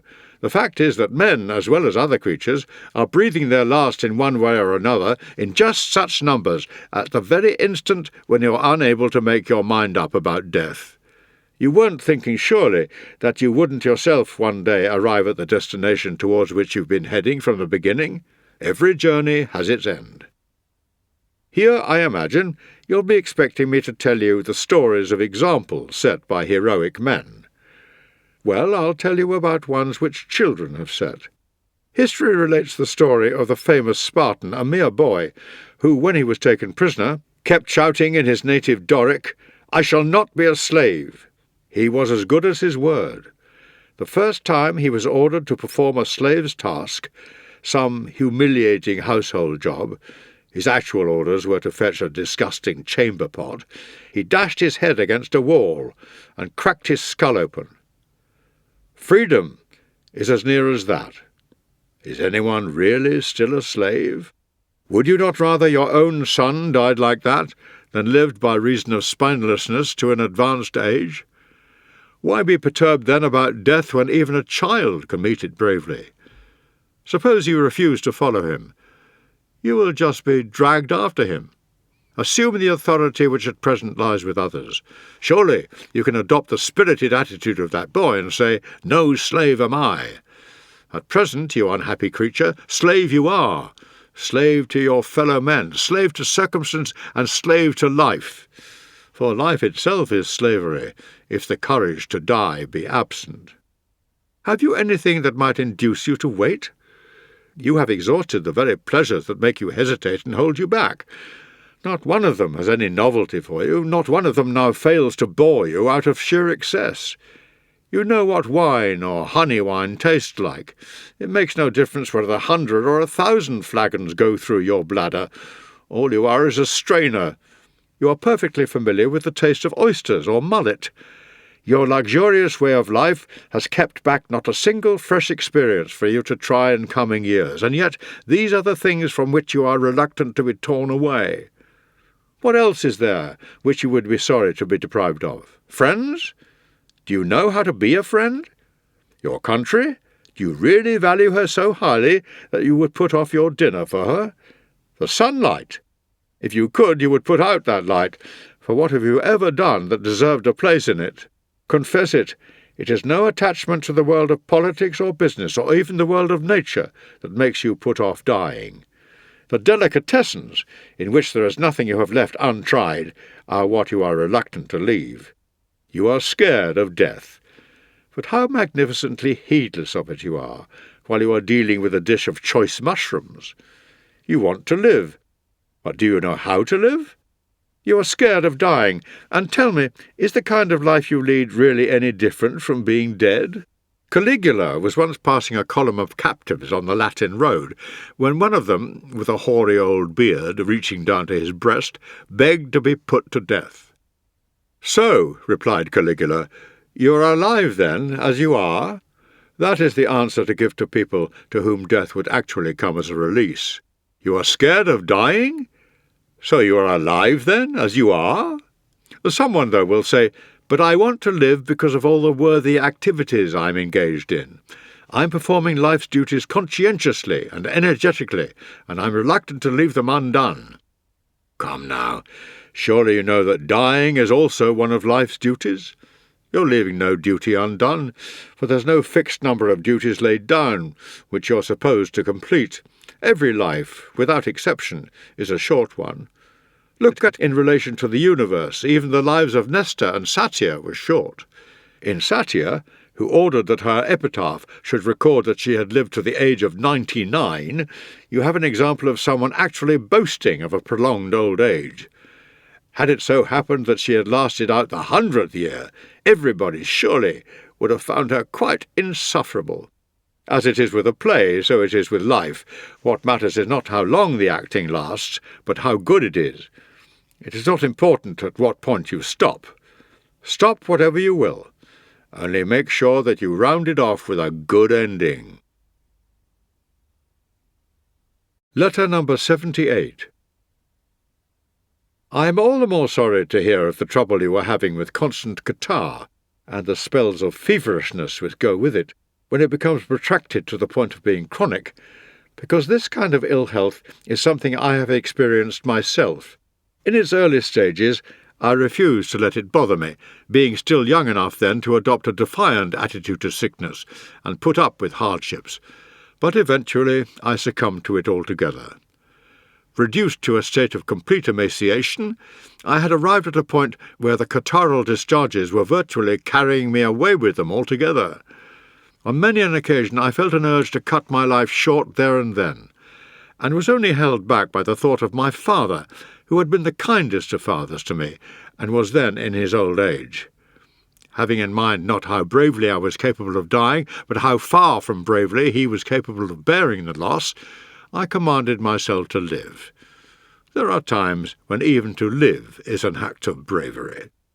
Let me tell you the things that provided me with consolation in those days, telling you to begin with that the thoughts which brought me this peace of mind had all the effect of medical treatment. Comforting thoughts, provided they are not of a discreditable kind, contribute to a person's cure. Anything which raises his spirits benefits him physically as well. It was my Stoic studies that really saved me. For the fact that I was able to leave my bed and was restored to health, I give the credit to philosophy. I owe her, and it is the least of my obligations to her, my life, but my friends also made a considerable contribution to my return to health. I found a great deal of relief in their cheering remarks, in the hours they spent at my bedside, and in their conversations with me. There is nothing, my good Lucilius, quite like the devotion of one's friends for supporting one in illness and restoring one to health, or for dispelling one's anticipation and dread of death. I even came to feel that I could not really die when these were the people I would leave surviving me, or perhaps I should say I came to think I would continue to live because of them, if not among them. For it seemed to me that in death I would not be passing away, but passing on my spirit to them. These things gave me the willingness to help my own recovery and to endure all the pain. It is quite pathetic, after all, if one has put the will to die behind one, to be without the will to live. There, then, are your remedies. The doctor will be telling you how much walking you should do, how much exercise you should take.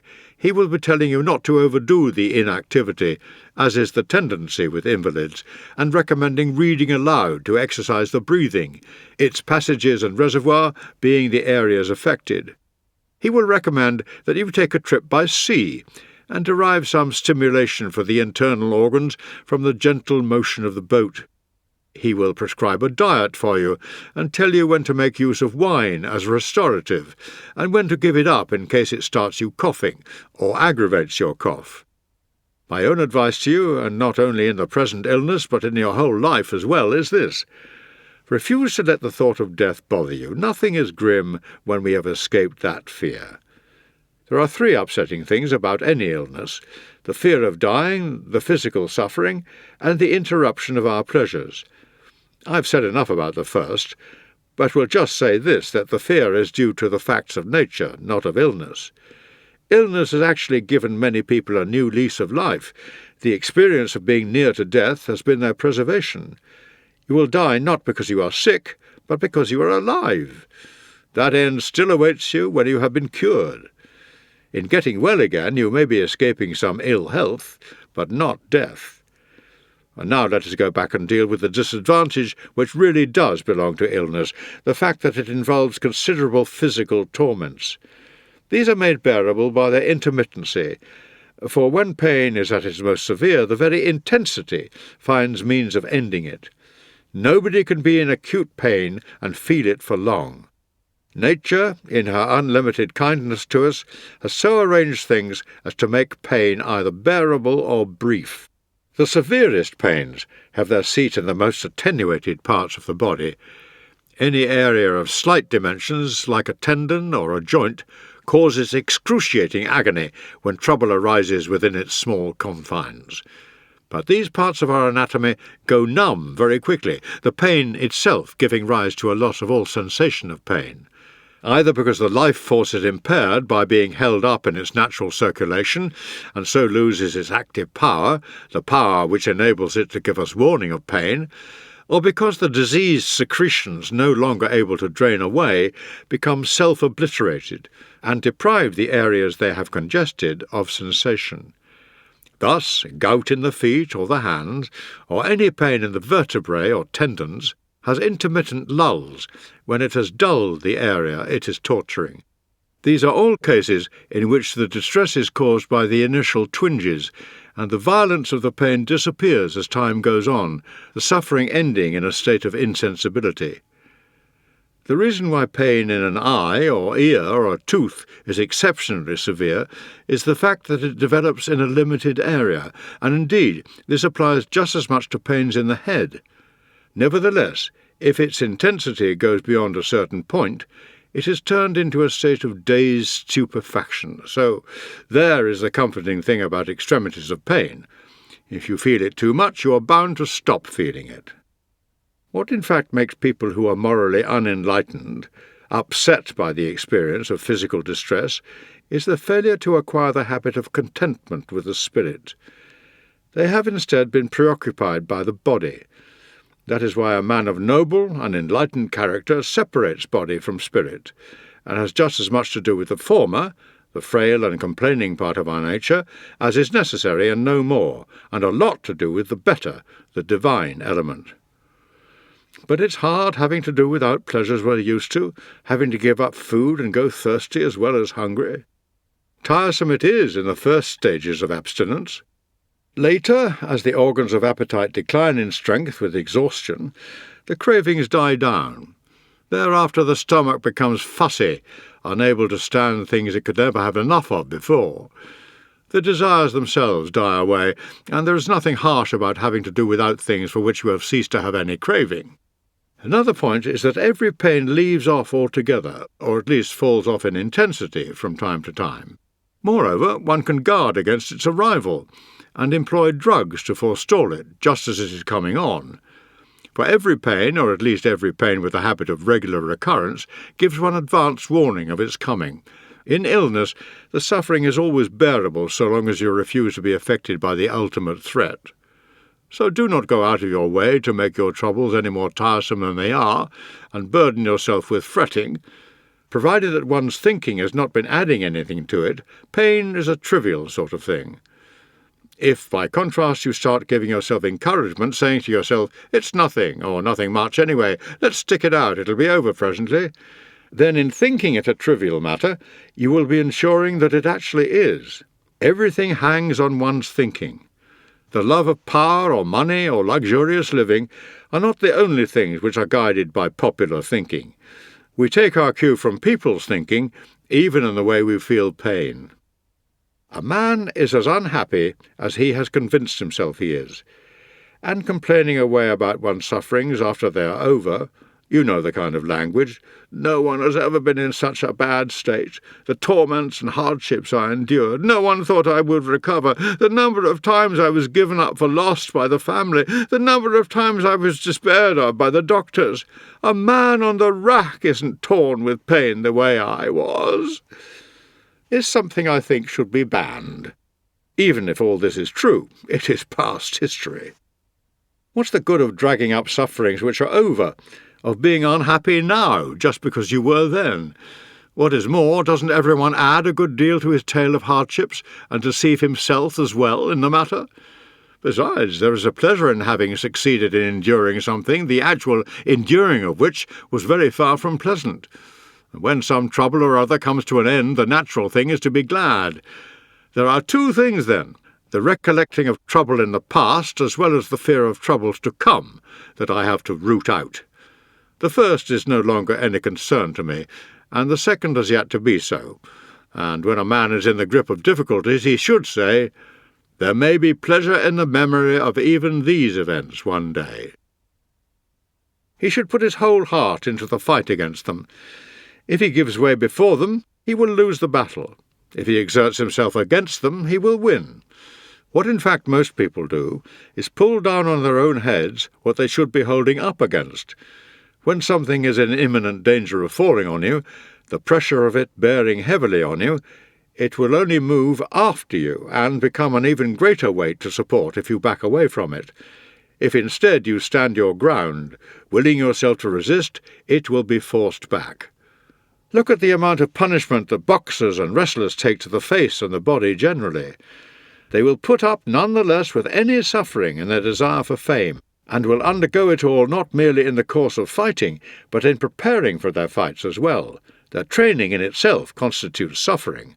Let us, too, overcome all things, with our reward consisting not in any wreath or garland, not in trumpet calls for silence, for the ceremonial proclamation of our name, but in moral worth, in strength of spirit, in a peace that is won for ever, once in any contest fortune has been utterly defeated. "I'm suffering severe pain," you may say. Well, does it stop you suffering it if you endure it in a womanish fashion? In the same way as the enemy can do far more damage to your army if it is in full retreat, every trouble that may come our way presses harder on the one who has turned tail and is giving ground. "But it's really severe." Well, is courage only meant to enable us to bear up under what is not severe? Would you rather have an illness that's long, drawn out, or one that's short and quick? If it's a long one, it will have the odd interval, giving one opportunity for rallying, granting one a good deal of time free of it, having of necessity to pause in order to build up again. An illness that's swift and short will have one of two results. Either oneself or it will be snuffed out. And what difference does it make whether I or it disappears? Either way, there's an end to the pain. Another thing which will help is to turn your mind to other thoughts and that way get away from your suffering.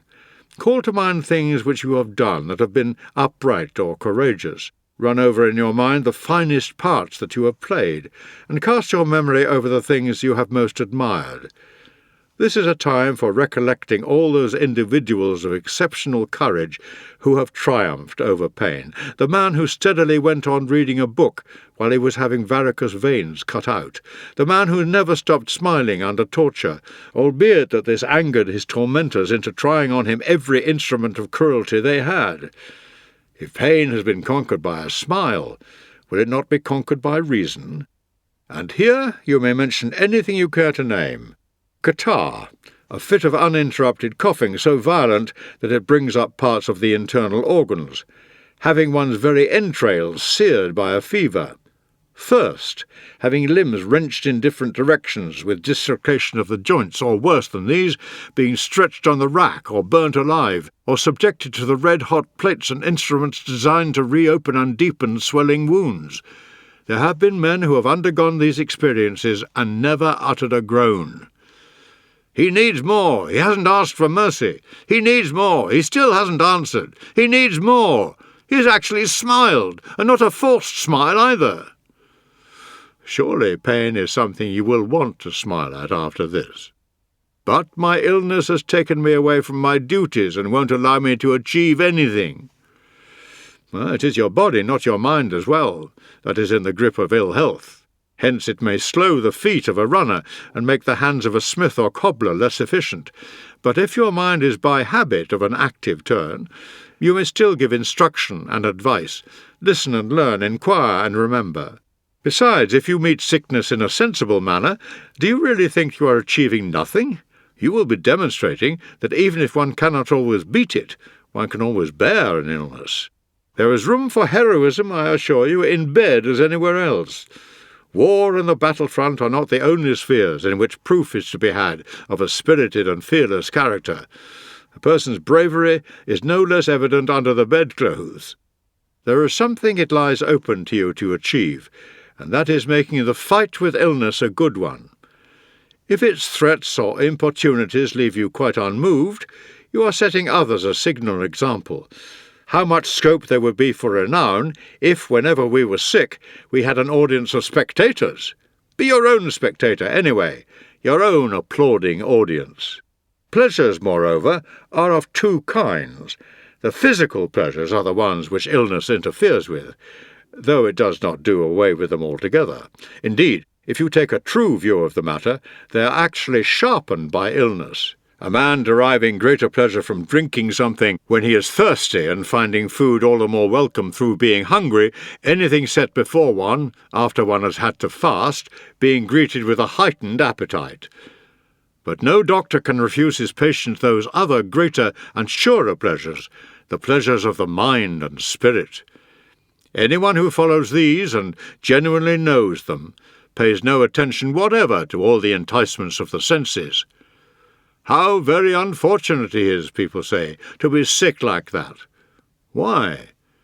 Because he isn't melting snow in his wine? Because he isn't breaking ice into a bumper goblet to keep the drink he has mixed in it chilled? Because Lucrene oysters aren't being opened before him at his table? Because there isn't any bustling of cooks about the dining room, bringing in not just the viands themselves, but the actual cooking apparatus along with them? For this is the latest innovation in luxurious living, having the kitchen accompany the dinner end to the table, so as to prevent any of the food losing its heat, and avoid anything being at a temperature insufficiently scalding for palates which are nowadays like leather. How very unfortunate he is to be sick, they say. In fact, he'll be eating just as much as he'll digest. There won't be a whole boar lying somewhere where people can see it, conveying the impression that it has been banished from the table as being too cheap and ordinary a piece of meat to be on it, nor will he have his trolley piled high with, now that people think it not quite nice to see the whole bird, carved breast of fowl. And what's so bad about your being deprived of that? You may be eating like a sick man, but you'll at last be eating in the way a healthy man should. But given one thing, we shall find it easy to put up with the potions and warm drinks and all the rest of it, all the things that seem unbearable to people who have become spoilt, who have become soft through a life of luxury, ailing more in the mind than they ever are in the body. The one requirement is that we cease to dread death. And so we shall, as soon as we have learnt to distinguish the good things and the bad things in this world. Then and only shall we stop being weary of living, as well as scared of dying. For a life spent viewing all the variety, the majesty, the sublimity in things around us can never succumb to ennui. The feeling that one is tired of being, of existing, is usually the result of an idle and inactive leisure. Truth will never pall on someone who explores the world of nature, wearied as a person will be by the spurious things. Moreover, even if death is on the way with a summons for him, though it come all too early, though it cut him off in the prime of life, he has experienced every reward that the very longest life can offer, having gained extensive knowledge of the world we live in, having learnt that time adds nothing to the finer things in life. Whereas any life must needs seem short to people who measure it in terms of pleasures, which through their empty nature are incapable of completeness. Let these reflections promote your recovery, and meanwhile do find time for our correspondence. Time will bring us together again one of these days, and when, as it will, the reunion comes, however short it may last, knowing how to make the most of it will turn it into a long one. As Posidonius said, in a single day there lies open to men of learning more than there ever does to the unenlightened in the longest of lifetimes. In the meantime, cling tooth and nail to the following rule: not to give in to adversity, never to trust prosperity, and always take full note of Fortune's habit of behaving just as she pleases, treating her as if she were actually going to do everything it is in her power to do. Whatever you have been expecting for some time comes as less of a shock. Letter number 83. You demand an account of my days, generally as well as individually. You think well of me if you suppose that there is nothing in them for me to hide, and we should indeed live as if we were in public view, and think, too, as if someone could peer into the inmost recesses of our hearts, which someone can. For what is to be gained if something is concealed from man, when nothing is barred from God? He is present in our minds, in attendance in the midst of our thoughts, although by attendance I do not mean to suggest that he is not at times absent from our thoughts. I shall do as you say, then, and gladly give you a record of what I do and in what order. I shall put myself under observation straight away, and undertake a review of my day, a course which is of the utmost benefit. What really ruins our characters is the fact that none of us looks back over his life. We think about what we are going to do, and only rarely of that, and fail to think about what we have done. Yet any plans for the future are dependent on the past. Today has been unbroken. No one has robbed me of any part of it. It has been wholly divided between my bed and my reading. A very small part of it has been given over to physical exercise, and on this account I am grateful for old age, for the exercise costs me little trouble. I only have to stir and I am weary, and that after all is the end of exercise, even for the strongest. Interested in having my trainers? One's enough for me. Farius, a likeable young fellow, as you know, but he's due for a change. I'm looking now for someone rather more youthful.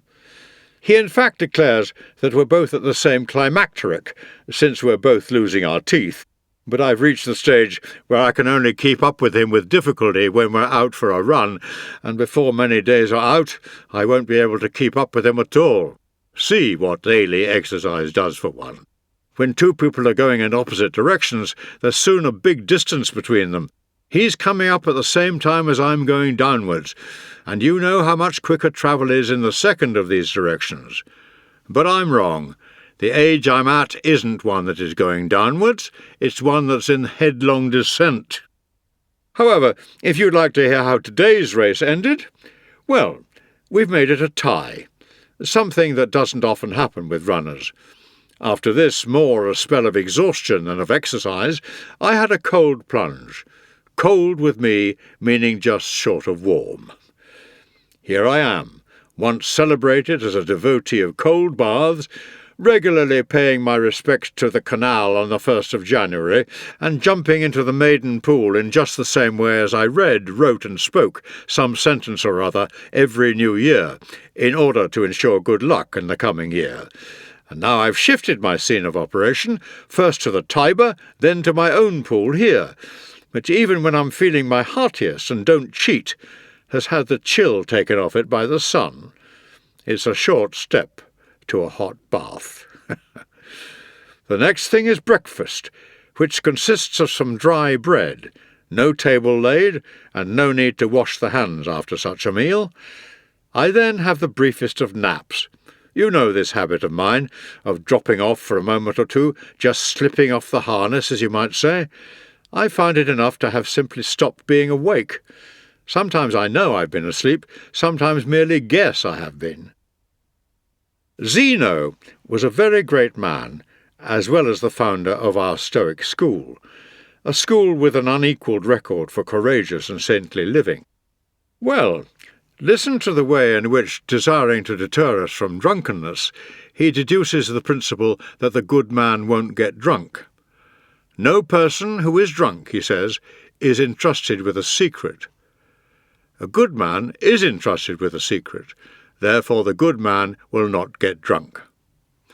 Watch how ridiculous he's made to look when we counter with a single syllogism on the same pattern. Of the many we could advance, it's sufficient to instance one. No person who is asleep is entrusted with a secret. The good man is entrusted with a secret, therefore the good man does not go to sleep.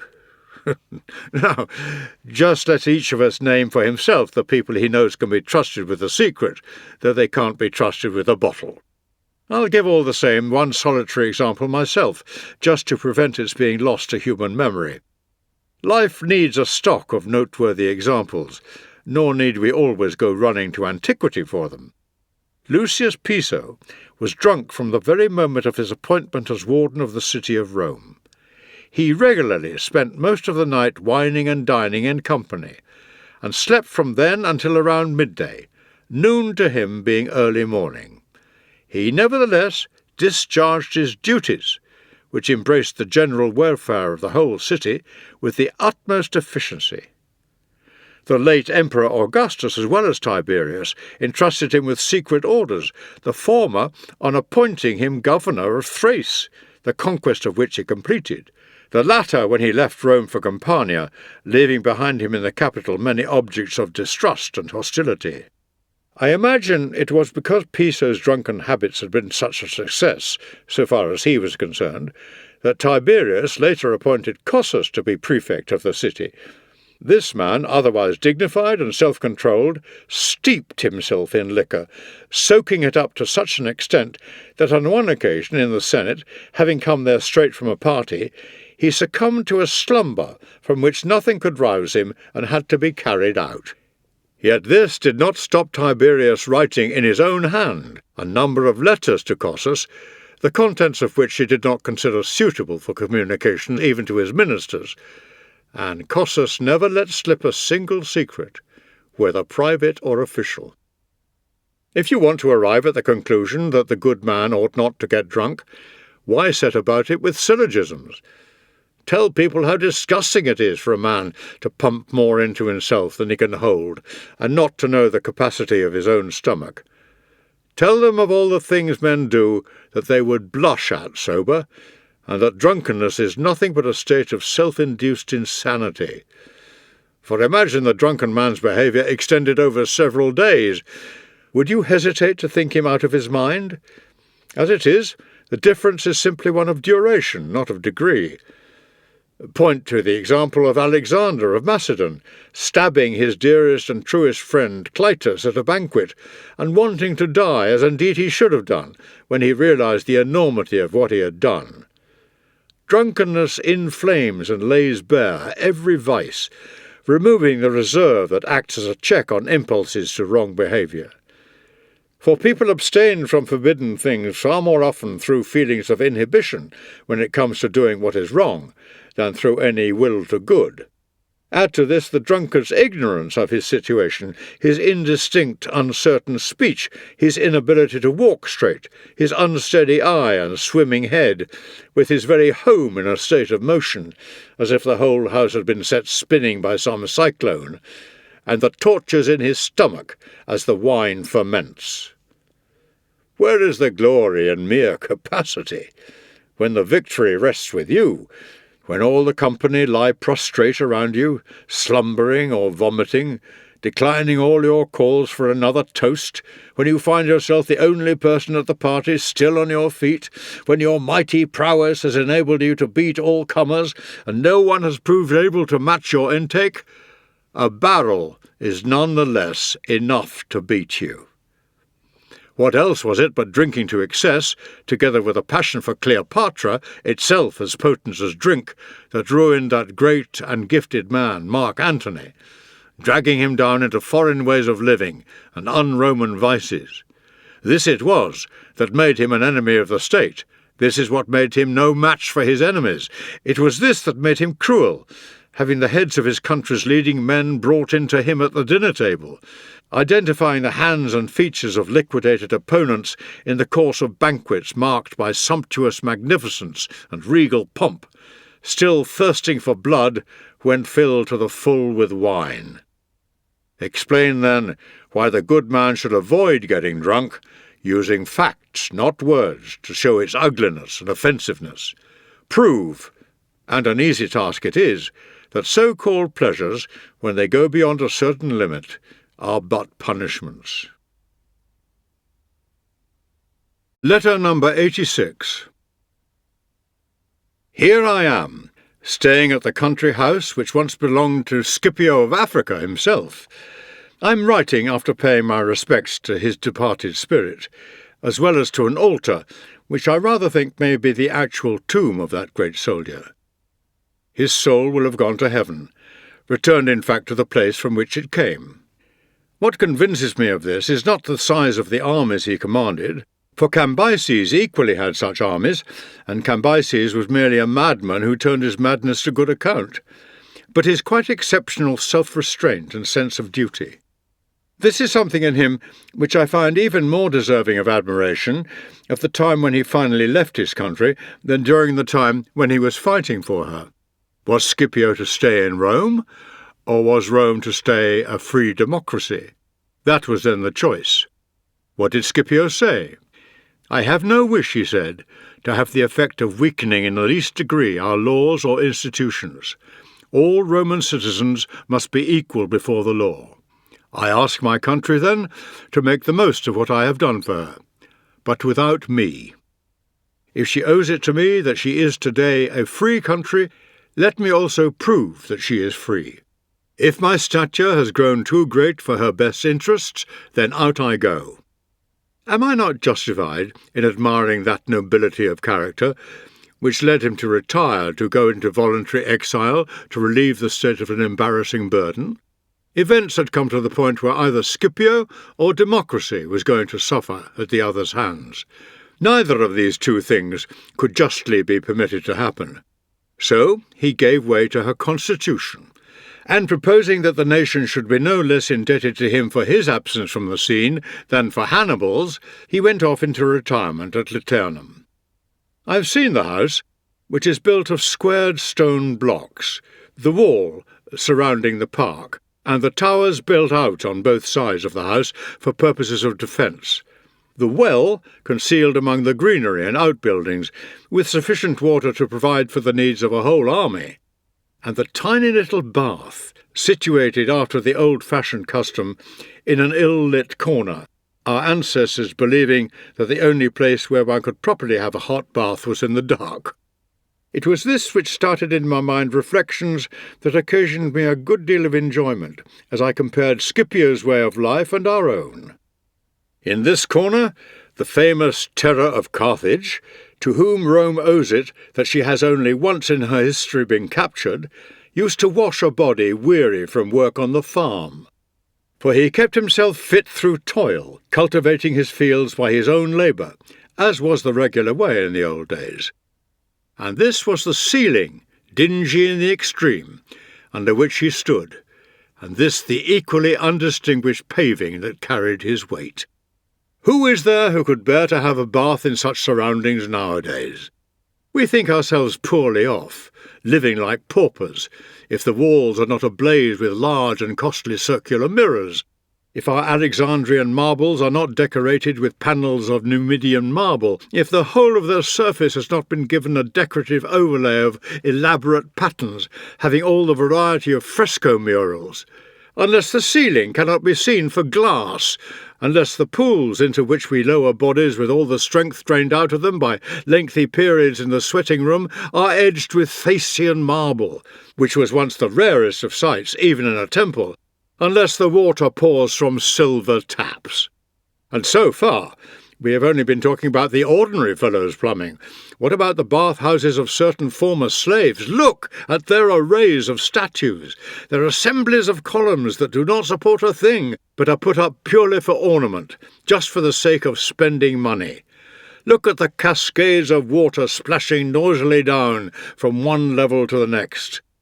We have actually come to such a pitch of choosiness that we object to walking on anything other than precious stones. In this bathroom of Scipio's, there are tiny chinks, you could hardly call them windows, pierced in the masonry of the wall, in such a way as to let in light without in any way weakening its defensive character. Nowadays, moth-hole is the way some people speak of a bathroom, unless it has been designed to catch the sun through enormous windows all day long, unless a person can acquire a tan at the same time as he is having a bath, unless he has views from the bath over countryside and sea. The result is that bathhouses, which drew admiring crowds when they were first opened, are actually dismissed as antiquated as soon as extravagance has hit on any novelty calculated to put its own best previous efforts in the shade. There was a time when bathhouses were few and far between, and never in the least luxuriously appointed. And why should they have been, considering that they were designed for use, not for diversion, and that admission only cost you a copper? There were no showers in those days, and the water did not come in a continuous gush, as if from a hot spring. People did not think it mattered then how clear the water was in which they were going to get rid of the dirt. Heavens, what a pleasure it is to go into one of those half-lit bathhouses with their ordinary plastered ceilings, where you knew that Cato himself as aedile, or Fabius Maximus, or one of the Cornelii, regulated the warmth of your water with his own hand. For however high their rank, it was one of the duties of the aediles to enter all such premises as were open to the public, and enforce standards of cleanliness and a healthy sort of temperature, sufficient for practical purposes, not the kind of heat which has recently come into fashion, more like that of a furnace, so much so indeed that a slave convicted on a criminal charge might well be sentenced to be bathed alive. There doesn't seem to me to be any difference now between your baths warm and your baths boiling. How primitive! Such is some people's verdict these days on Scipio, because he did not have extensive areas of glass to let the daylight into the perspiring room, because it was not a habit with him to stew in strong sunlight, letting the time go by until he was perfectly cooked in his own bathroom. What a sorry wretch of a man! He didn't know how to live. He'd take his bath in water that was never filtered, and often cloudy, practically muddy, in fact, after heavy rain. Well, it did not make much difference to Scipio if this was the kind of bath he had. He went there to wash off sweat, not scent. And what do you think some people will say to this? Well, I don't envy Scipio. If that was the kind of bath he had all the time, it was a real exile's life that he was leading. Yes, and what's more, if you must know, he didn't even have a bath every day. Writers who have left us a record of life in ancient Rome tell us that it was just their arms and legs, which of course they dirtied working, that people washed every day, bathing all over only once a week on market day. Obviously, someone will comment, there must have been times when they were positively disgusting. And what do you think they stank of? I'll tell you. of hard soldiering, of hard work, of all that goes to make up a man. Men are dirtier creatures now than they ever were in the days before the coming of spotlessly clean bathrooms. What is it Horace says when he wants to describe a man noted and indeed notorious for the inordinate lengths to which he carried personal fastidiousness? Bucillus stinks of scented lozenges. Produce Bucillus today, and he might just as well stink like a goat. He would be in the same position as the Gorgonius with whom Horace contrasted him. For nowadays it is not even enough to use some scented ointment, it must be reapplied 2 or 3 times a day as a precaution against its evaporation on the person. I say nothing about the way people preen themselves on the perfume it carries, as if it were their own. If all this strikes you as being excessively disapproving, you must put it down to the house's atmosphere. During my stay in it, I've learnt from Aegialus, who is the present owner of the estate and gives a great deal of attention to its management, that trees can be transplanted, even when quite old, a lesson that we old men need to learn when we reckon that every one of us who puts down a new olive plantation is doing so for someone else's benefit. Now that I've seen him carefully transplanting one of a number of trees that had given fruit unstintingly over 3 and even 4 seasons. So you too can enjoy the shade of the tree which is slow in coming up, is there to give your grandsons shade in later years, long hence, according to our Virgil, who was not concerned with the facts, but with poetic effect, his object being the pleasure of the reader, not the instruction of the farmer. To pick out only one example, let me quote the following passage, which I felt compelled to find fault with today. In spring's the time for sowing beans, then too the crumbling furrows. Clover, welcome you, and millet too, receives her yearly care. I leave you to conclude from this whether the crops mentioned are to be planted at the same time as each other, and whether in each case they're to be sown in spring. As I write, it's June, getting on for July now too, and I've seen people harvesting beans and sowing millet on the same day. To get back to our olive plantation, I saw 2 different methods of planting used here. In the first, taking sizable trees and lopping off the branches, cutting them back to a foot from the stem, Aegialus transplanted them complete with crown, pruning away the roots and leaving only the actual base, the part to which the roots are attached. This he placed in the hole with an application of manure, and not only earthed it in, but trod and stamped the soil down hard. He says that nothing gives such good results as this packing them down, as he calls it. What it does, of course, is to keep out cold and wind, and apart from that, the tree is less liable to be shifted, thus allowing the young roots to sprout and get a grip on the soil, when they are inevitably tender, and torn from their precarious holds by the slightest disturbance. He also scrapes the crown of the tree before covering it up, because, he says, new roots emerge wherever the wood underneath has been laid bare. The tree again should not stand higher than 3 or 4 feet above the ground. This will ensure, right from the start, green growth from the bottom upwards, instead of a large area of dry and withered stem of the sort one sees in old olive groves. The second method was as follows. Taking branches of the type one normally finds on very young trees, strong but at the same time having soft bark, he planted them out in the same sort of way. These grow rather more slowly, but since they spring from what is virtually a cutting, there is nothing scraggy or unsightly about them. Another thing I've seen is the transplanting of an old vine from its supporting tree. In this case, one has to gather up with it, if possible, even the minute root hairs, and in addition give it a more generous covering of soil, so that it throws out roots from the stem as well. I have seen such plantings not only in the month of February, but even at the end of March, the vines going on to embrace and take good hold of their new elm trees. Aegialus also says that all trees which are stout in the stem, if one may so term them, should have the benefit of a supply of water stored in tanks. If this is a success, we have brought the rain under our control. But I don't propose to tell you any more, in case I turn you into a rival grower, in the same way as Aegialus has turned me into a competitor of his. Letter number 88. You want to know my attitude towards liberal studies. Well, I have no respect for any study whatsoever, if its end is the making of money.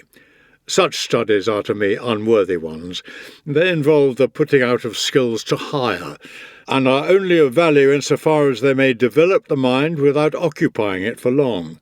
Time should be spent on them only so long as one's mental abilities are not up to dealing with higher things. They are our apprenticeship, not our real work. Why liberal studies are so called is obvious. It is because they are the ones considered worthy of a free man. But there is really only one liberal study that deserves the name, because it makes a person free, and that is the pursuit of wisdom. Its high ideals, its steadfastness and spirit make all other studies puerile and puny in comparison.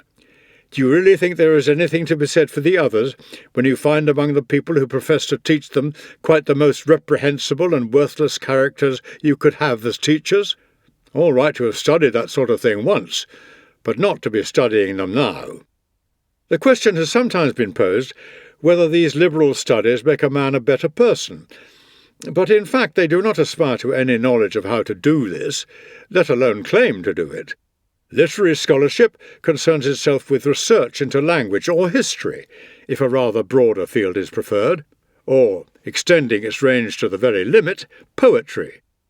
Which of these paves the way to virtue? Attentiveness to words, analysis of syllables, accounts of myths, laying down the principles of prosody? What is there in all this that dispels fear, roots out desire, or reins in passion? Or let us take a look at music, at geometry. You will not find anything in them which tells us not to be afraid of this or desire that, and if anyone lacks this kind of knowledge, all his other knowledge is valueless to him. The question is whether or not that sort of scholar is teaching virtue, for if he is not, he will not even be imparting it incidentally. If he is teaching it, he is a philosopher.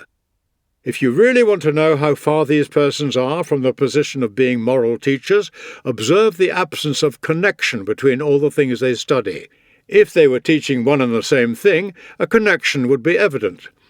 Unless perhaps they manage to persuade you that Homer was actually a philosopher, though they refute their case by means of the very passages which lead them to infer it. For at one moment they make him a Stoic, giving nothing but virtue his approval, steering clear of pleasure, not even an offer of immortality inducing him to stoop to the dishonourable. At another, they make him an Epicurean, praising the way of life of a society passing its days at peace and ease, in an atmosphere of dinner parties and music-making. At another, he becomes a peripatetic, with a threefold classification of things good. At another, an academic, stating that nothing is certain. It is obvious that none of these philosophies is to be found in Homer, for the very reason that they all are, the doctrines being mutually incompatible. Even suppose we grant these people that Homer was a philosopher, he became a wise man, surely, before he could recite any epics, so that what we should be learning are the things which made him wise. And there is no more point in my investigating which was the earlier, Homer or Hesiod, than there would be in my knowing the reason why Hecuba, though younger than Helen, carried her years so unsuccessfully. And what, I would ask this kind of scholar, do you suppose is the point of trying to establish the ages of Patroclus and Achilles? And are you more concerned to find out where Ulysses' wanderings took him, than to find a way of putting an end to our own perpetual wanderings? We haven't the time to spare to hear whether it was between Italy and Sicily that he ran into a storm, or somewhere outside the area of the world we know. Wanderings as extensive as his could never in fact have taken place inside so limited an area, when every day we're running into our own storms, spiritual storms, and driven by vice into all the troubles that Ulysses ever knew. We are not spared those eye-distracting beauties or attackers. We too have to contend in various places with savage monsters revelling in human blood, insidious voices that beguile our ears, shipwrecks and all manner of misfortune. What you should be teaching me is how I may attain such a love for my country, my father, and my wife, and keep on course for those ideals even after shipwreck. Why go into the question whether or not Penelope completely took in her contemporaries and was far from being a model of wifely purity, any more than the question whether or not she had a feeling that the man she was looking at was Ulysses before she actually knew it? Teach me instead what purity is, how much value there is in it, whether it lies in the body or in the mind. Turning to the musical scholar, I say this. You teach me how bass and treble harmonize, or how strings producing different notes can give rise to concord. I would rather you brought about some harmony in my mind and got my thoughts into tune. You show me which are the plaintive keys. I would rather you showed me how to avoid uttering plaintive notes when things go against me in life. The geometrician teaches me how to work out the size of my estates, rather than how to work out how much a man needs in order to have enough. He teaches me to calculate, putting my fingers into the service of avarice, instead of teaching me that there is no point whatsoever in that sort of computation, and that a person is none the happier for having properties which tire accountants out. Or, to put it another way, how superfluous a man's possessions are when he would be a picture of misery if you forced him to start counting up single-handed how much he possessed. What use is it to me to be able to divide a piece of land into equal areas if I'm unable to divide it with a brother? What use is the ability to measure out a portion of an acre with an accuracy extending even to the bits which elude the measuring rod if I'm upset when some high-handed neighbour encroaches slightly on my property? The geometrician teaches me how I may avoid losing any fraction of my estates, but what I really want to learn is how to lose the lot and still keep smiling. But I'm being turned off the land my father and grandfather owned before me. Well, so what? Who owned the land before your grandfather? Are you in a position to identify the community, let alone the individual, to whom it originally belonged? You entered on it as a tenant, not an absolute owner. Whose tenant, you may ask? Your heirs, and that only if you're lucky. The legal experts say that acquisition by prescription never applies where the property concerned is actually public property. Well, what you possess and call your own is really public property, or mankind's property for that matter. Oh, the marvels of geometry! You geometers can calculate the areas of circles, can reduce any given shape to a square, can state the distances separating stars. Nothing's outside your scope when it comes to measurement. Well, if you're such an expert, measure a man's soul. Tell me how large or how small that is. You can define a straight line. What use is that to you, if you've no idea what straightness means in life? I come now to the person who prides himself on his familiarity with the heavenly bodies. Towards which quarter chilly Saturn draws, the orbits in which burning Mercury roams. What is to be gained from this sort of knowledge? Am I supposed to feel anxious when Saturn and Mars are in opposition, or Mercury sets in the evening in full view of Saturn, instead of coming to learn that bodies like these are equally propitious wherever they are, and incapable of change in any case?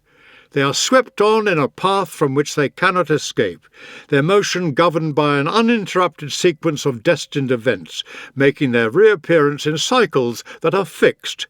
They either actuate or signalise all that comes about in the universe. If every event is brought about by them, how is mere familiarity with a process which is unchangeable going to be of any help?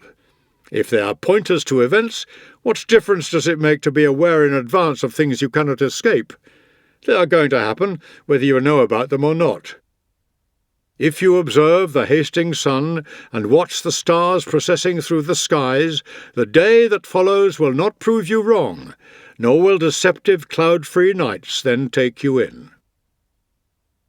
I've taken sufficient precautions, more than sufficient precautions, to ensure that I'm not taken in by deceptive phenomena. Or at this you'll protest, can you really say the day that follows never proved me wrong? Surely anything that happens which one didn't know in advance was going to happen proves one wrong. Well, I don't know what's going to happen, but I do know what's capable of happening, and none of this will give rise to any protest on my part. I'm ready for everything. If I'm let off in any way, I'm pleased. The day in question proved me wrong, in a sense, if it treats me leniently, but even so, not really wrong. For just as I know that anything is capable of happening, so also do I know that it's not bound to happen. So I look for the best, and am prepared for the opposite. You'll have to bear with me if I digress here. Nothing will induce me to accept painters into the list of liberal arts, any more than sculptors, marble masons, and all the other attendants on extravagance. I must equally reject those oil and dust practitioners, the wrestlers, or else I shall have to include in the list the perfumers and cooks and all the others who place their talents at the service of our pleasures. What is there, I ask you, that's liberal about those characters who vomit up their food to empty their stomachs for more, with their bodies stuffed full and their minds all starved and inactive? Can we possibly look on this as a liberal accomplishment for the youth of Rome, whom our ancestors trained to stand up straight and throw a javelin, to toss the caber, and manage a horse and handle weapons? They never used to teach their children anything which could be learned in a reclining posture. That kind of training, nevertheless, doesn't teach or foster moral values any more than the other. What's the use, after all, of mastering a horse and controlling him with the reins at full gallop if you're carried away yourself by totally unbridled emotions? What's the use of overcoming opponent after opponent in the wrestling or boxing rings if you can be overcome by your temper? So we don't, you may ask, in fact gain anything from the liberal studies. As far as character is concerned, no, but we gain a good deal from them in other directions. Just as even these admittedly inferior arts, which we've been talking about, the ones that are based on the use of the hands, make important contributions to the amenities of life, although they have nothing to do with character. Why then do we give our sons a liberal education? Not because it can make them morally good, but because it prepares the mind for the acquisition of moral values, just as that grounding in grammar, as they called it in the old days, in which boys are given their elementary schooling, does not teach them the liberal arts, but prepares the ground for knowledge of them in due course. So when it comes to character, the liberal arts open the way to it, rather than carry the personality all the way there. In this connection, I feel prompted to take a look at individual qualities of character. Bravery is the one which treats with contempt things ordinarily inspiring fear, despising and defying and demolishing all the things that terrify us, and set chains on human freedom. Is she in any way fortified by liberal studies? Or take loyalty, the most sacred quality that can be found in a human breast, never corrupted by a bribe, never driven to betray by any form of compulsion, crying, "Beat me, burn me, put me to death, I shall not talk. The more the torture probes my secrets, the deeper I'll hide them." Can liberal studies create that kind of spirit? Take self-control, the quality which takes command of the pleasures. Some she dismisses out of hand, unable to tolerate them. Others she merely regulates, ensuring that they are brought within healthy limits. Never approaching pleasures for their own sake, she realizes that the ideal limit with things you desire is not the amount you would like to, but the amount you ought to take. Humanity is the quality which stops one being arrogant towards one's fellows, or being acrimonious. In words, in actions, in emotions, she reveals herself as kind and good-natured towards all. To her, the troubles of anyone else are her own, and anything that benefits herself she welcomes primarily because it will be of benefit to someone else. Do the liberal studies inculcate these attitudes? No more than they do simplicity or modesty and restraint, or frugality and thrift, or mercy. The mercy that it is sparing with another's blood as though it were its own, knowing that it is not for man to make wasteful use of man. Someone will ask me, How I can say that liberal studies are of no help towards morality when I've just been saying that there's no attaining morality without them? My answer would be this. There's no attaining morality without food either, but there's no connection between morality and food. The fact that a ship can't begin to exist without the timbers of which it's built doesn't mean that the timbers are of help to it. There is no reason for you to assume that X being something without which Y could never have come about. Y came about as a result of the assistance of X, and indeed it can actually be argued that the attainment of wisdom is perfectly possible without the liberal studies. Although moral values are things which have to be learnt, they are not learnt through these studies. Besides, what grounds could I possibly have for supposing that a person who has no acquaintance with books will never be a wise man? For wisdom does not lie in books. Wisdom publishes not words, but truths. And I'm not sure that the memory isn't more reliable when it has no external aids to fall back on. There is nothing small or cramped about wisdom. It is something calling for a lot of room to move. There are questions to be answered concerning physical as well as human matters, questions about the past and about the future, questions about things eternal and things ephemeral, questions about time itself. On this one subject of time, just look how many questions there are.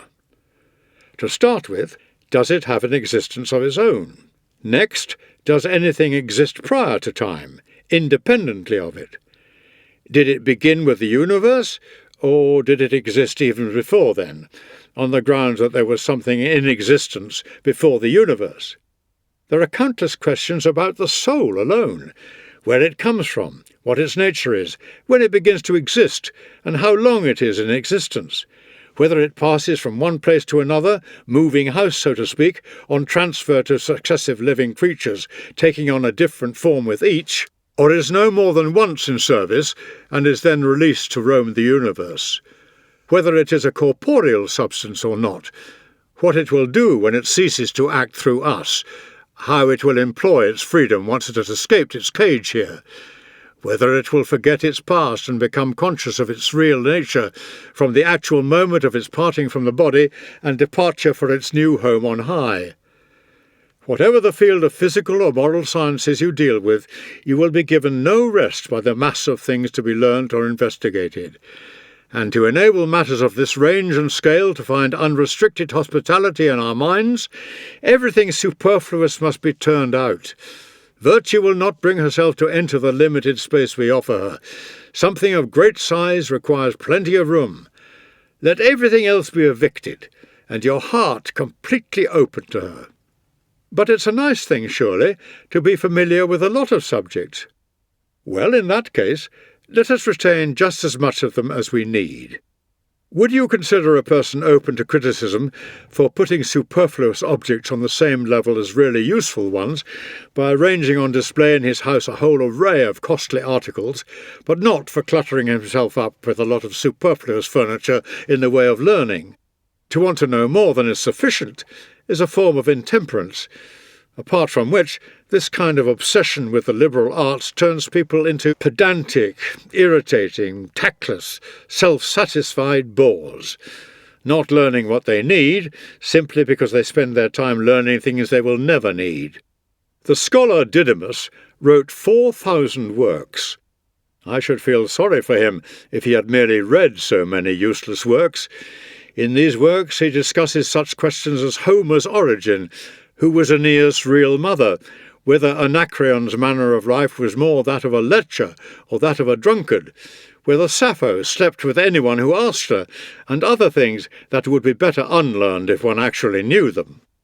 Don't you go and tell me now that life is long enough for this sort of thing. When you come to writers in our own school, for that matter, I'll show you plenty of works which could do with some ruthless pruning. It costs a person an enormous amount of time, and other people's ears an enormous amount of boredom, before he earns such compliments as, "What a learned person." Let's be content with the much less fashionable label, "What a good man." What about thinking how much time you lose through constantly being taken up with official matters, private matters, or ordinary everyday matters, through sleep, through ill health? Measure your life. It just does not have room for so much. I've been speaking about liberal studies, yet look at the amount of useless and superfluous matter to be found in the philosophers. Even they have descended to the level of drawing distinctions between the uses of different syllables and discussing the proper meanings of prepositions and conjunctions. They have come to envy the philologist and the mathematician, and they have taken over all the inessential elements in those studies, with the result that they know more about devoting care and attention to their speech than about devoting such attention to their lives. Listen, and let me show you the sorry consequences to which subtlety, carried too far, can lead, and what an enemy it is to truth. Protagoras declares that it is possible to argue either side of any question with equal force, even the question whether or not one can equally argue either side of any question. Now Siphones declares that of the things which appear to us to exist, none exists any more than it does not exist. Parmenides declares that of all these phenomena, none exists except the whole. Zeno of Elea has dismissed all such difficulties by introducing another. He declares that nothing exists. The Pyrrhonian, Megarian, Eretrian and academic schools pursue more or less similar lines. The last named have introduced a new branch of knowledge, non-knowledge.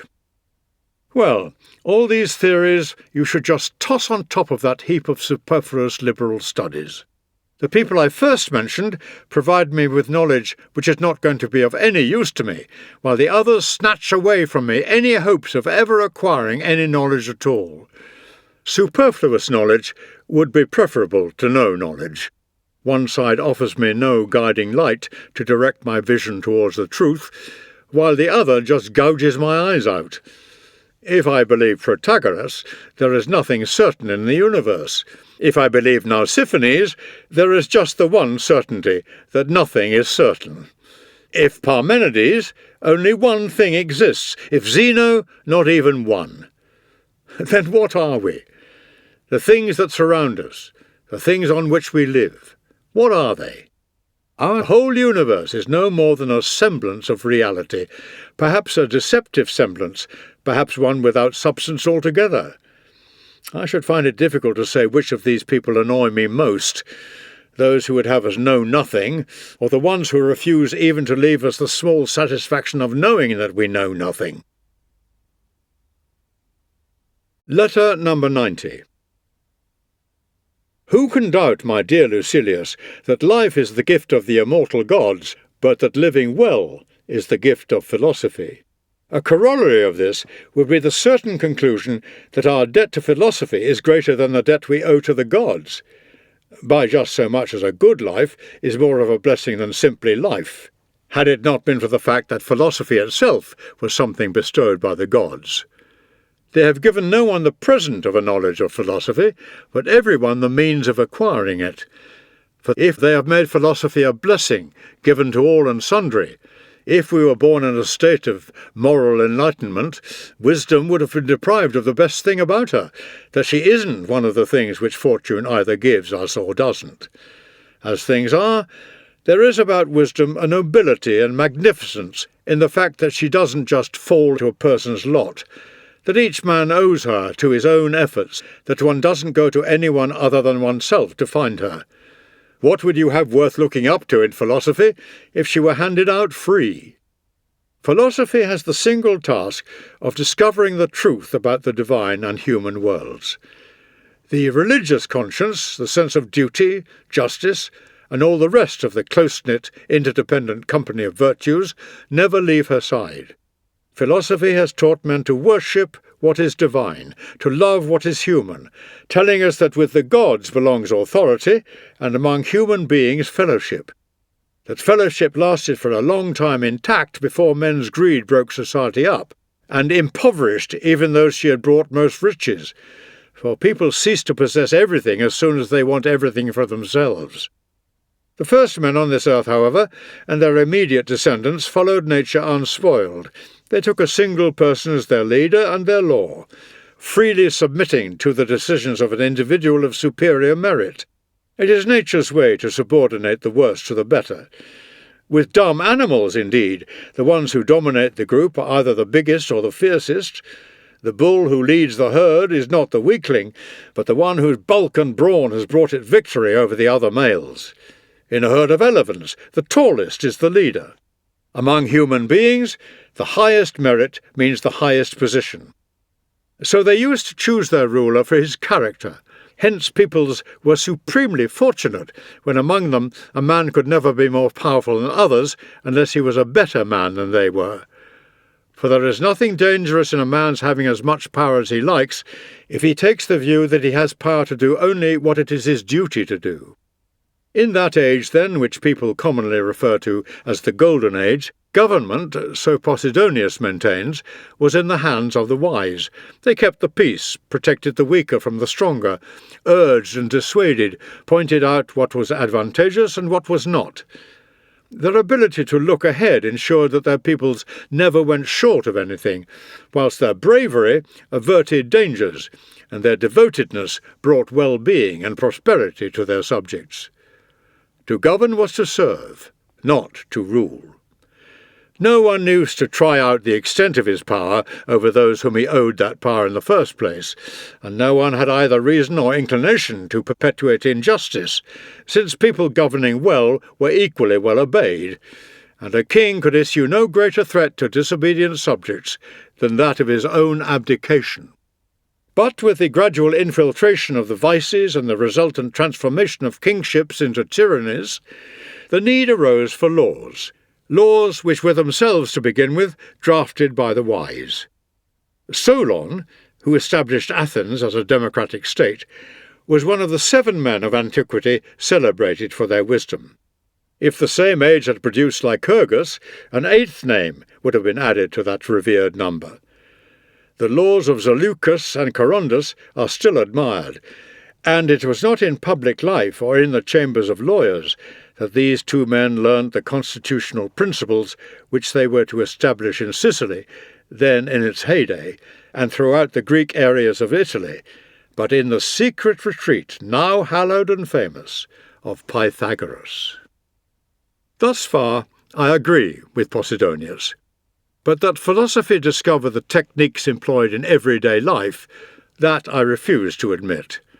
I will not claim for philosophy a fame that belongs to technology.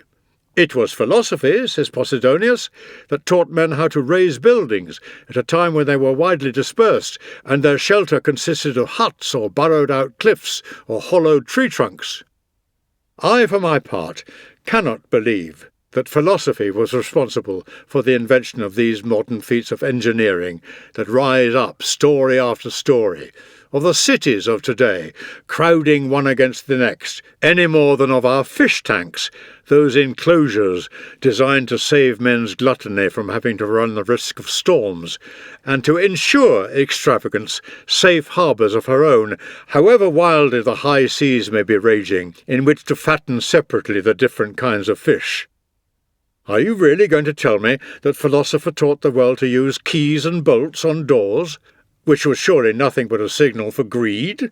Was it philosophy that reared the towering buildings we know today, with all the danger they mean to the people living in them?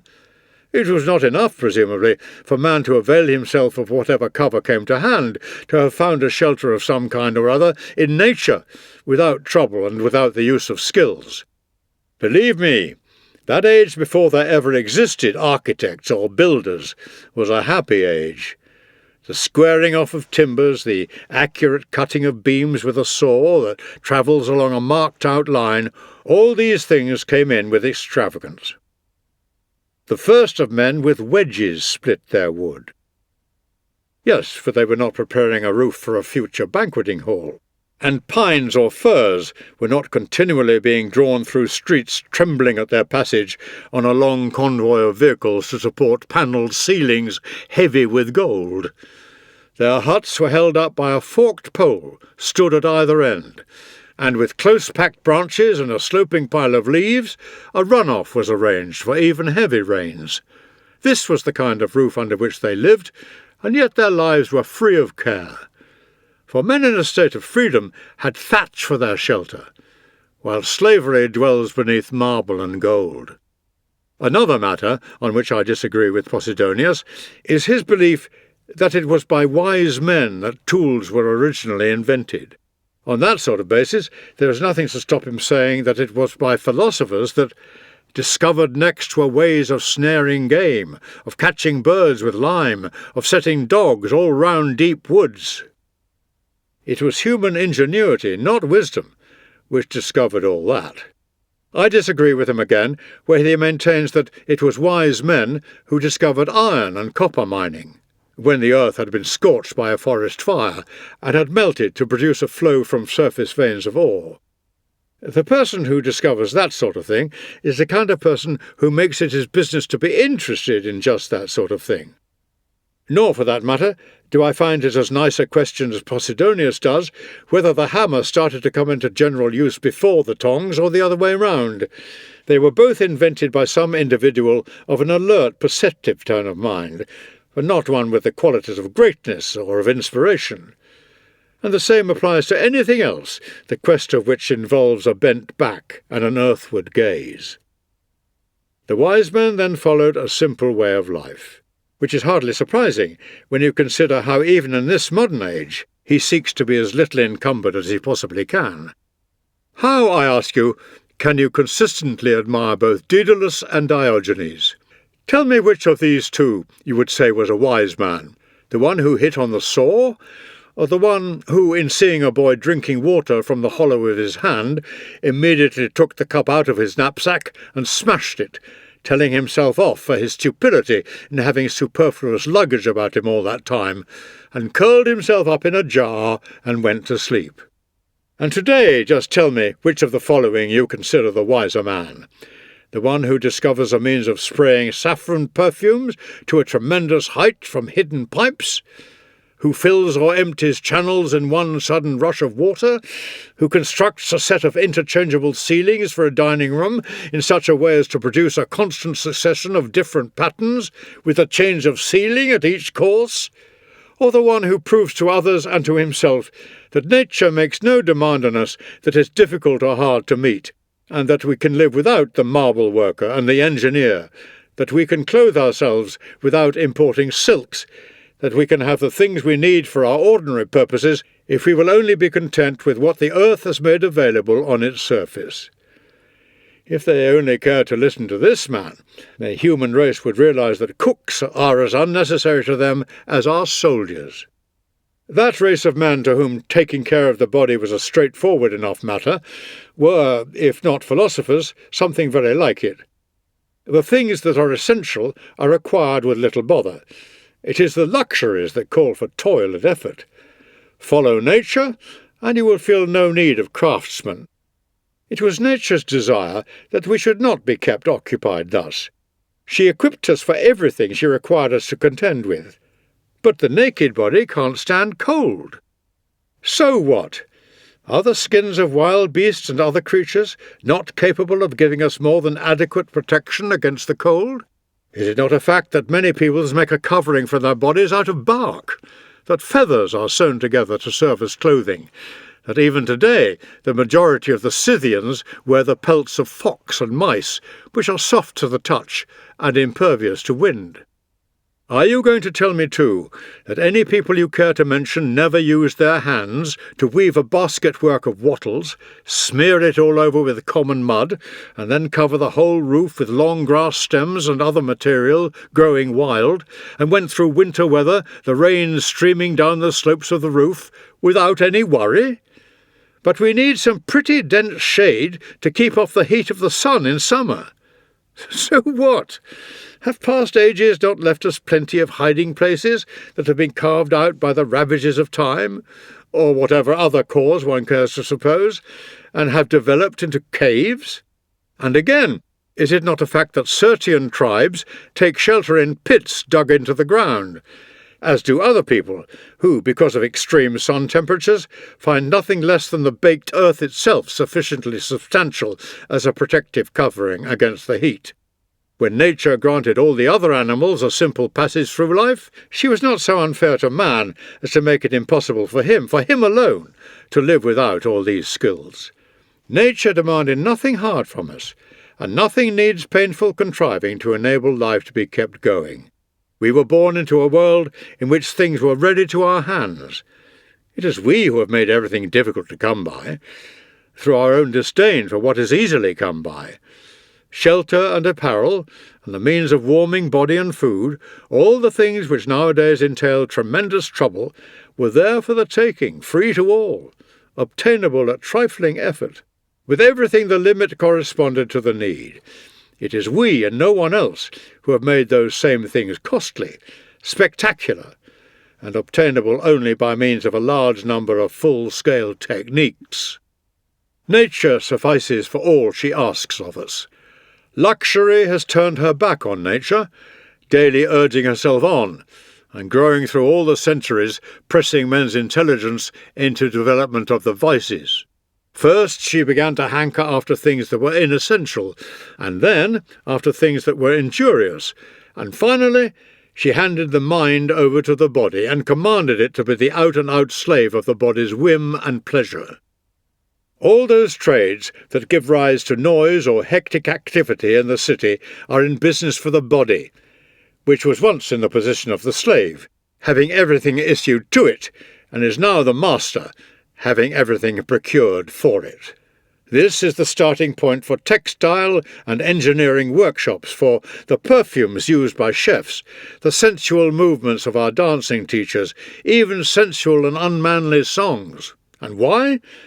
Because the bounds of nature, which set a limit to man's wants, by relieving them only where there is necessity for such relief, have been lost sight of.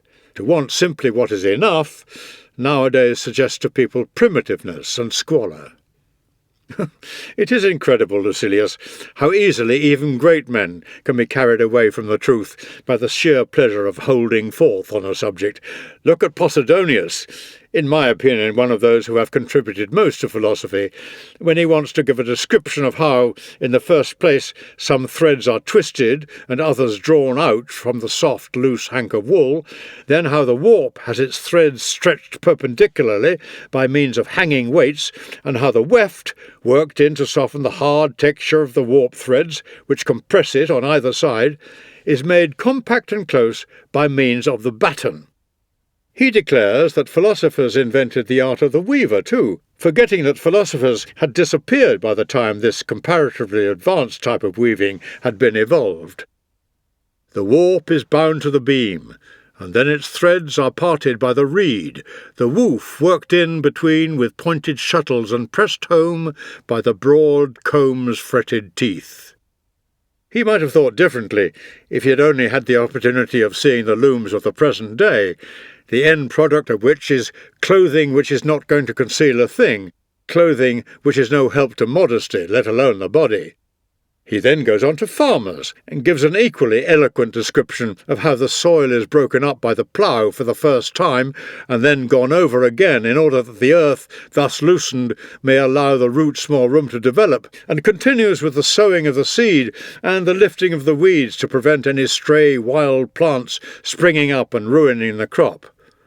All this, too, he represents as being the work of philosophers, as if agriculturists were not, now as ever, discovering plenty of new methods of increasing the soil's productivity.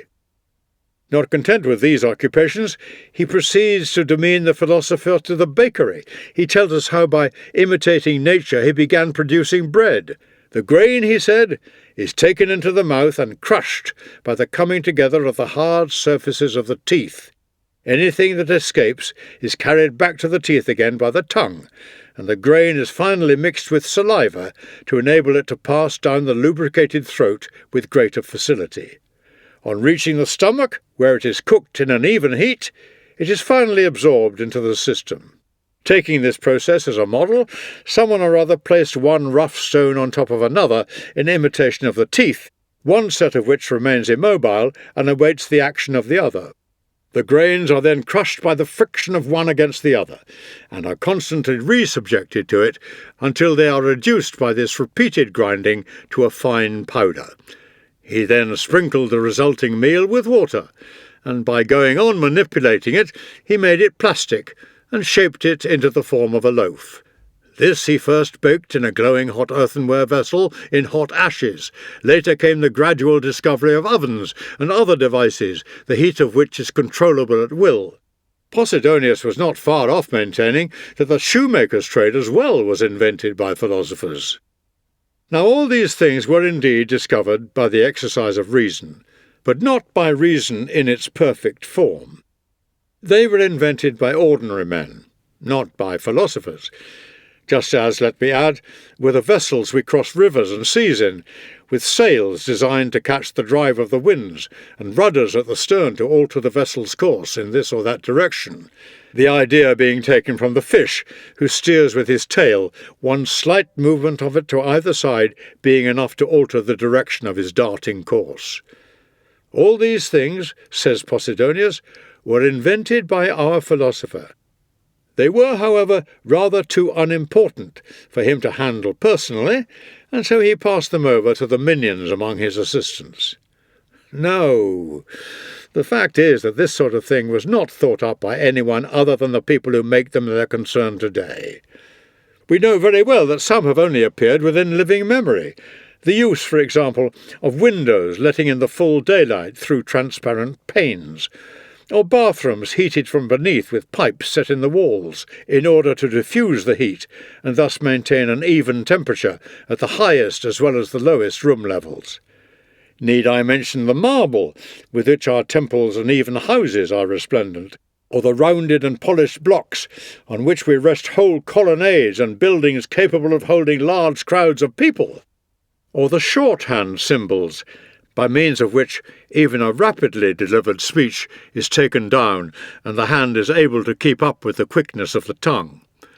These are inventions of the lowest slaves. Philosophy is far above all this. She does not train men's hands. She is the instructress of men's minds. You want to know, do you, what philosophy has unearthed, what philosophy has achieved? It is not the gracefulness of dance movements, nor the variety of sounds produced by horn or flute as they take in breath and transform it, in its passage through or out of the instrument, into notes. She does not set about constructing arms or walls or anything of use in war. On the contrary, her voice is for peace, calling all mankind to live in harmony, and she is not, I insist, the manufacturer of equipment for everyday essential purposes. Why must you make her responsible for such insignificant things? In her you see the mistress of the art of life itself. She has indeed authority over other arts, inasmuch as all activities that provide life with its apparatus must also be the servants of that of which life itself is the servant. Philosophy, however, takes as her aim the state of happiness. That is the direction in which she opens routes and guides us. She shows us what are real and what are only apparent evils. She strips men's minds of empty thinking, bestows a greatness that is solid, and administers a check to greatness where it is puffed up and all an empty show. She sees that we are left in no doubt about the difference between what is great and what is bloated, and she imparts a knowledge of the whole of nature as well as herself. She explains what the gods are and what they are like.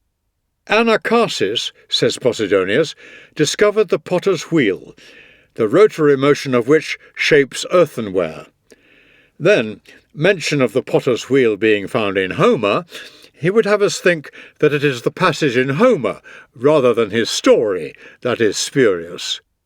I maintain that Anacharsis was not responsible for this invention, and that even if he was, he discovered it as a philosopher, yes, but not in his capacity as a philosopher, in the same way as philosophers do plenty of things as men without doing them in their capacity as philosophers. Suppose, for example, a philosopher happens to be a very fast runner. In a race, he will come first by virtue of his ability as a runner, not by virtue of his being a philosopher. I should like to show Posidonius some glass spur moulding glass, by means of his breath, into a whole variety of shapes that could hardly be fashioned by the most careful hand, discoveries that have occurred in the period since the disappearance of the wise man.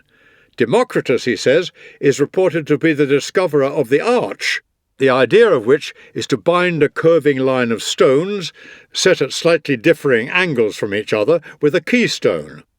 This, I should say, was quite untrue, for there must have been both bridges and gateways before Democritus's time, and the upper parts of these generally have a curve to them, and it seems to have escaped your memory, Posidonius, that this same Democritus discovered a means of softening ivory and a means of turning a pebble into an emerald by boiling it, a method employed even today for colouring certain stones that man has discovered and found amenable to the process. These techniques may indeed have been discovered by a philosopher, but not in his capacity as a philosopher. For there are plenty of things which he does which one sees being done just as well, if not with greater skill and dexterity, by persons totally lacking in wisdom. What has the philosopher investigated? What has the philosopher brought to light? In the first place, truth and nature, having, unlike the rest of the animal world, followed nature with more than just a pair of eyes, things slow to grasp divinity. And secondly, a rule of life in which he has brought life into line with things universal. And he has taught us not just to recognise but to obey the gods, and to accept all that happens exactly as if it were an order from above. He has told us not to listen to false opinions, and has weighed and valued everything against standards which are true. He has condemned pleasures, an inseparable element of which is subsequent regret, has commended the good things which will always satisfy, and, for all to see, has made the man who has no need of luck the luckiest man of all, and the man who is master of himself the master of all. The philosophy I speak of is not the one which takes the citizen out of public life, and the gods out of the world we live in, and hands morality over to pleasure, but the philosophy which thinks nothing good unless it is honourable, which is incapable of being enticed astray by the rewards of men or fortune, and the very pricelessness of which lies in the fact that it cannot be bought at any price. And I do not believe that this philosophy was in existence in that primitive era, in which technical skills were still unknown, and useful knowledge was acquired through actual practical experience, or that it dates from an age that was happy, an age in which the bounties of nature were freely available for the use of all without discrimination, before avarice and luxury split human beings up and got them to abandon partnership for plunder.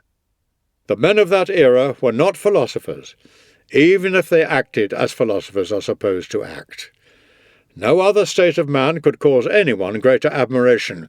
If God were to allow a man to fashion the things of this earth and allot its peoples their social customs, that man would not be satisfied with any other system than the one which tradition says existed in those people's time, among whom no farmers tilled ploughed fields.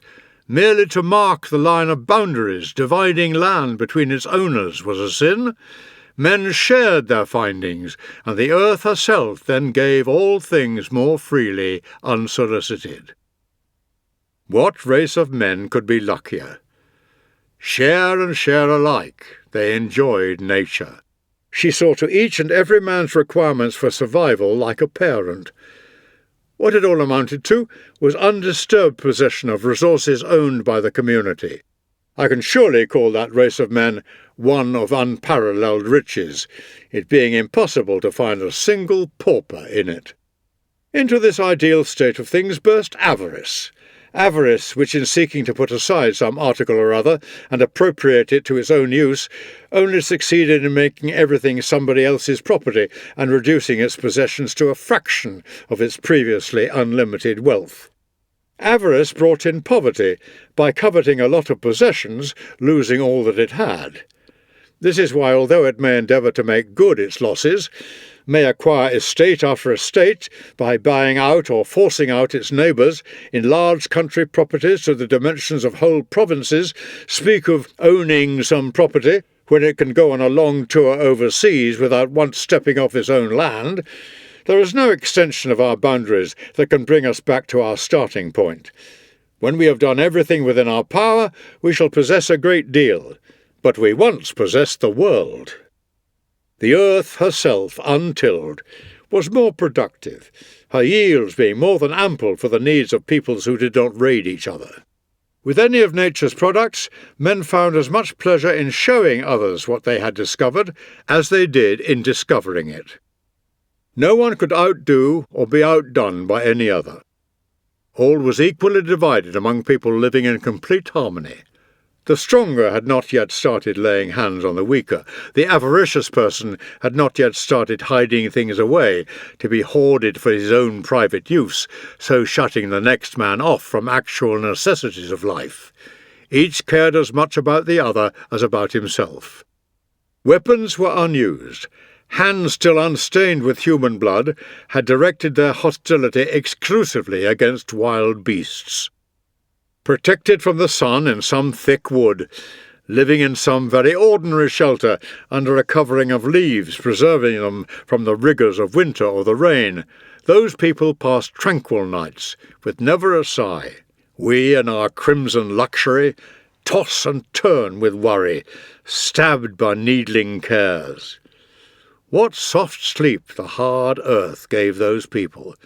They had no carved or panelled ceilings hanging over them. They lay out in the open, with the stars slipping past above them, and the firmament silently conveying onward that mighty work of creation as it was carried headlong below the horizon in the magnificent pageant of the night sky.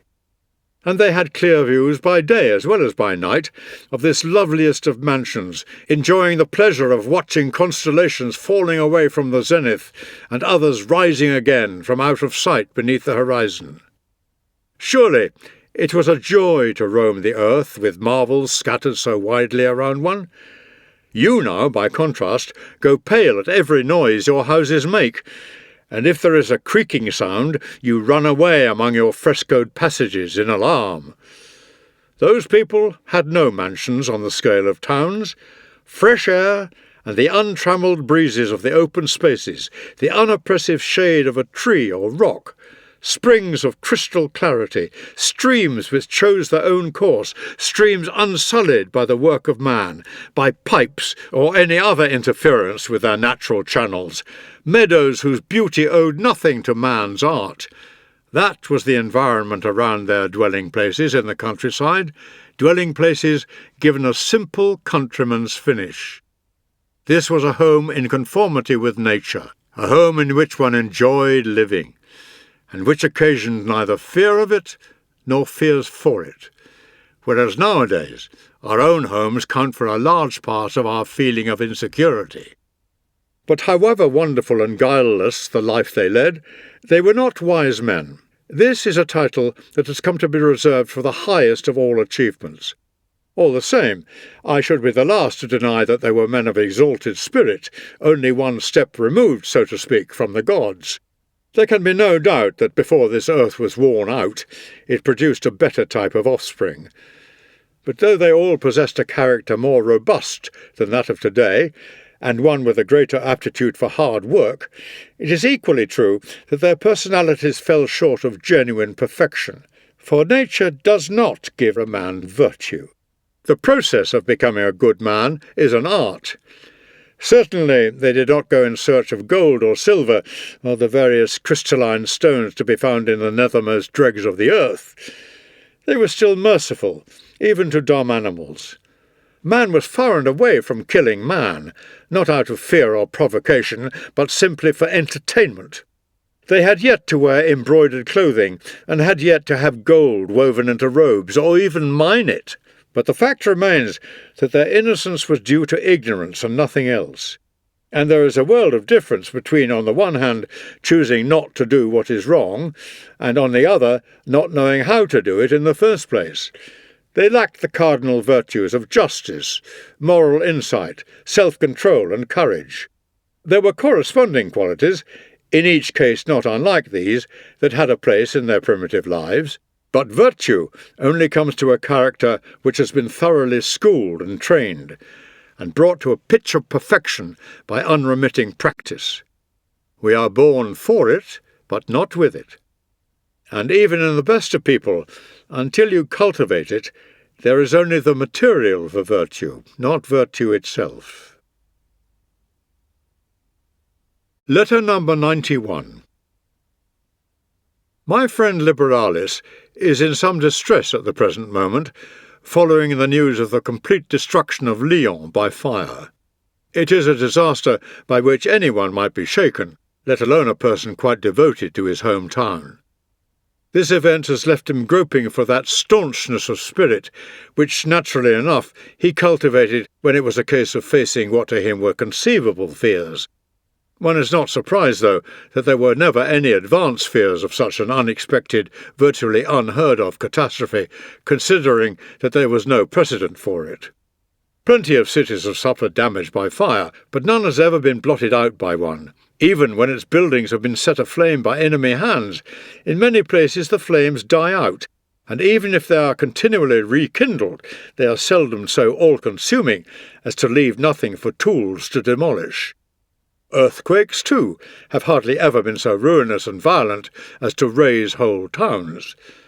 There has never, in fact, been a fire so destructive as to leave nothing for a future fire to consume.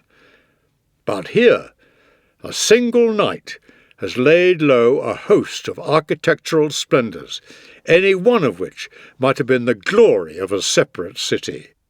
In the depth of peace, there has come such a blow as could not have been dreaded in war itself. Who would believe it? At a time when military conflict is in abeyance everywhere, when an international peace covers all parts of the globe, Lyon, the showpiece of Gaul, is lost to view. Fortune invariably allows those whom she strikes down in the sight of all a chance to fear what they were going to suffer.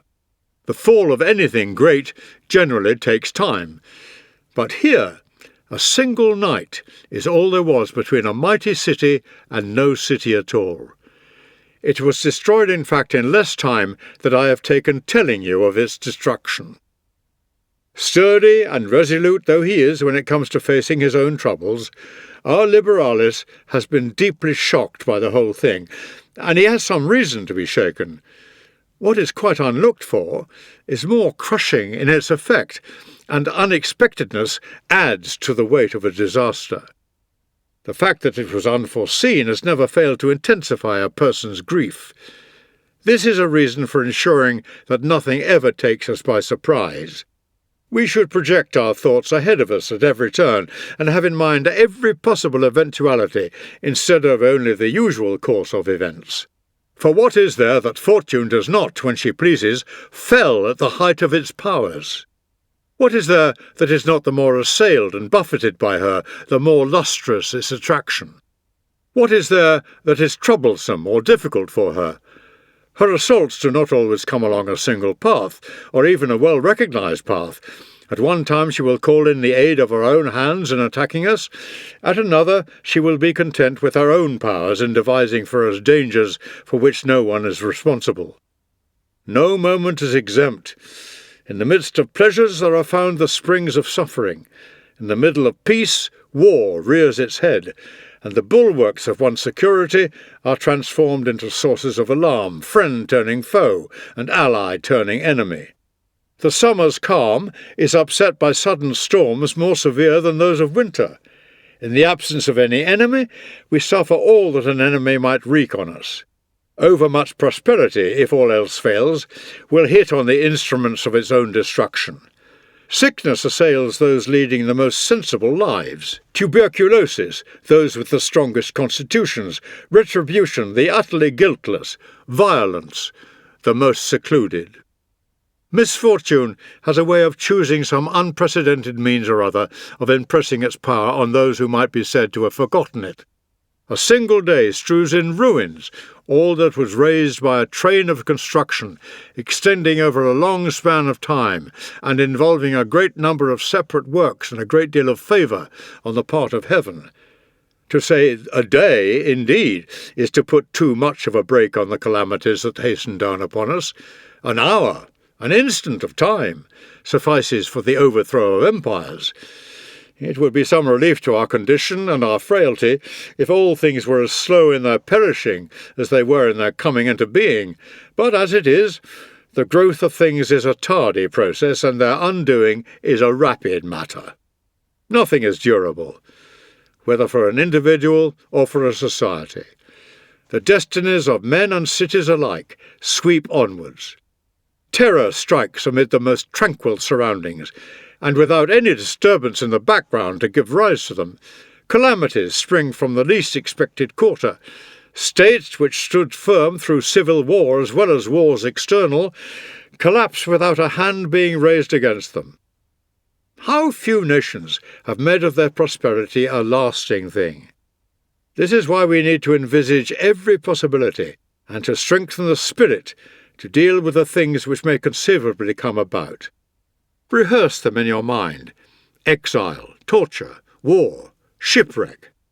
Misfortune may snatch you away from your country, or your country away from you may banish you into some wilderness. These very surroundings in which the masses suffocate may become a wilderness. All the terms of our human lot should be before our eyes. We should be anticipating not merely all that commonly happens, but all that is conceivably capable of happening, if we do not want to be overwhelmed and struck numb by rare events, as if they were unprecedented ones. Fortune needs envisaging in a thoroughly comprehensive way. Think how often towns in Asia or in Greece have fallen at a single earth tremor. How many villages in Syria or Macedonia have been engulfed? How often this form of disaster has wrought devastation in Cyprus? How often Paphos has tumbled about itself? Time and again we hear the news of the annihilation of a whole city, and how small a fraction of mankind are we who hear such news thus often. So let us face up to the blows of circumstance, and be aware that whatever happens is never as serious as rumour makes it out to be. So a city has burned, a wealthy city, and the glory of the provinces of which it was a feature, though it stood in a class of its own, perched as it was on a single hill, and that not a hill of very great dimensions. But time will sweep away the very traces of every one of those cities, of whose splendour and magnificence you nowadays hear. Look at the way the very foundations of once famous cities of Greece have been eroded by now, to the point where nothing is left to show that they ever even existed. And it is not only the works of human hands that waste away, nor only structures raised by human skill and industry that the passing days demolish. Mountain massives crumble away. Whole regions have subsided. The waves have covered landmarks once far out of sight of the sea. The immense force of volcanic fires that once made the mountain tops glow has eaten them away, and reduced to lowly stature what once were soaring peaks, reassuring beacons to the mariner. The works of nature herself suffer, so it is only right that we should bear the overthrow of cities with resignation. They stand just to fall. Such is the sum total of the end that awaits them, whether it be the blast of a subterranean explosion throwing off the restraining weight above it, or the violence of floodwaters increasing to a prodigious degree underground until it breaks down everything in its way, or a volcanic outburst fracturing the earth's crust, or age, to which nothing is immune, overcoming them little by little, or plague carrying off its population and causing the deserted area to decay. It would be tedious to recount all the different ways by which fate may overtake them. One thing I know, all the works of mortal man lie under sentence of mortality. We live among things that are destined to perish.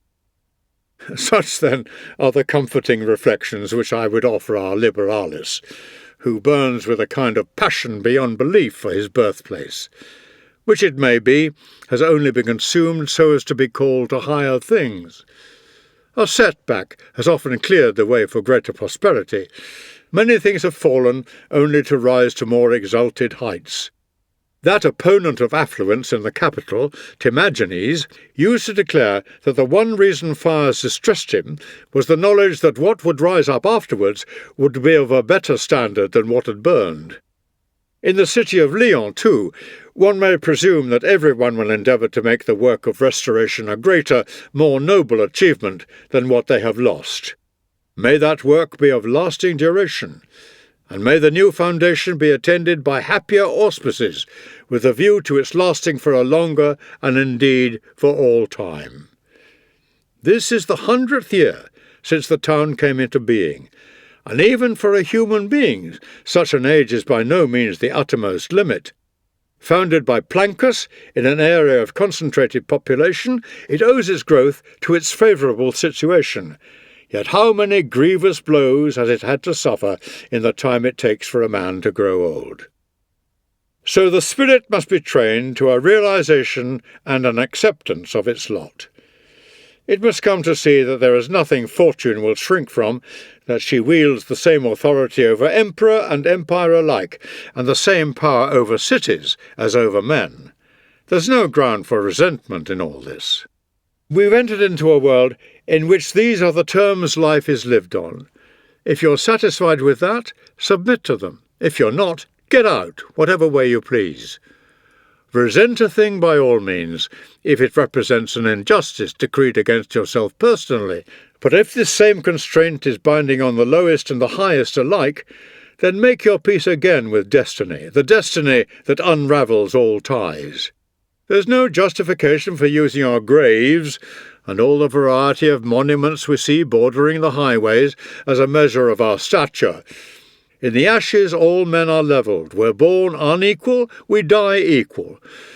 And my words apply as much to cities as to those who live in them. Ardea was taken, and so was Rome. The great lawgiver draws no distinctions between us according to our birth or the celebrity of our names, save only while we exist. On the reaching of mortality's end, he declares, "Away with snobbery! All that the earth carries shall forthwith be subject to one law without discrimination." When it comes to all we're required to go through, we're equals. No one is more vulnerable than the next man, and no one can be more sure of his surviving to the morrow. King Alexander of Macedon once took up the study of geometry. Poor fellow, inasmuch as he would thus find out how minute the earth really was, the earth of which he had possessed himself of a tiny part. Yes, poor fellow I call him, for the reason that he was bound to discover that his title was a false one. For who can be great in an area of minute dimensions? Anyway, the points he was being instructed in were of some subtlety, and such that the learning of them demanded the closest concentration, not the sort of thing that would be grasped by a crazed individual projecting his thoughts across the seas. "Teach me," he said, "the easy things," to which his instructor answered, "These things are the same for everyone, equally difficult for all." Well, imagine that nature is saying to you, "Those things you grumble about are the same for everyone. I can give no one anything easier. But anyone who likes may make them easier for himself. How? By viewing them with equanimity. You must needs experience pain and hunger and thirst, and grow old, assuming that you are vouchsafed a relatively long stay among men, and be ill and suffer loss and finally perish. But you needn't believe the chatter of the people around you. There's nothing in all this that's evil, insupportable, or even hard. Those people are afraid of these things by a kind of general consent. Are you going to feel alarm at death, then, in the same way as you might at some common report? What could be more foolish than a man's being afraid of people's words?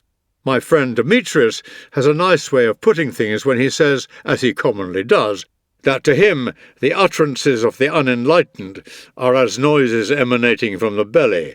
What difference does it make to me, he asks, whether their rumblings come from their upper or their nether regions?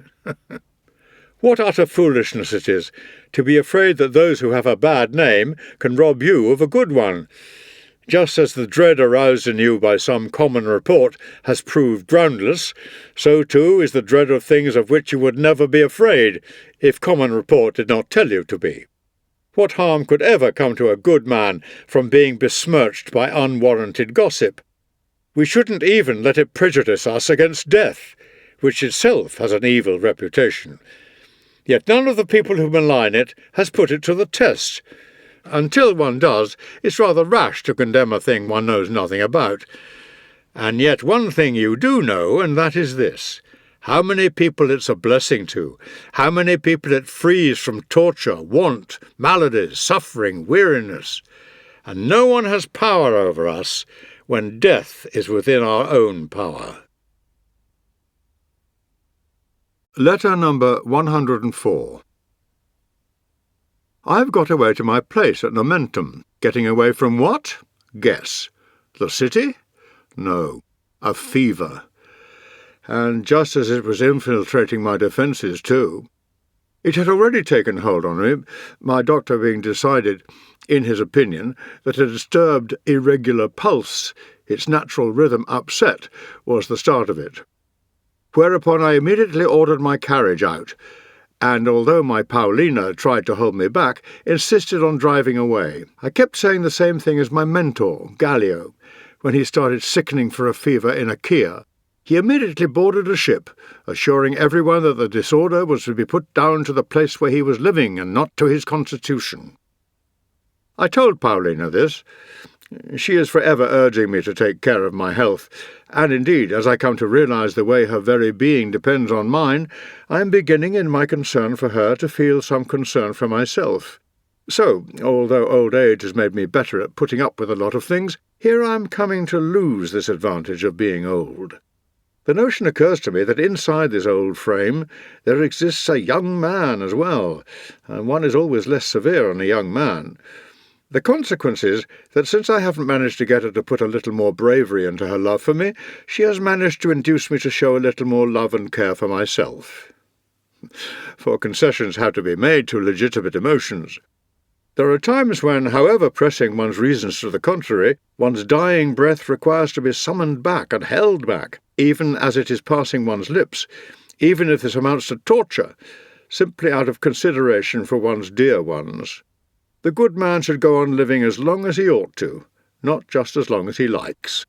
The man who does not value his wife or a friend highly enough to stay on a little longer in life, who persists in dying in spite of them, is a thoroughly self-indulgent character. This is a duty which the soul should also impose on itself, when it is merely the convenience of near and dear ones that demands it, and not only if and when it feels the wish to die, but also if and when it has begun to carry out the wish, it should pause a while to fit in with their interests. To return to life for another's sake is a sign of a noble spirit. It is something that great men have done on a number of occasions. Yet, to give your old age greater care and attentiveness in the realization that this pleases any of the persons closest to you, or is in their interests, or would be likely to gratify them, and this in spite of the fact that the greatest reward of that period is the opportunity it gives you to adopt a relatively carefree attitude towards looking after yourself and a more adventurous manner of living, is also, to my mind, a mark of the highest possible kindness. Besides, it brings you more than a little pleasure and recompense. For can anything be sweeter than to find that you are so dear to your wife that this makes you dearer to yourself?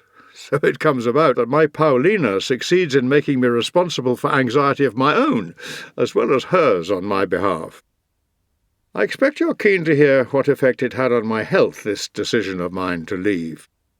Well, no sooner had I left behind the oppressive atmosphere of the city, and that reek of smoking cookers which pour out along with a cloud of ashes all the poisonous fumes they've accumulated in their interiors whenever they're started up, then I noticed the change in my condition at once. You can imagine how much stronger I felt after reaching my vineyards. I fairly waded into my food. Talk about animals just turned out onto spring grass. So, by now I'm quite my old self again.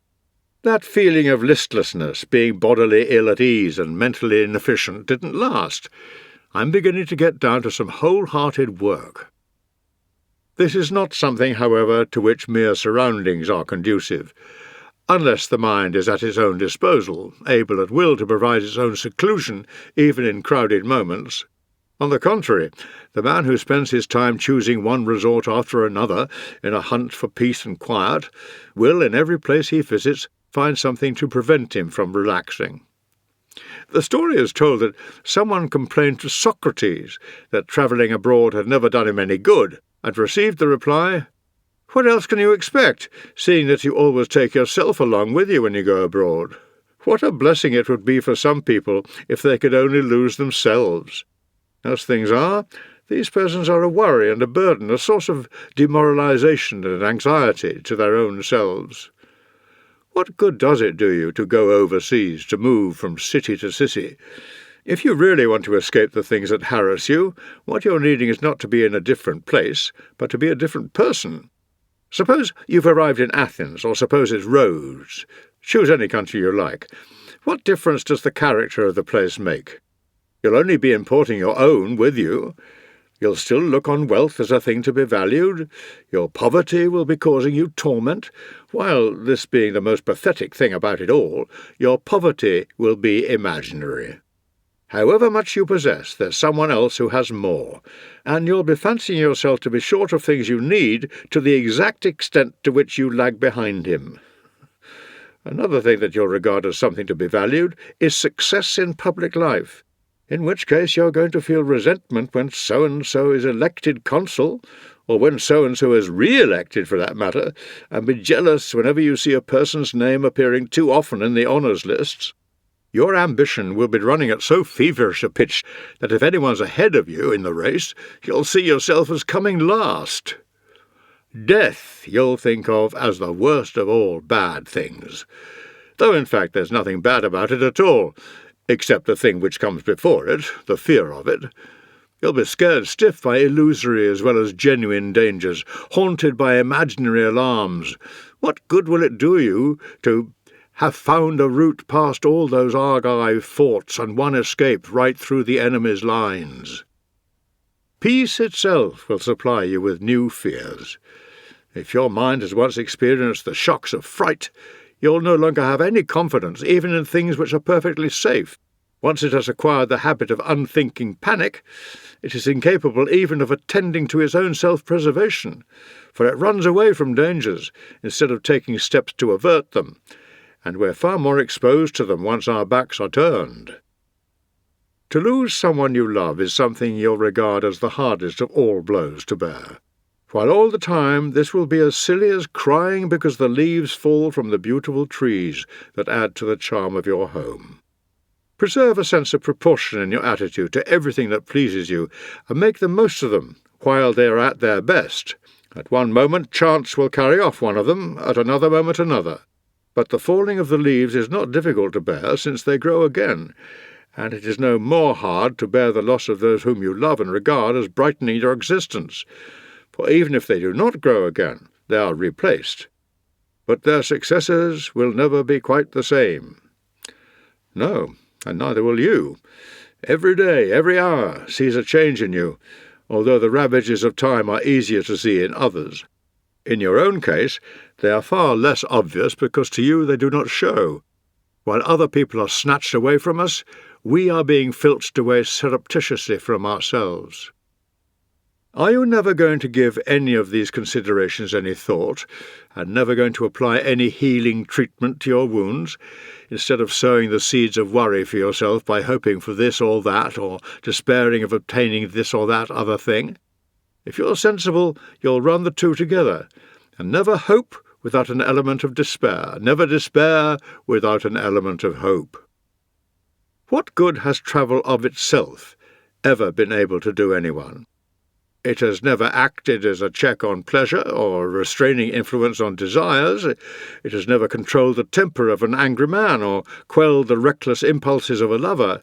Never, in fact, has it rid the personality of a fault. It has not granted us the gift of judgment. It has not put an end to mistaken attitudes. All it has ever done is distract us for a little while, through the novelty of our surroundings, like children fascinated by something they haven't come across before. The instability, moreover, of a mind which is seriously unwell is aggravated by it, the motion itself increasing the fitfulness and restlessness. This explains why people, after setting out for a place with the greatest of enthusiasm, are often more enthusiastic about getting away from it. Like migrant birds, they fly on, away even quicker than they came.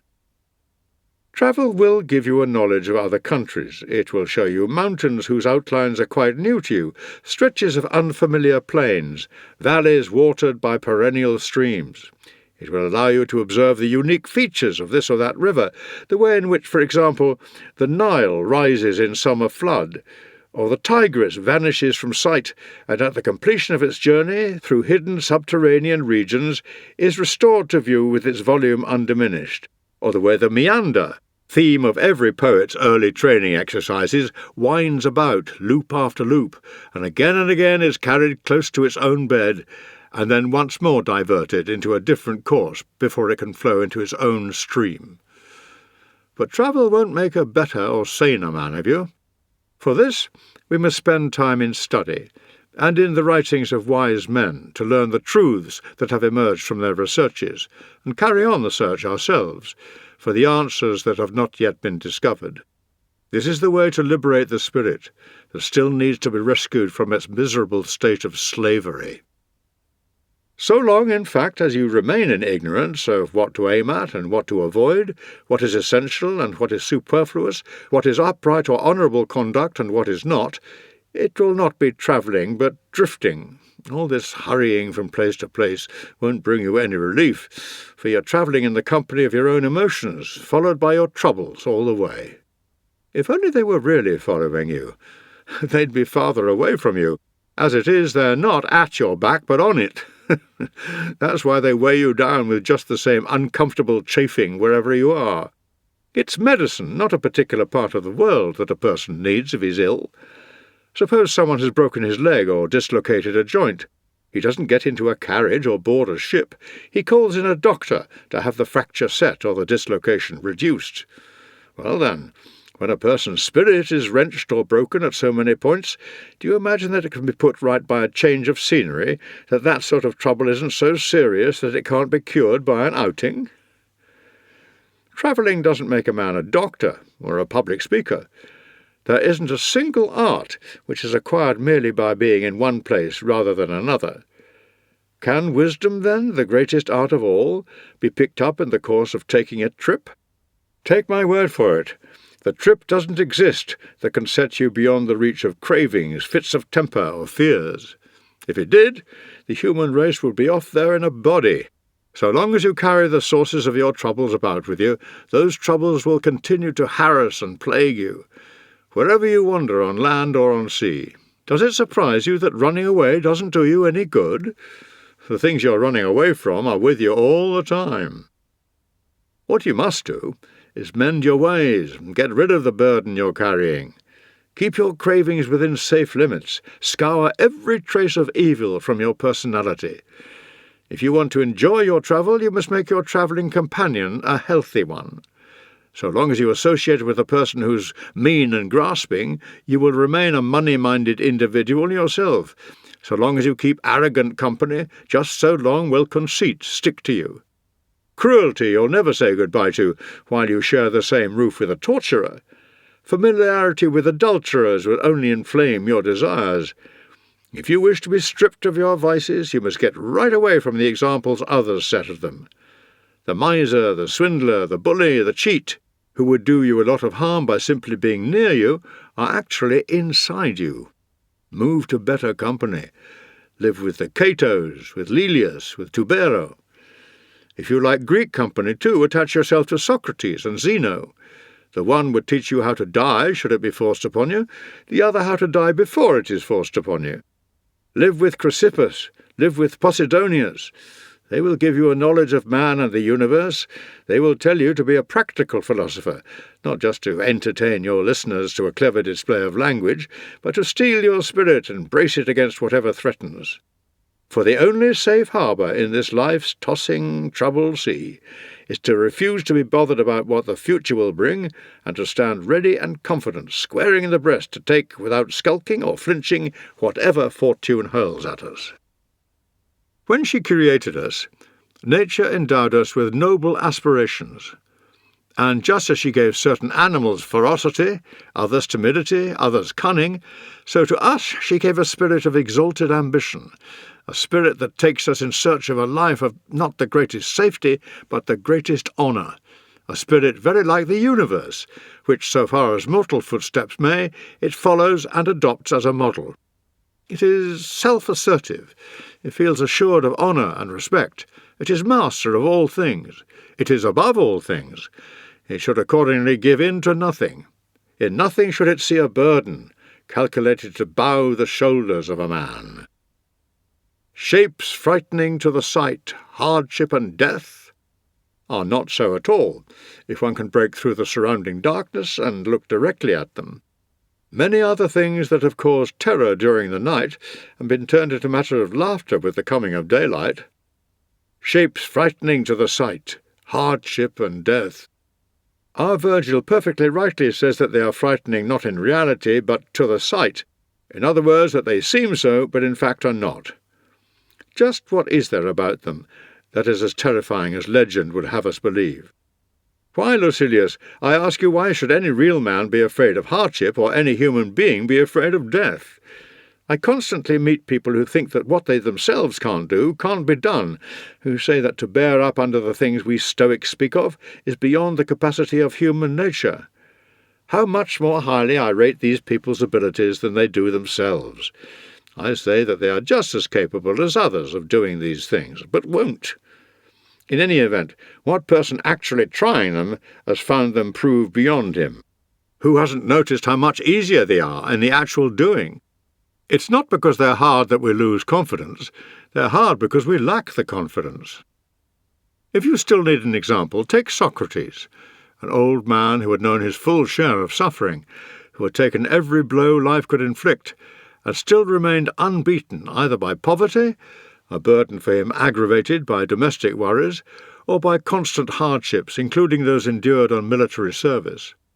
Apart from what he had to contend with at home, whether one thinks of his wife with her shrewish ways and nagging tongue, or his intractable children, more like their mother than their father, his whole life was lived either in wartime or under tyranny, or under a democracy that outdid even wars and tyrants in its cruelties. The war went on for 27 years. After the fighting was ended, the state was handed over to the mercy of the 30 tyrants, a considerable number of whom were hostile to him. The final blow was his conviction and sentence on the most serious of charges. He was accused of blasphemy and of corrupting the younger generation, whom it was alleged he turned into rebels against God, their fathers, and the state. After that came the prison and the poison. And so little effect did all this have on Socrates' spirit. It did not even affect the expression on his face. What a rare and wonderful story of achievement! To the very last, no one ever saw Socrates in any particular mood of gaiety or depression. Through all the ups and downs of fortune, his was a level temperament. Would you like another example? Take the modern one of Marcus Cato, with whom fortune dealt in an even more belligerent and unremitting fashion. At every point she stood in his way, even at the end, at his death. Yet he demonstrated that a brave man can live in defiance of fortune and can die in defiance of fortune. The whole of his life was passed either in civil war or in conditions of developing civil conflict. And of him, no less than of Socrates, it is possible to say that he carried himself clear of slavery. Unless, perhaps, you take the view that Pompey, Caesar, and Crassus were friends of freedom. When his country was in a state of constant change, no one ever saw a change in Cato. In every situation he was placed in, he showed himself always the same man, whether in office as praetor, in defeat at the polls, under attack in court, as governor in his province, on the public platform, in the field, or in death itself.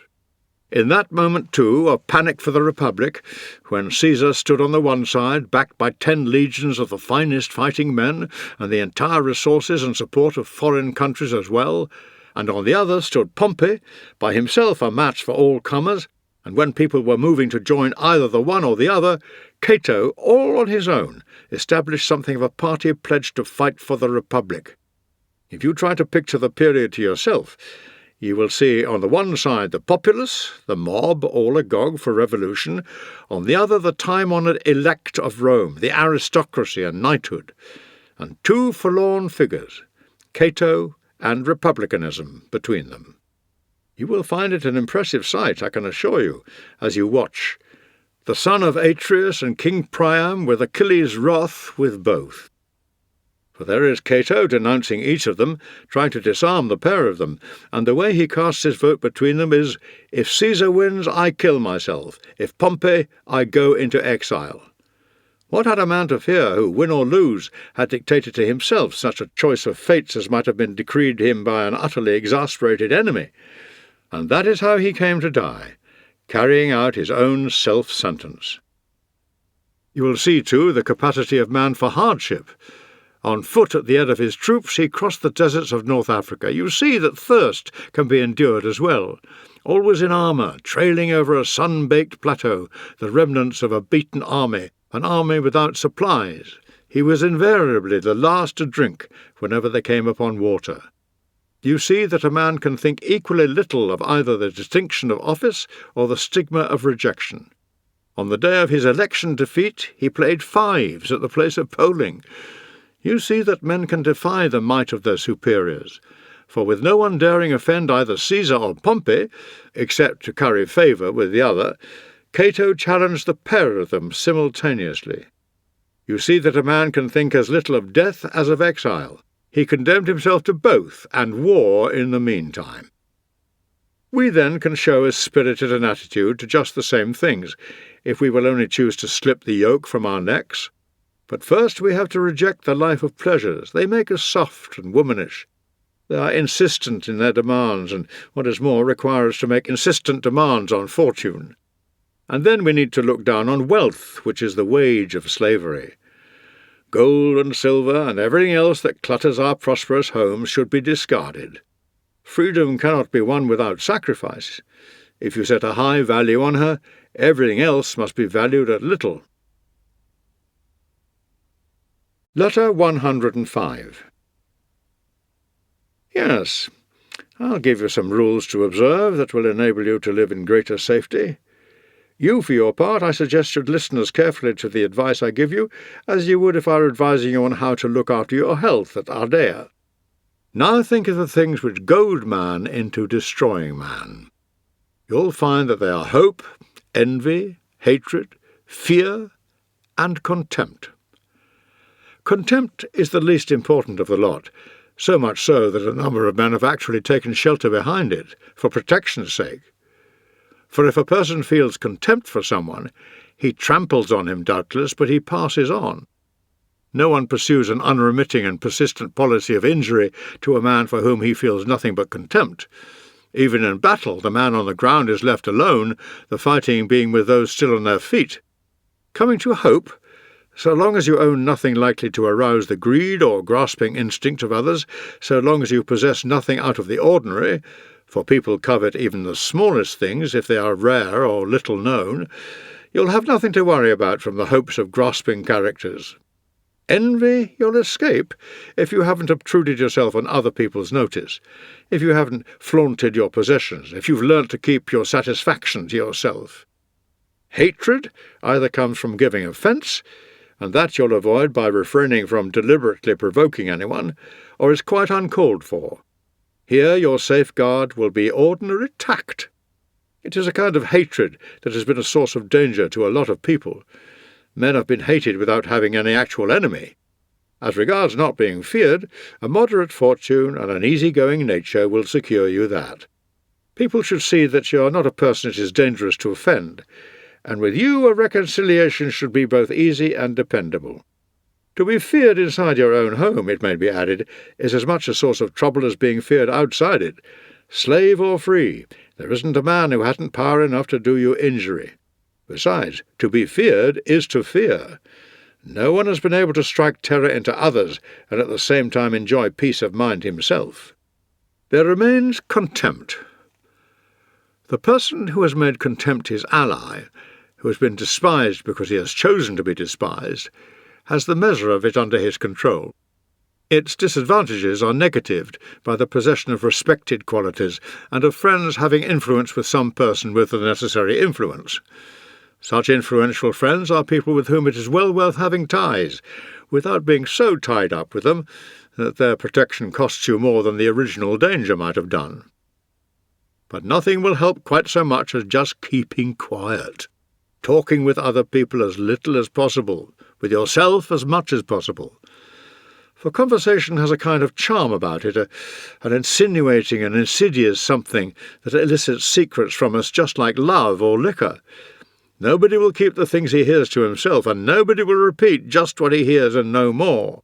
Neither will anyone who has failed to keep a story to himself keep the name of his informant to himself. Every person, without exception, has someone to whom he confides everything that is confided to himself. Even supposing he puts some guard on his garrulous tongue, and is content with a single pair of ears, he will be the creator of a host of later listeners. Such is the way in which what was but a little while before a secret becomes common rumour. Never to wrong others takes one a long way towards peace of mind. People who know no self-restraint lead stormy and disordered lives, passing their time in a state of fear, commensurate with the injuries they do to others, never able to relax. After every act they tremble, paralysed, their consciences continually demanding an answer, not allowing them to get on with other things. To expect punishment is to suffer it, and to earn it is to expect it. Where there is a bad conscience, some circumstance or other may provide one with impunity, but never with freedom from anxiety. For a person takes the attitude that even if he isn't found out, there's always the possibility of it. His sleep is troubled. Whenever he talks about someone else's misdeed, he thinks of his own, which seems to him all too inadequately hidden, all too inadequately blotted out of people's memories. A guilty person sometimes has the luck to escape detection, but never to feel sure of it. Letter number 107. Where's that moral insight of yours? Where's that acuteness of perception, or magnanimity? Does something as trivial as that upset you? Your slaves have seen your absorption in business as their chance to run away. So be it. You have been let down by friends. For by all means, keep the name we mistakenly bestowed on them, and be called such just to heighten their disgrace. But the fact is that your affairs have been freed for good, and all of a number of people on whom all your trouble was being wasted, and who considered you insufferable to anyone but yourself. There's nothing unusual or surprising about it all. To be put out by this sort of thing is as ridiculous as grumbling about being spattered in the street or getting dirty where it's muddy. One has to accept life on the same terms as the public baths or crowds or travel. Things will get thrown at you and things will hit you. Life's no soft affair. It's a long road you started on. You can't but expect to have slips and knocks and falls, and get tired, and openly wish, a lie, for death. At one place you will part from a companion, at another bury one, and be afraid of one at another. These are the kind of things you'll come up against all along this rugged journey. Wanting to die? Let the personality be made ready to face everything. Let it be made to realize that it has come to terrain on which thunder and lightning play, terrain on which grief and vengeful care have set their couch, and pallid sickness dwells, and drear old age. This is the company in which you must live out your days. Escape them you cannot, scorn them you can, and scorn them you will, if by constant reflection you have anticipated future happenings. Everyone faces up more bravely to a thing for which he has long prepared himself, sufferings even being withstood if they have been trained for in advance. Those who are unprepared, on the other hand, are panic-stricken by the most insignificant happenings. We must see to it that nothing takes us by surprise. And since it is invariably unfamiliarity that makes a thing more formidable than it really is, this habit of continual reflection will ensure that no form of adversity finds you a complete beginner. I've been deserted by my slaves. Others have been plundered, incriminated, set upon, betrayed, beaten up, attacked with poison or with calumny. Mention anything you like. It has happened to plenty of people. A vast variety of missiles are launched with us as their target. Some are planted in our flesh already. Some are hurtling towards us at this very moment. Others merely grazing us in passing, on their way to other targets. Let's not be taken aback by any of the things we're born to, things no one need complain at, for the simple reason that they're the same for everybody. Yes, the same for everybody. For even if a man does escape something, it was a thing which he might have suffered. The fairness of a law does not consist in its effect being actually felt by all alike, but in its having been laid down for all alike. Let's get this sense of justice firmly into our heads, and pay up, without grumbling, the taxes arising from our mortal state. Winter brings in the cold, and we have to shiver. Summer brings back the heat, and we have to swelter. Bad weather tries the health, and we have to be ill. Somewhere or other we are going to have encounters with wild beasts, and with man, too, more dangerous than all those beasts. Floods will rob us of one thing, fire of another. These are conditions of our existence which we cannot change. What we can do is adopt a noble spirit, such a spirit as befits a good man, so that we may bear up bravely under all that fortune sends us, and bring our wills into tune with nature's. Reversals, after all, are the means by which nature regulates this visible realm of hers. Clear skies follow cloudily. After the calm comes the storm. The winds take turns to blow. Day succeeds night. While part of the heavens is in the ascendant, another is sinking.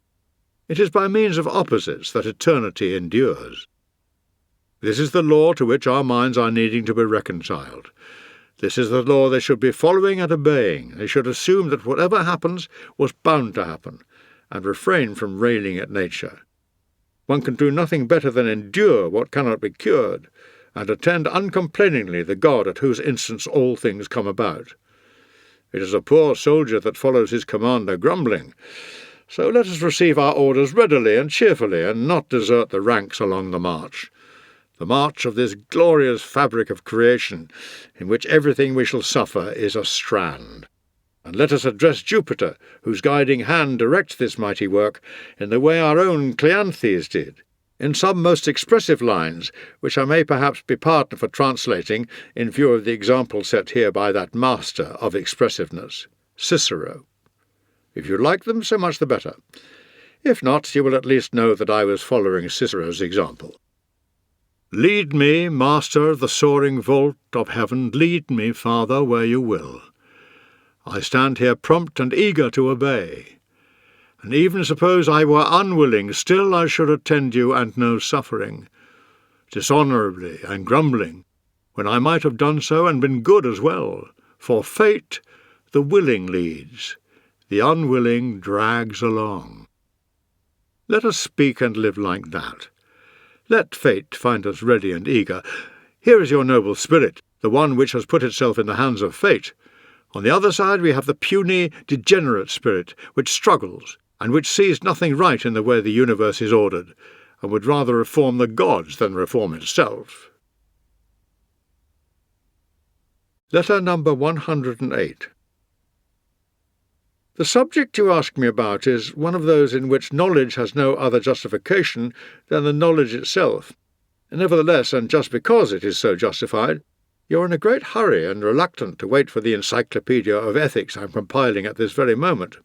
Well, I shall let you have your answer immediately, but first I am going to tell you how this enthusiasm for learning, with which I can see you're on fire, is to be brought under control, if it isn't going to stand in its own way.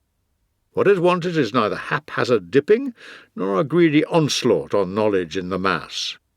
The whole will be reached through its parts, and the burden must be adjusted to our strength. We mustn't take on more than we can manage. You shouldn't attempt to absorb all you want to, just what you've room for. Simply adopt the right approach, and you will end up with room for all you want. The more the mind takes in, the more it expands. I remember a piece of advice which Attalus gave me in the days when I practically laid siege to his lecture hall, always first to arrive and last to go, and would draw him into a discussion of some point or other, even when he was out taking a walk, for he was always readily available to his students, not just accessible.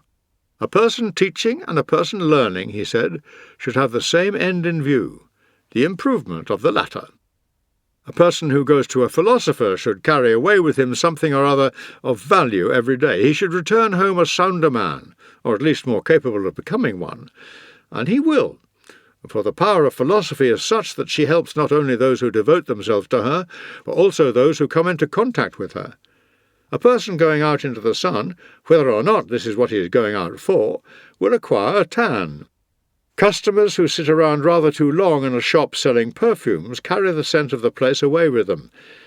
and people who have been with a philosopher are bound to have derived from it something of benefit even to the inattentive.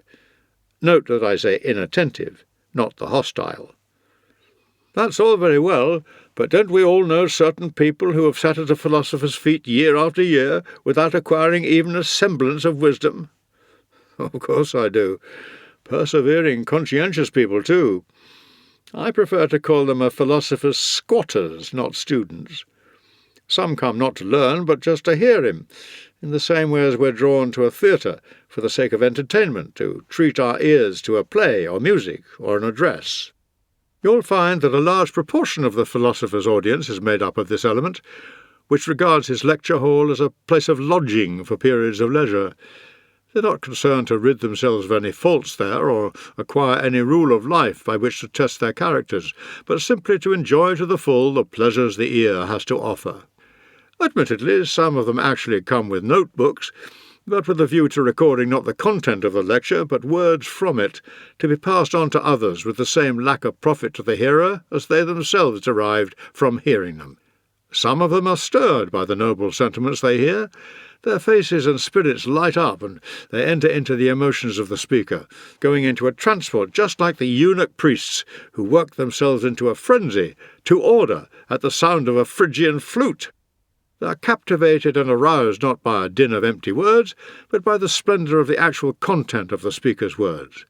Any expression of bold or spirited defiance of death or fortune, making you keen to translate what you've heard into action straight away. They are deeply affected by the words, and become the persons they are told to be, or would if the impression on their minds were to last, if this magnificent enthusiasm were not immediately intercepted by that discourager of noble conduct, the crowd. Very few succeed in getting home in the same frame of mind. It is easy enough to arouse in a listener a desire for what is honourable, for in every one of us nature has laid the foundations or sown the seeds of the virtues. We are born to them all of us. And when a person comes along with the necessary stimulus, then those qualities of the personality are awakened, so to speak, from their slumber. Haven't you noticed how the theatre murmurs agreement whenever something is spoken, the truth of which we generally recognise and unanimously confirm? The poor lack much, the greedy everything. The greedy man does no one any good, but harms no person more than his own self. Your worst miser will clap these lines, and be delighted at hearing his own faults lashed in this manner. Imagine how much more likely it is that this will happen when such things are being said by a philosopher, interspersing passages of sound advice with lines of poetry calculated to deepen their hold on unenlightened minds. For the constricting requirements of verse, as Cleanthes used to say, give one's meaning all the greater force, in the same way as one's breath produces a far greater noise when it is channelled through a trumpet's long and narrow tube before its final expulsion through the widening opening at the end. The same things stated in prose are listened to with less attention and have much less impact. When a rhythm is introduced, when a fine idea is compressed into a definite metre, the very same thought comes hurtling at one like a missile launched from a fully extended arm. A lot, for example, is said about despising money. The listener is told at very considerable length that men should look on riches as consisting in the spirit and not in inherited estates, and that a man is wealthy if he has attuned himself to his restricted means and has made himself rich on little.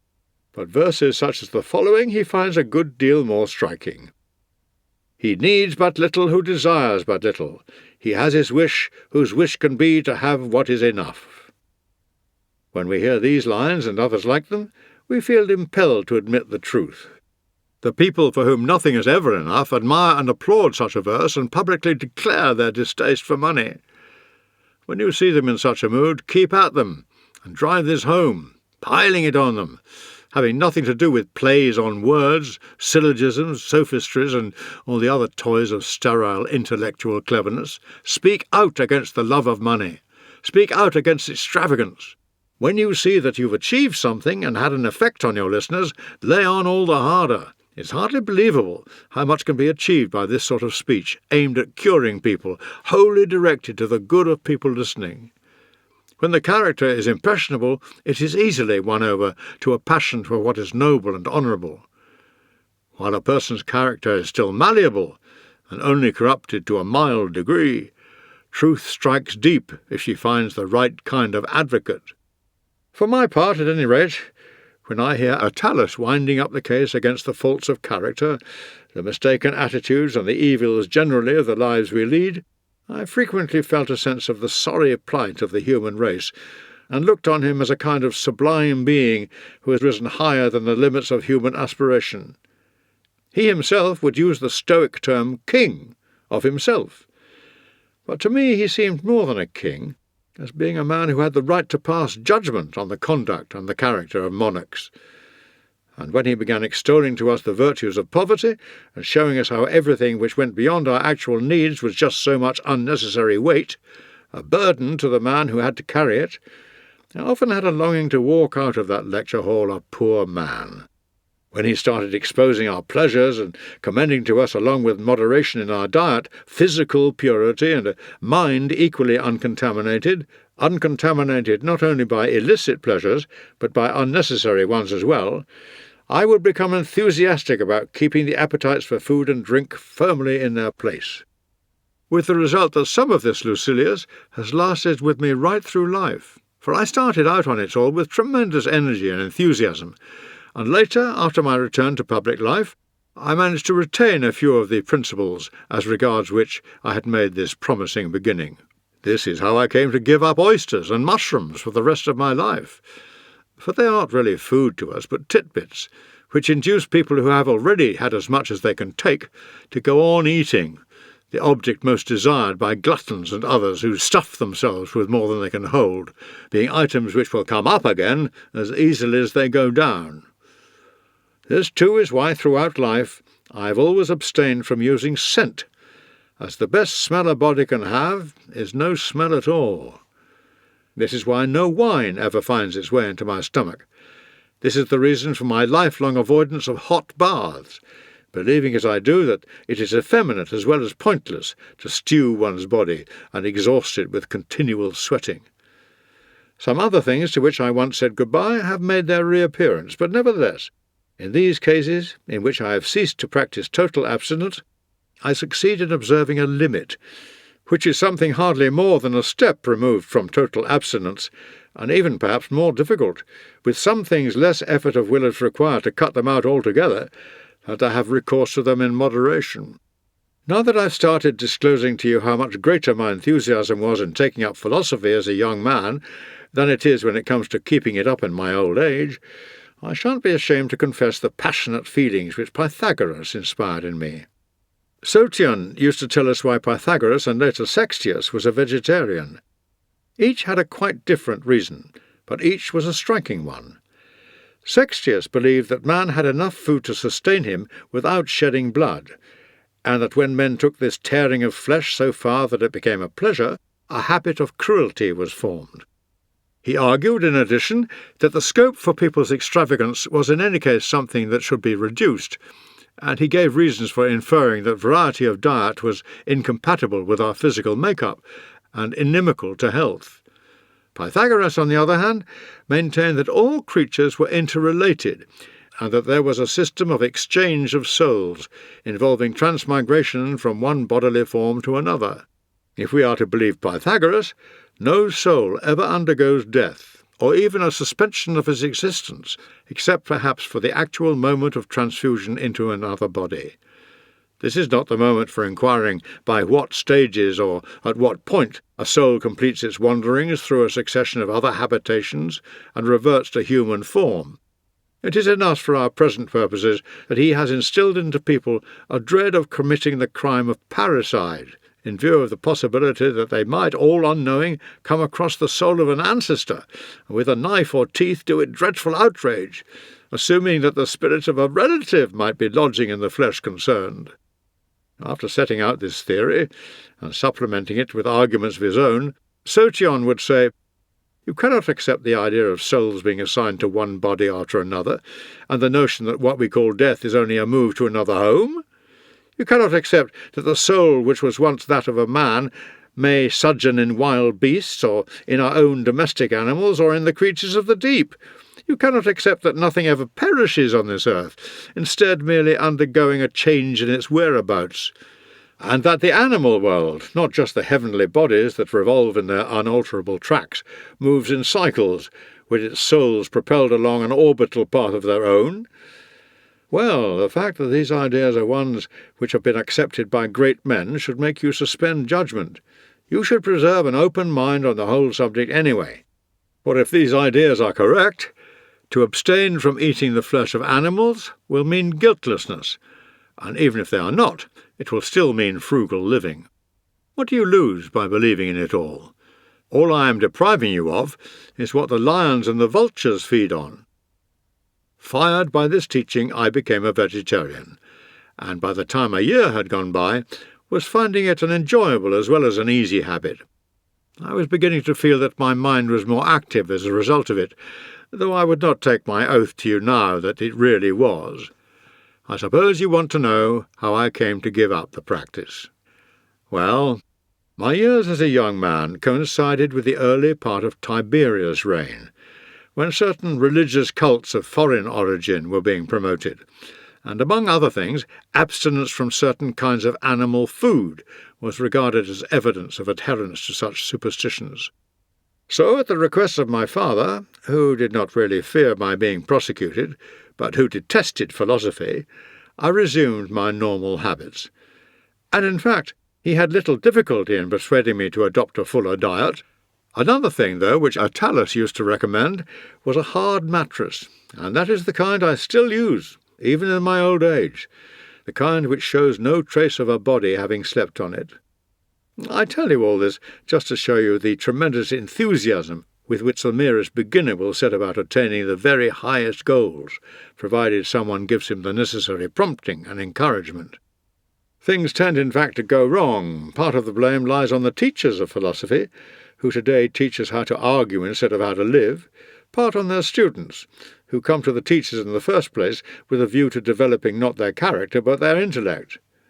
The result has been the transformation of philosophy, the study of wisdom, into philology, the study of words.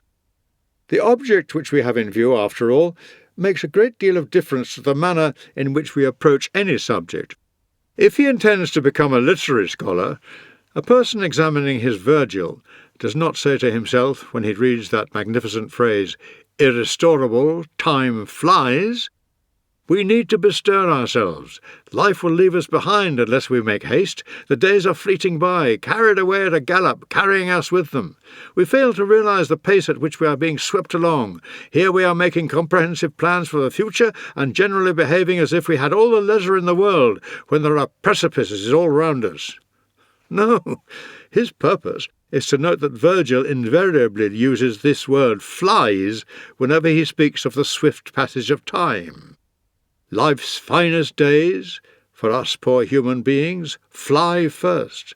The sicknesses and sufferings, a bleak old age, the snatching hand, implacable of merciless death, creep near. It is the person with philosophy in his mind who takes these words in the way they are meant to be taken. Virgil, he says, never speaks of the hours as passing, but as flying, this being the swiftest form of travel. He is also telling us that the finest ones are the first to be borne away. Then why are we so slow to get ourselves moving, so as to be able to keep up with the pace of this swiftness of all things? The best parts of life are flitting by, the worst are to come. The wine which is poured out first is the purest wine in the bottle, the heaviest particles and any cloudiness settling to the bottom. It is just the same with human life. The best comes first. Are we going to let others drain it, so as to keep the dregs for ourselves? Let that sentence stick in your mind. Accept it as unquestioningly as if it had been uttered by an oracle. Life's finest days, for us poor human beings, fly first. Why finest? Because what is to come is uncertain. Why finest? Because while we are young, we are able to learn. When the mind is quick to learn and still susceptible to training, we can turn it to better ends.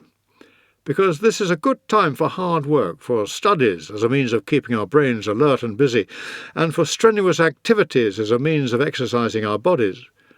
The time remaining to us afterwards is marked by relative apathy and indolence, and is all the closer to the end. Let us act on this, then, wholeheartedly. Let us cut out all distractions and work away at this alone, for fear that otherwise we may be left behind and only eventually realize one day the swiftness of the passage of this fleeting phenomenon, time, which we are powerless to hold back. Every day as it comes shall be welcomed and reduced forthwith into our own possession, as if it were the finest day imaginable. What flies past has to be seized at. These thoughts never occur to someone who looks at the lines I have quoted through the eyes of our literary scholar. He does not reflect that our first days are our best days, for the very reason that the sicknesses creep near, with old age bearing down on us, hovering over our heads, whilst our minds are still full of our youth. No, his comment is that Virgil constantly couples sicknesses and old age, and not without good reason, I can tell you. I should describe old age itself as a kind of incurable sickness.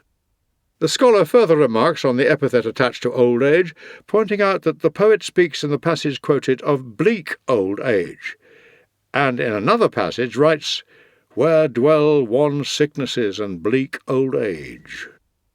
There is nothing particularly surprising about this way which everyone has of deriving material for his own individual interest from identical subject matter. In one and the same meadow the cow looks for grass, the dog for a hare, and the stork for a lizard.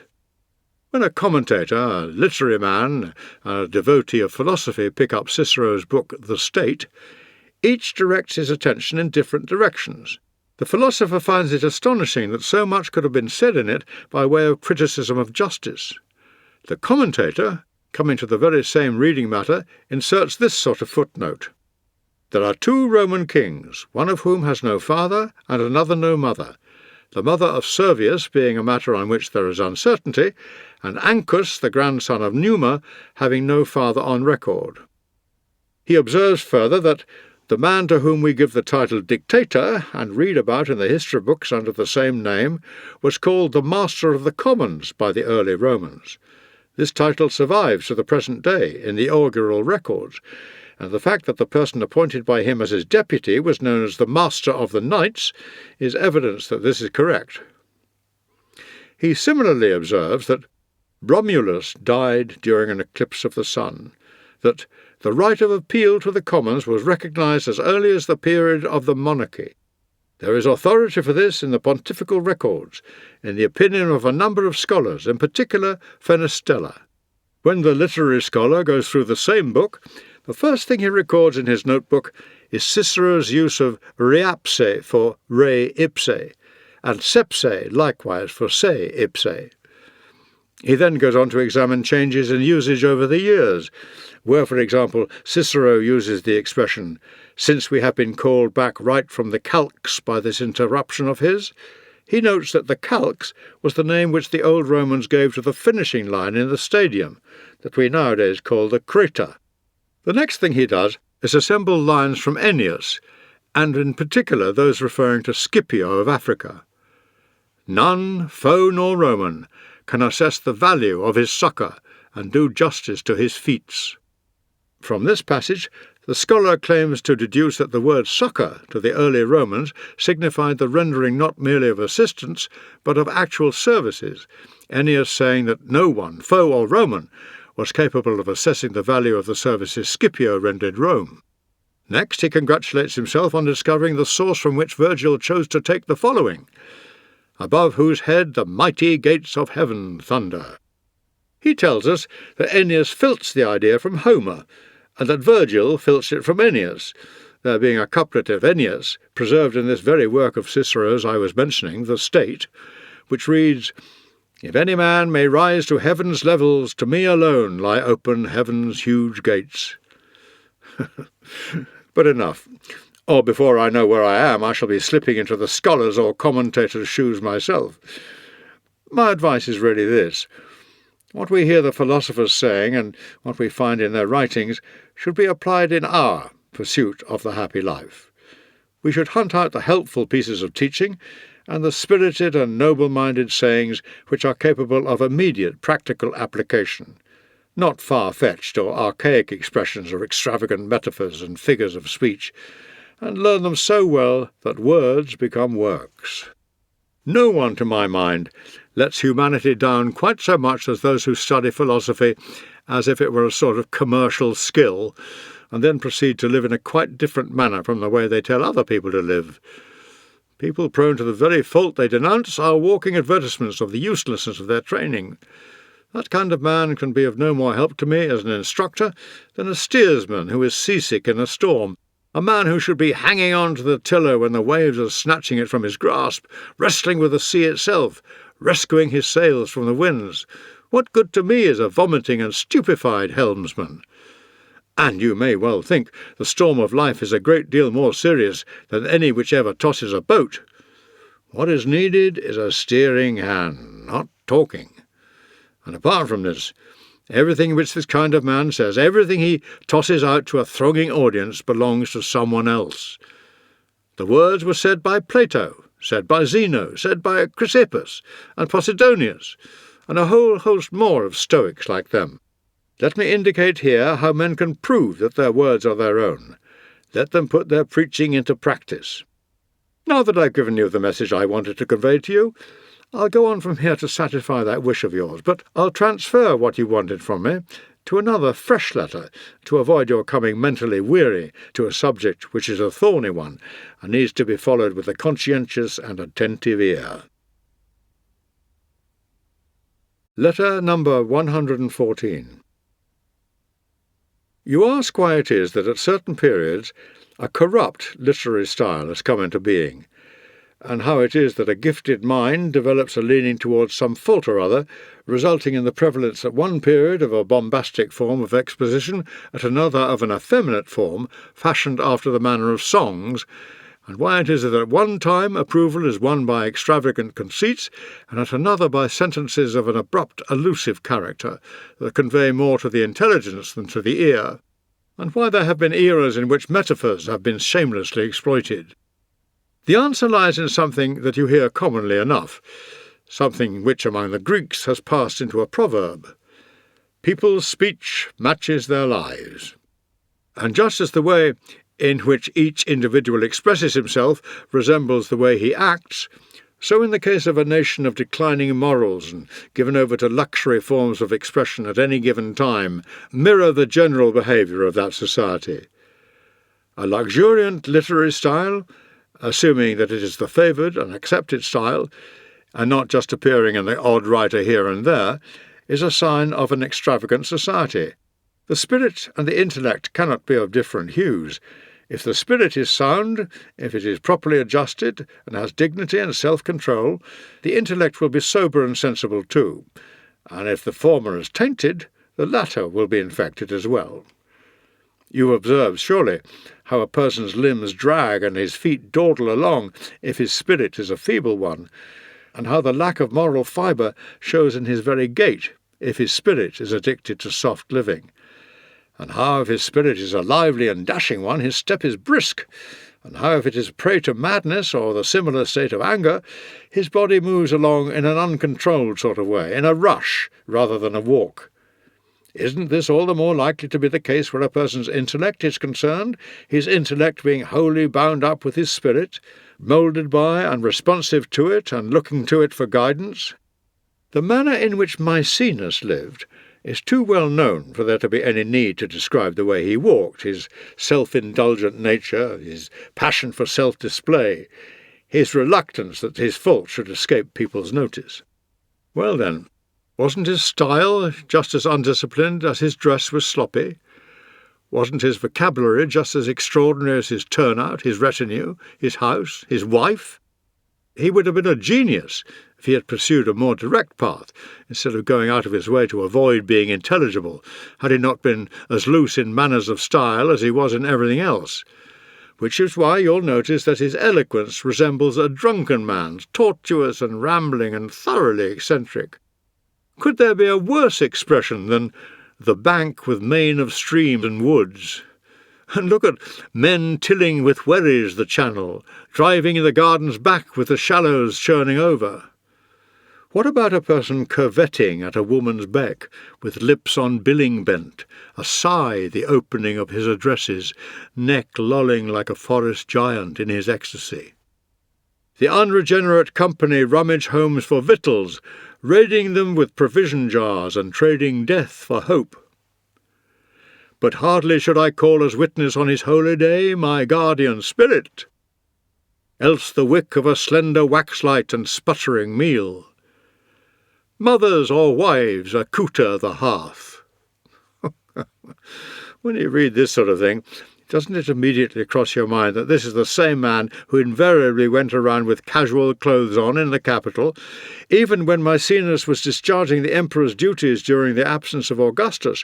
The officer coming to him for the daily code word would find him in informal attire, who appeared on the bench, on the platform, and at any public gathering, wearing a mantle draped over his head, leaving both ears exposed, looking just like the rich man's runaway slave, as depicted on the comic stage. The same man whose public escort, at a time when the nation was embroiled in a civil war, and the capital was under arms and in a state of alarm, consisted of a pair of eunuchs, and who went through 1,000 ceremonies of marriage with his one wife. These expressions of his, strung together in such an outrageous fashion, tossed out in such a careless manner, constructed with such a total disregard of universal usage, reveal a character equally revolutionary, equally perverted and peculiar. Maecenas' greatest claim to glory is regarded as having been his clemency. He spared the sword, refrained from bloodshed, and showed his power only in his defiance of convention. But he has spoilt this very claim of his by these monstrous stylistic frolics, for it becomes apparent that he was not a mild man, but a soft one. That perplexing word order, those transpositions of words and those startling ideas, which have indeed the quality of greatness in them, but which lose all their effect in the expression, will make it obvious to anyone that his head was turned by overmuch prosperity. It is a fault which is sometimes that of the man, and sometimes that of the age. Where prosperity has spread luxury over a wide area of society, people start by paying closer attention to their personal turnout. The next thing that engages people's energies is furniture.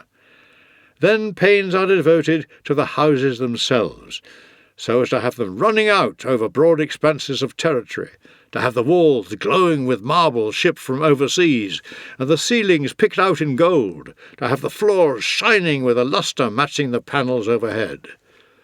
Splendour then moves on to the table, where praise is courted through the medium of novelty and variations in the accustomed order of dishes, making what normally rounds off a meal the first course, and giving people as they go what they used before to be given on arrival. Once a person's spirit has acquired the habit of disdaining what is customary, and regards the usual as banal, it starts looking for novelty in its methods of expression as well. At one moment it will disinter and revive archaic or obsolete expressions. At another it will coin new, unheard-of expressions, and give a word a new form. At another, this is something that has become very common recently, the bold and frequent use of metaphor passes for good style. There are some who cut their thoughts short and hope to win acclaim by making their meaning elusive, giving their audience a mere hint of it. There are others who stretch them out, reluctant to let them go. There are others still who do not merely fall into a defect of style, which is something that is inevitable if one is striving for any lofty effect, but have a passion for the defect for its own sake. So, wherever you notice that a corrupt style is in general favour, you may be certain that in that society people's characters as well have deviated from the true path. In the same way as extravagance in dress and entertaining are indications of a diseased community, so an aberrant literary style, provided it is widespread, shows that the spirit from which people's words derive has also come to grief. And, in fact, you need feel no surprise at the way corrupt work finds popularity not merely with the common bystander, but with your relatively cultivated audience. The distinction between these two classes of critic is more one of dress than of discernment. What you might find more surprising is the fact that they do not confine themselves to admiring passages that contain defects, but admire the actual defects themselves as well. The former thing has been the case all through history. No genius that ever won acclaim did so without a measure of indulgence. Name me any man you like who had a celebrated reputation, and I'll tell you what the age he lived in forgave him, what it turned a blind eye to in his work. I'll show you plenty of stylists whose faults never did them any harm, and some who were actually helped by them. I'll even say this, I could show you some men of the highest renown, men held up as objects of wonder and admiration, in whose case to amend their faults would be to destroy them, their faults being so inextricably bound up with their virtues. Besides, there are no fixed rules of style. They are governed by the usage of society, and usage never stands still for any length of time. Many speakers hark back to earlier centuries for their vocabulary, talking in the language of the 12 tables. Gracchus, Crassus, and Curio are too polished and modern for them. They go right back to Appius and Coruncanius.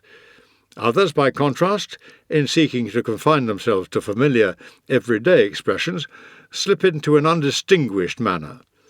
Both these practices, in their different ways, are debased style, quite as much so as the rejection of any expression that is not high-sounding, florid, and poetical, avoiding the indispensable expressions in normal use.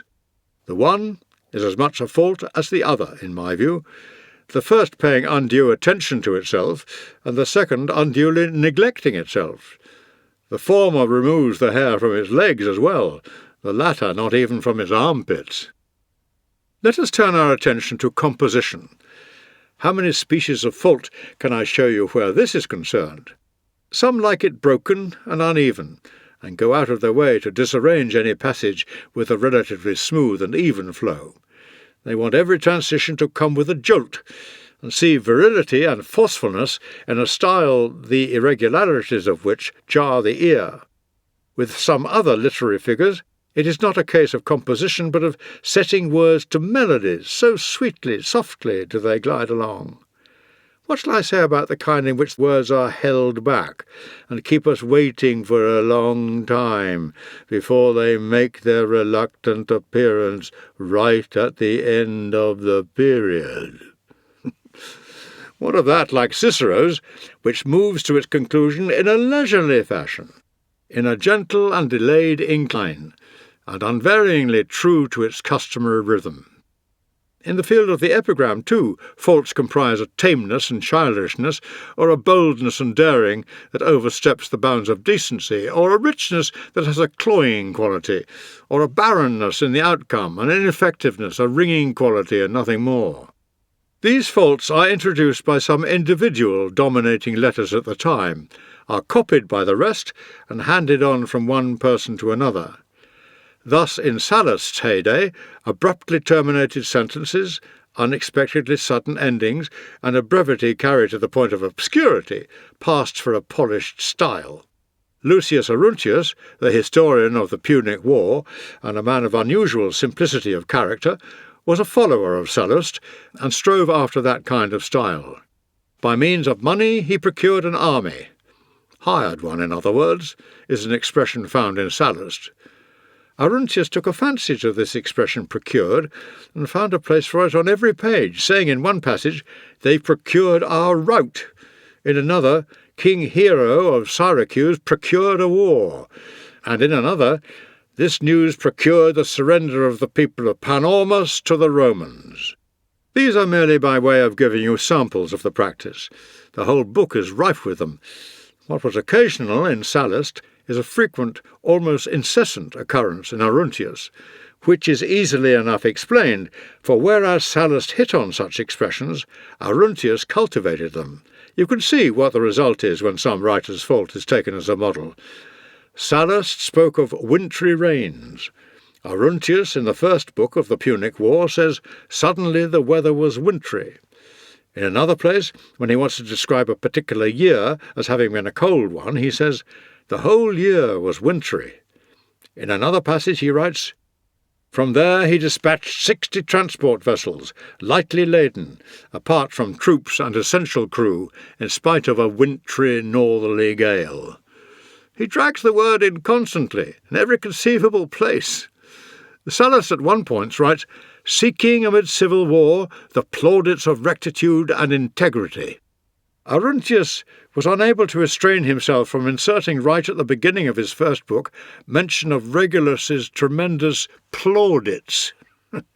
Now these faults and others like them, stamped on a writer's style by imitation, are not themselves evidence of extravagant ways or corrupt attitudes. For the things upon which you base any judgment on a person's psychology must be things peculiar to himself, things that spring from his own nature. A hot-tempered man having a hot-tempered style, an emotional man an overexcited one, a self-indulgent man a soft and flabby one, and so on. And the last is the manner one observes adopted by the sort of person who has his beard plucked out, or has it plucked out in parts, who keeps himself close-shaven and smooth around his lips, but leaves the rest of it to grow, who wears cloaks in flamboyant colours, who wears a diaphanous robe, who is reluctant to do anything that might escape people's attention, who provokes and courts such attention, and, so long as he is looked at, does not mind whether it is with disapproval. Such is the manner of Maecenas, and every other writer whose stylistic errors are not accidental but deliberate and calculated. It is something that stems from a serious affliction of the spirit. When a person is drinking, his tongue only starts stumbling after his mental faculties have succumbed and given way or broken down. The same applies with this drunkenness, what else can one regard it as, of style. No one suffers from it unless his spirit is unstable. See then that the spirit is well looked after. Our thoughts and our words proceed from it. We derive our demeanour and expression and the very way we walk from it. If the spirit is sound and healthy, our style will be firm and forceful and virile. But if the spirit tumbles, all the rest of our personality comes down in ruins with it. The queen unharmed, the bees all live at one. Once she is lost, the hive's in anarchy. The spirit is our queen. So long as she is unharmed, the rest remains at its post, obedient and submissive. If she wavers for a moment, in the same moment the rest all falters. Letter number 122. The daylight has begun to diminish.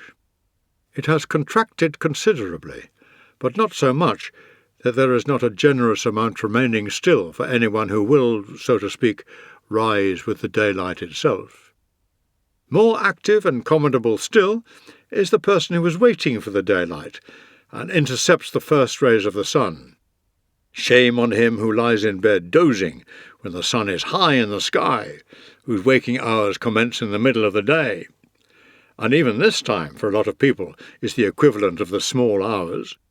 There are some who invert the functions of day and night, and do not separate eyelids leaden with the previous day's carousal before night sets in. Their way of life, if not their geographical situation, resembles the state of those peoples whom nature, as Virgil says, has planted beneath our feet on the opposite side of the world. And when dawn's panting steeds first breathe on us, for them the reddening evening starts at length to light their lamps. There are some Antipodes living in the same city as ourselves who, as Marcus Cato said, have never seen the sun rise or set. Can you imagine that these people know how one ought to live when they do not know when one ought to live? Can they really be afraid of death like other people, when this is what they have retreated into in their own lifetimes? They are as weird as birds that fly by night. They may while away their hours of darkness to a background of wine and perfume. They may occupy the whole of the time they spend contrarily awake, eating sumptuous dishes, individually cooked, too, in a long succession of different courses. But what in fact they are doing is not banqueting, but celebrating their own last rites. At least the dead have their memorial ceremonies during the daytime. Heavens, though, no day is a long one for a man who is up and about. Let us expand our life. Action is its theme and duty. The night should be kept within bounds, and a proportion of it transferred to the day. Poultry that are being reared for the table are cooped up in the dark, so as to prevent them moving about and make them fatten easily. There they languish, getting no exercise, with the swelling taking possession of their sluggish bodies, and the inert fat creeping over them in their magnificent seclusion. And the bodies of these people, who have dedicated themselves to the dark, have an unsightly look about them too, inasmuch as their complexions are unhealthier looking than those of persons who are pale through sickness. Frail and feeble with their blanched appearance, in their case the flesh on the living person is death-like. And yet I should describe this as the least of their ills. How much deeper is the darkness in their souls! Their souls are dazed and befogged, envious of the blind. What man was ever given eyes for the sake of the dark? Do you ask how the soul comes to have this perverse aversion to daylight, and transference of its whole life to the night-time? All vices are at odds with nature, all abandon the proper order of things. The whole object of luxurious living is the delight it takes in irregular ways, and in not merely departing from the correct course, but going to the farthest point away from it, and in eventually even taking a stand diametrically opposed to it. Don't you think it's living unnaturally to drink without having eaten, taking liquor into an empty system, and going on to dinner in a drunken state? Yet this is a failing which is common among young people, who cultivate their capacities to the point of drinking, swilling would be a better description of it, in naked groups, the moment they're inside the doors of the public bath-house, every now and then having a rub all over to get rid of the perspiration brought on by continually putting down the piping hot liquor. To them, drinking after lunch or dinner is a common habit, something only done by rural worthies and people who don't know where the true pleasure lies. The wine that gives a person undiluted enjoyment, they say, is the wine that makes its way into his system unobstructed instead of swimming about in his food. Intoxication on an empty stomach is the kind that gratifies a man. Well, don't you think it's living unnaturally to exchange one's clothes for women's? Is it not living unnaturally to aim at imparting the bloom of youth to a different period of life? Can there be a sorrier or crueler practice than that whereby a boy is never, apparently, allowed to grow up into a man, in order that he may endure a man's attentions for as long as may be? Won't even his years rescue him from the indignity his sex ought to have precluded? Is it not living unnaturally to hanker after roses during the winter, and to force lilies in midwinter by taking the requisite steps to change their environment and keeping up the temperature with hot water heating? Is it not living unnaturally to plant orchards on the top of towers, or to have a forest of trees waving in the wind on the roofs and ridges of one's mansions, their roots springing at a height which it would have been presumptuous for their crests to reach? Is it not living unnaturally to seek the foundations of hot baths in the sea, and consider that one is not swimming in a refined fashion unless one's heated waters are exposed to the waves and storms? Having started to make a practice of desiring everything contrary to nature's habit, they finally end up by breaking off relations with her altogether. It's daylight, time for bed, all's quiet, now for our exercises, now for a drive, now for a meal. The daylight's getting nearer, time we had our dinner. No need to do as the crowd does, to follow the common, well-worn path of life is a sordid way to behave. Let's leave the daytime to the generality of people. Let's have early hours that are exclusively our own. This sort of person is to me as good as dead. After all, how far can a person be from the grave, and an untimely one at that, if he lives by the light of tapers and torches? I can recall a great many people who led this kind of life at one time, with a former praetor among them too, Acilius Buter, the man who had squandered an enormous fortune which he had inherited, and when he confessed his impoverished state to the Emperor Tiberius, was met with the remark, "You have woken up rather late." Montanus Julius, a tolerably good poet, noted for his closeness to Tiberius and subsequent fall from favour, who used to give public readings of his verse, took great delight in working sunrises and sunsets into his compositions.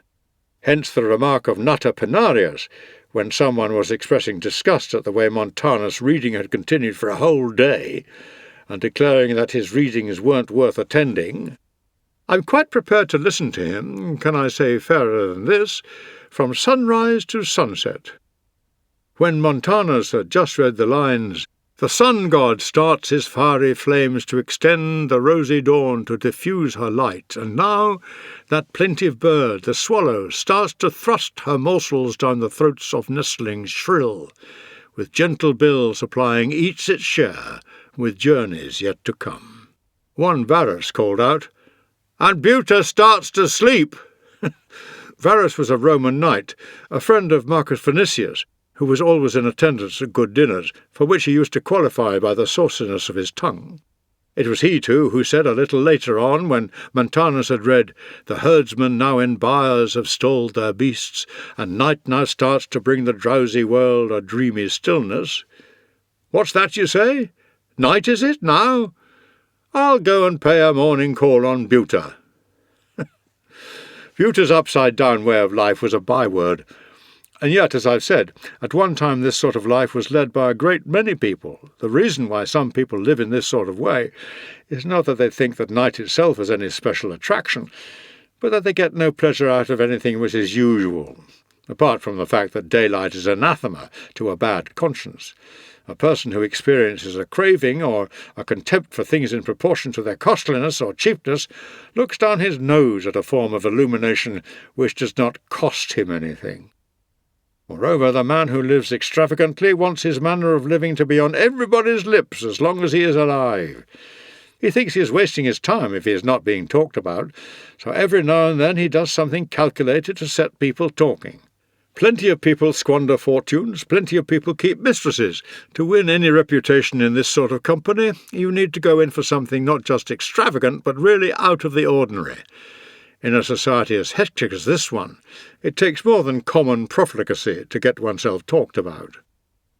I once heard that delightful storyteller Albinovanus Pedo describing how he had lived above Sextus Popinius. Popinius was one of the daylight-shy fraternity. About 9 o'clock at night I'd hear the sound of whips. "What's he doing?" I'd ask, and be told he was inspecting the household accounts.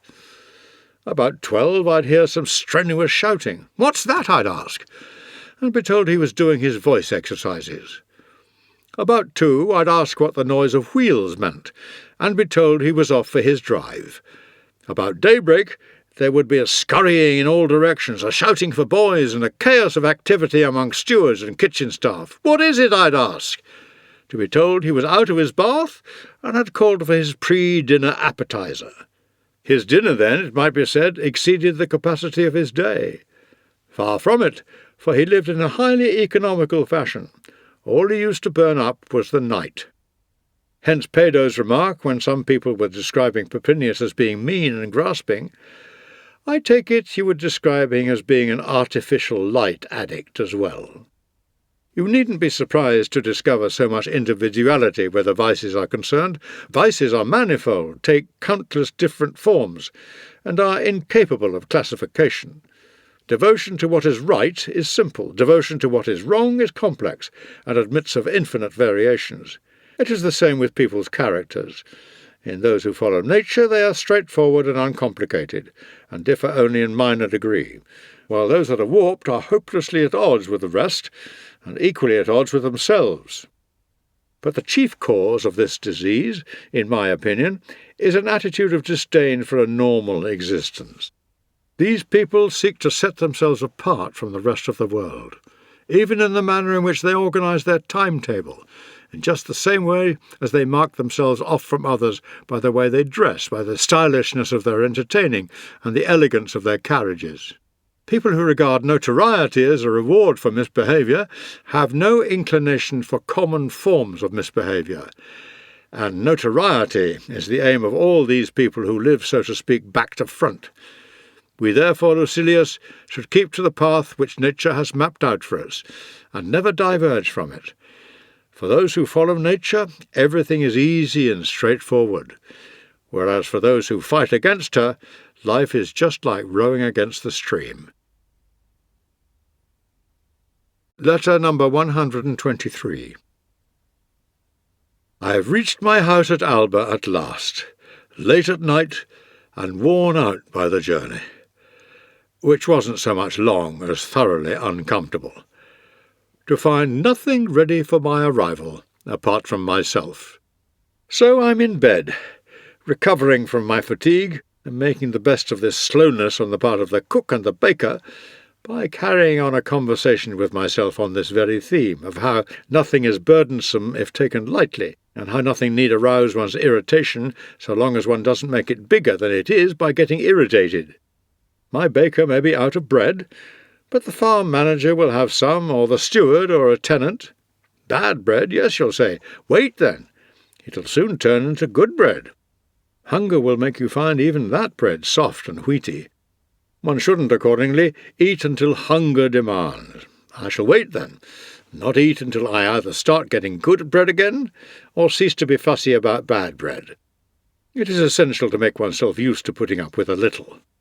Even the wealthy and the well-provided are continually met and frustrated by difficult times and situations.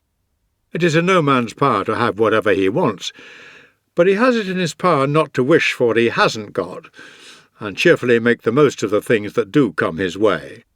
And a stomach firmly under control, one that will put up with hard usage, marks a considerable step towards independence.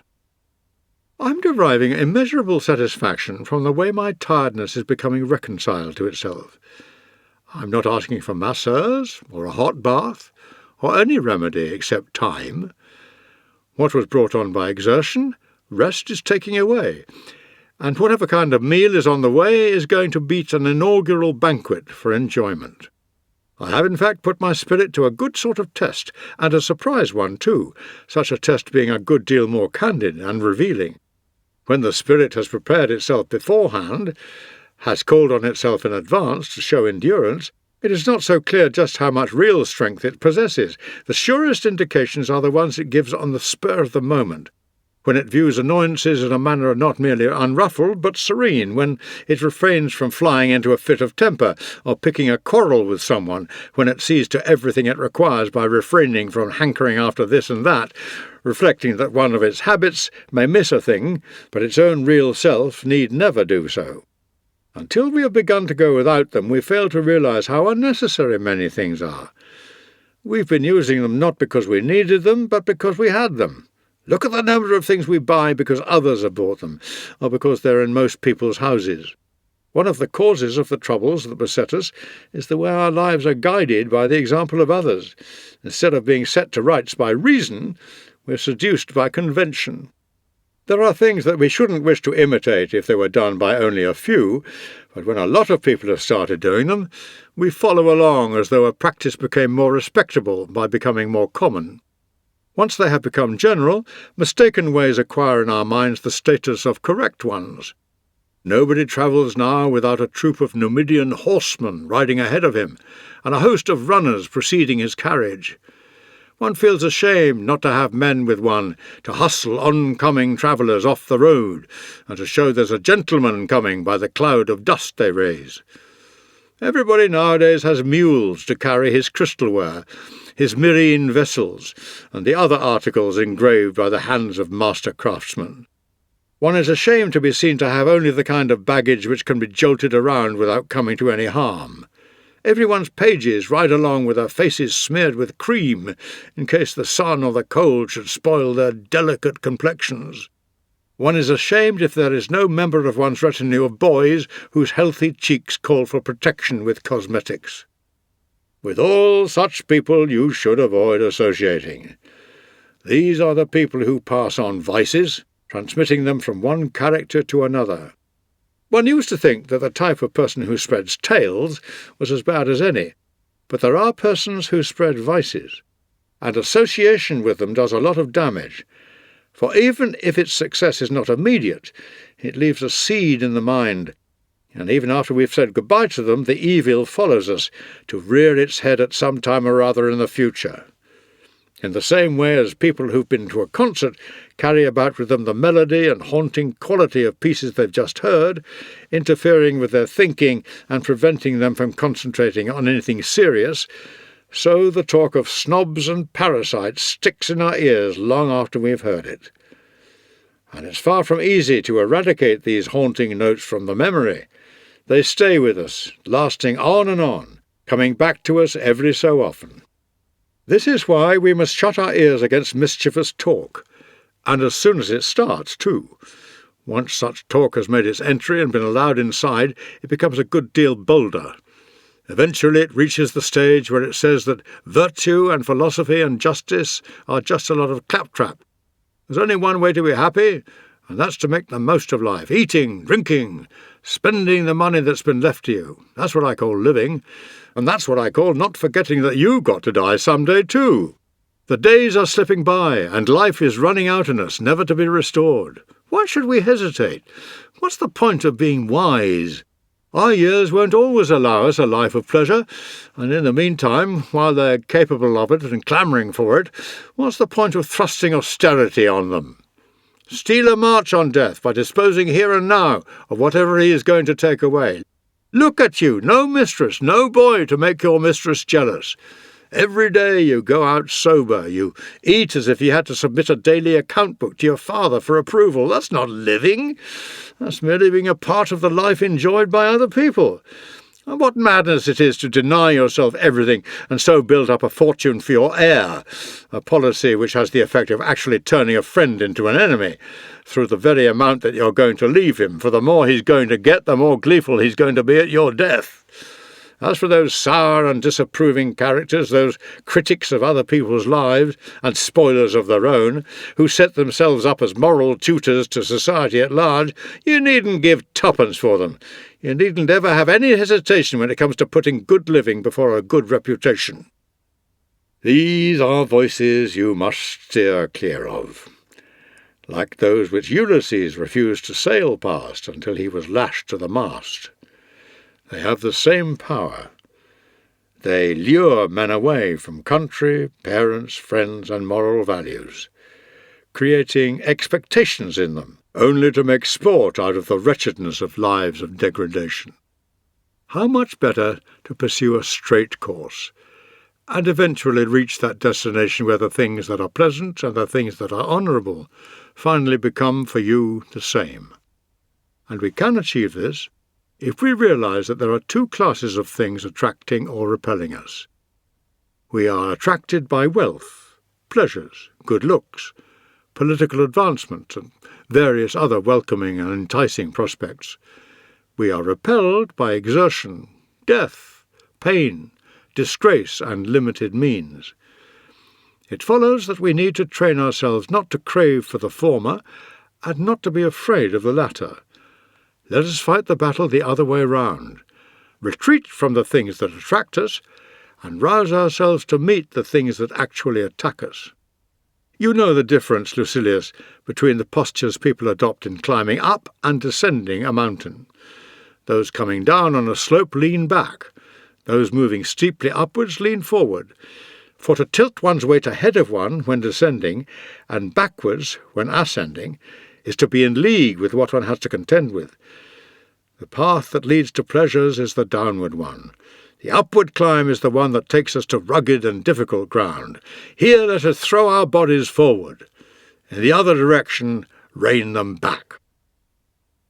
Are you now supposing that the only people I consider a danger to our ears are the ones who glorify pleasure and indicate in us a dread, itself a fearsome thing, of pain? No, I think we're also damaged by the people who urge us, under colour of Stoic beliefs, to do what's wrong. They make much of our principle that only a man of wisdom and experience can really love. He's the one man with a natural gift for the art of love-making, then, they say, and he's equally in the best position to know all about drink and parties. Well, here's a question for discussion. Up to what age is it proper to love young men? This sort of thing may be all right for the Greeks, but the kind of talk to which we would be better to turn our ears is this. No man's good by accident. Virtue has to be learnt. Pleasure is a poor and petty thing. No value should be set on it. It's something we share with dumb animals. The minutest, most insignificant creatures scutter after it. Glory's an empty, changeable thing, as fickle as the weather. Poverty's no evil to anyone unless he kicks against it. Death is not an evil. What is it then? The one law mankind has, that is free of all discrimination. Superstition is an idiotic heresy. It fears those it should love, it dishonours those it worships. For what difference does it make whether you deny the gods or bring them into disrepute? These are things which should be learnt, and not just learnt, but learnt by heart. Philosophy has no business to supply vice with excuses.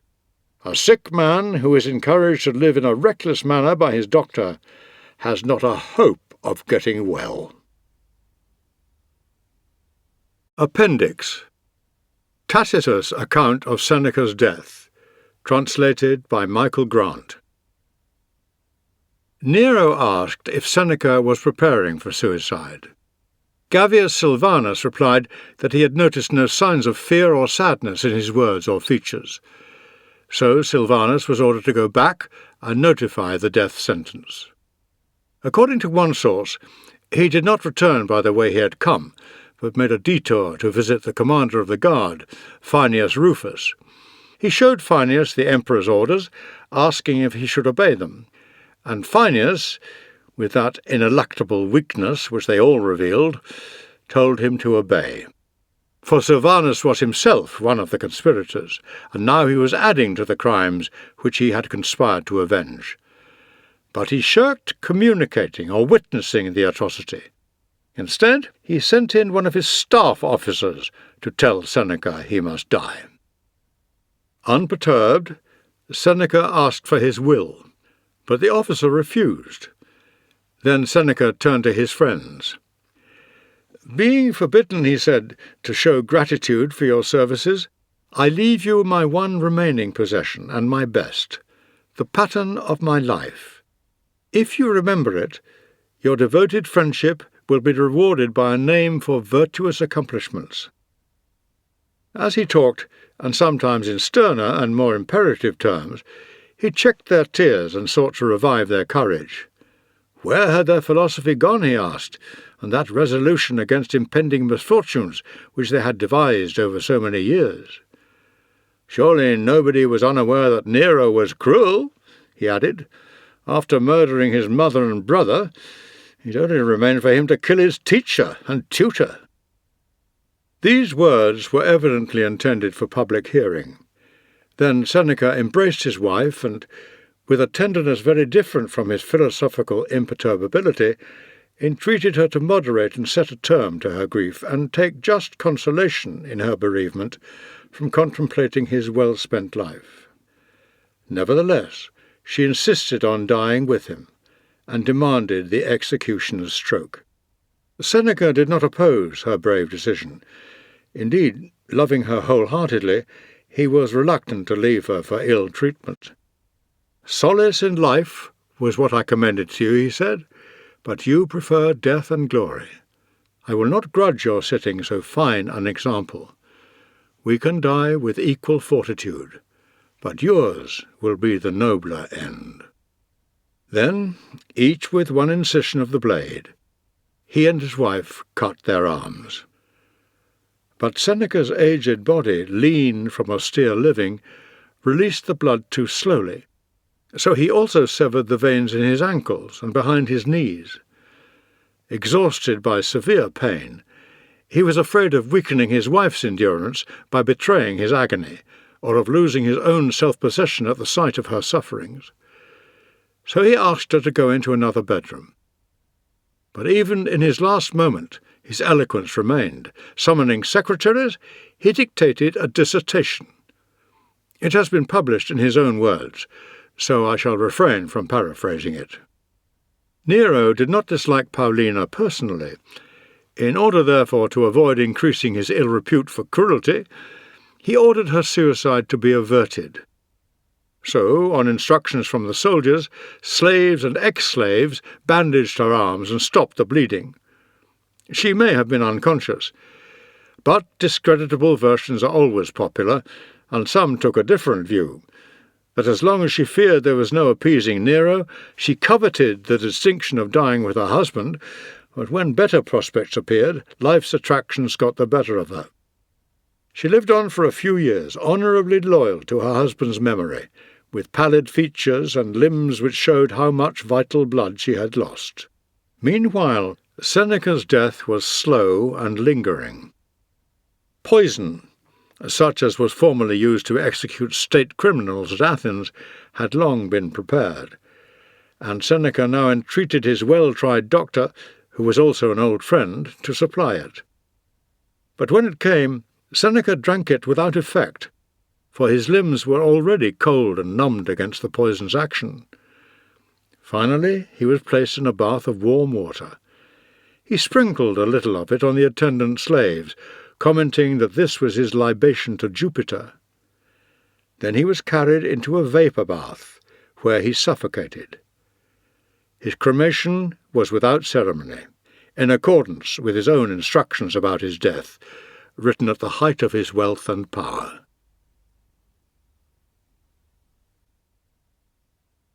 We hope you have enjoyed this Penguin audio production of Letters from a Stoic by Seneca, read by Julian Glover.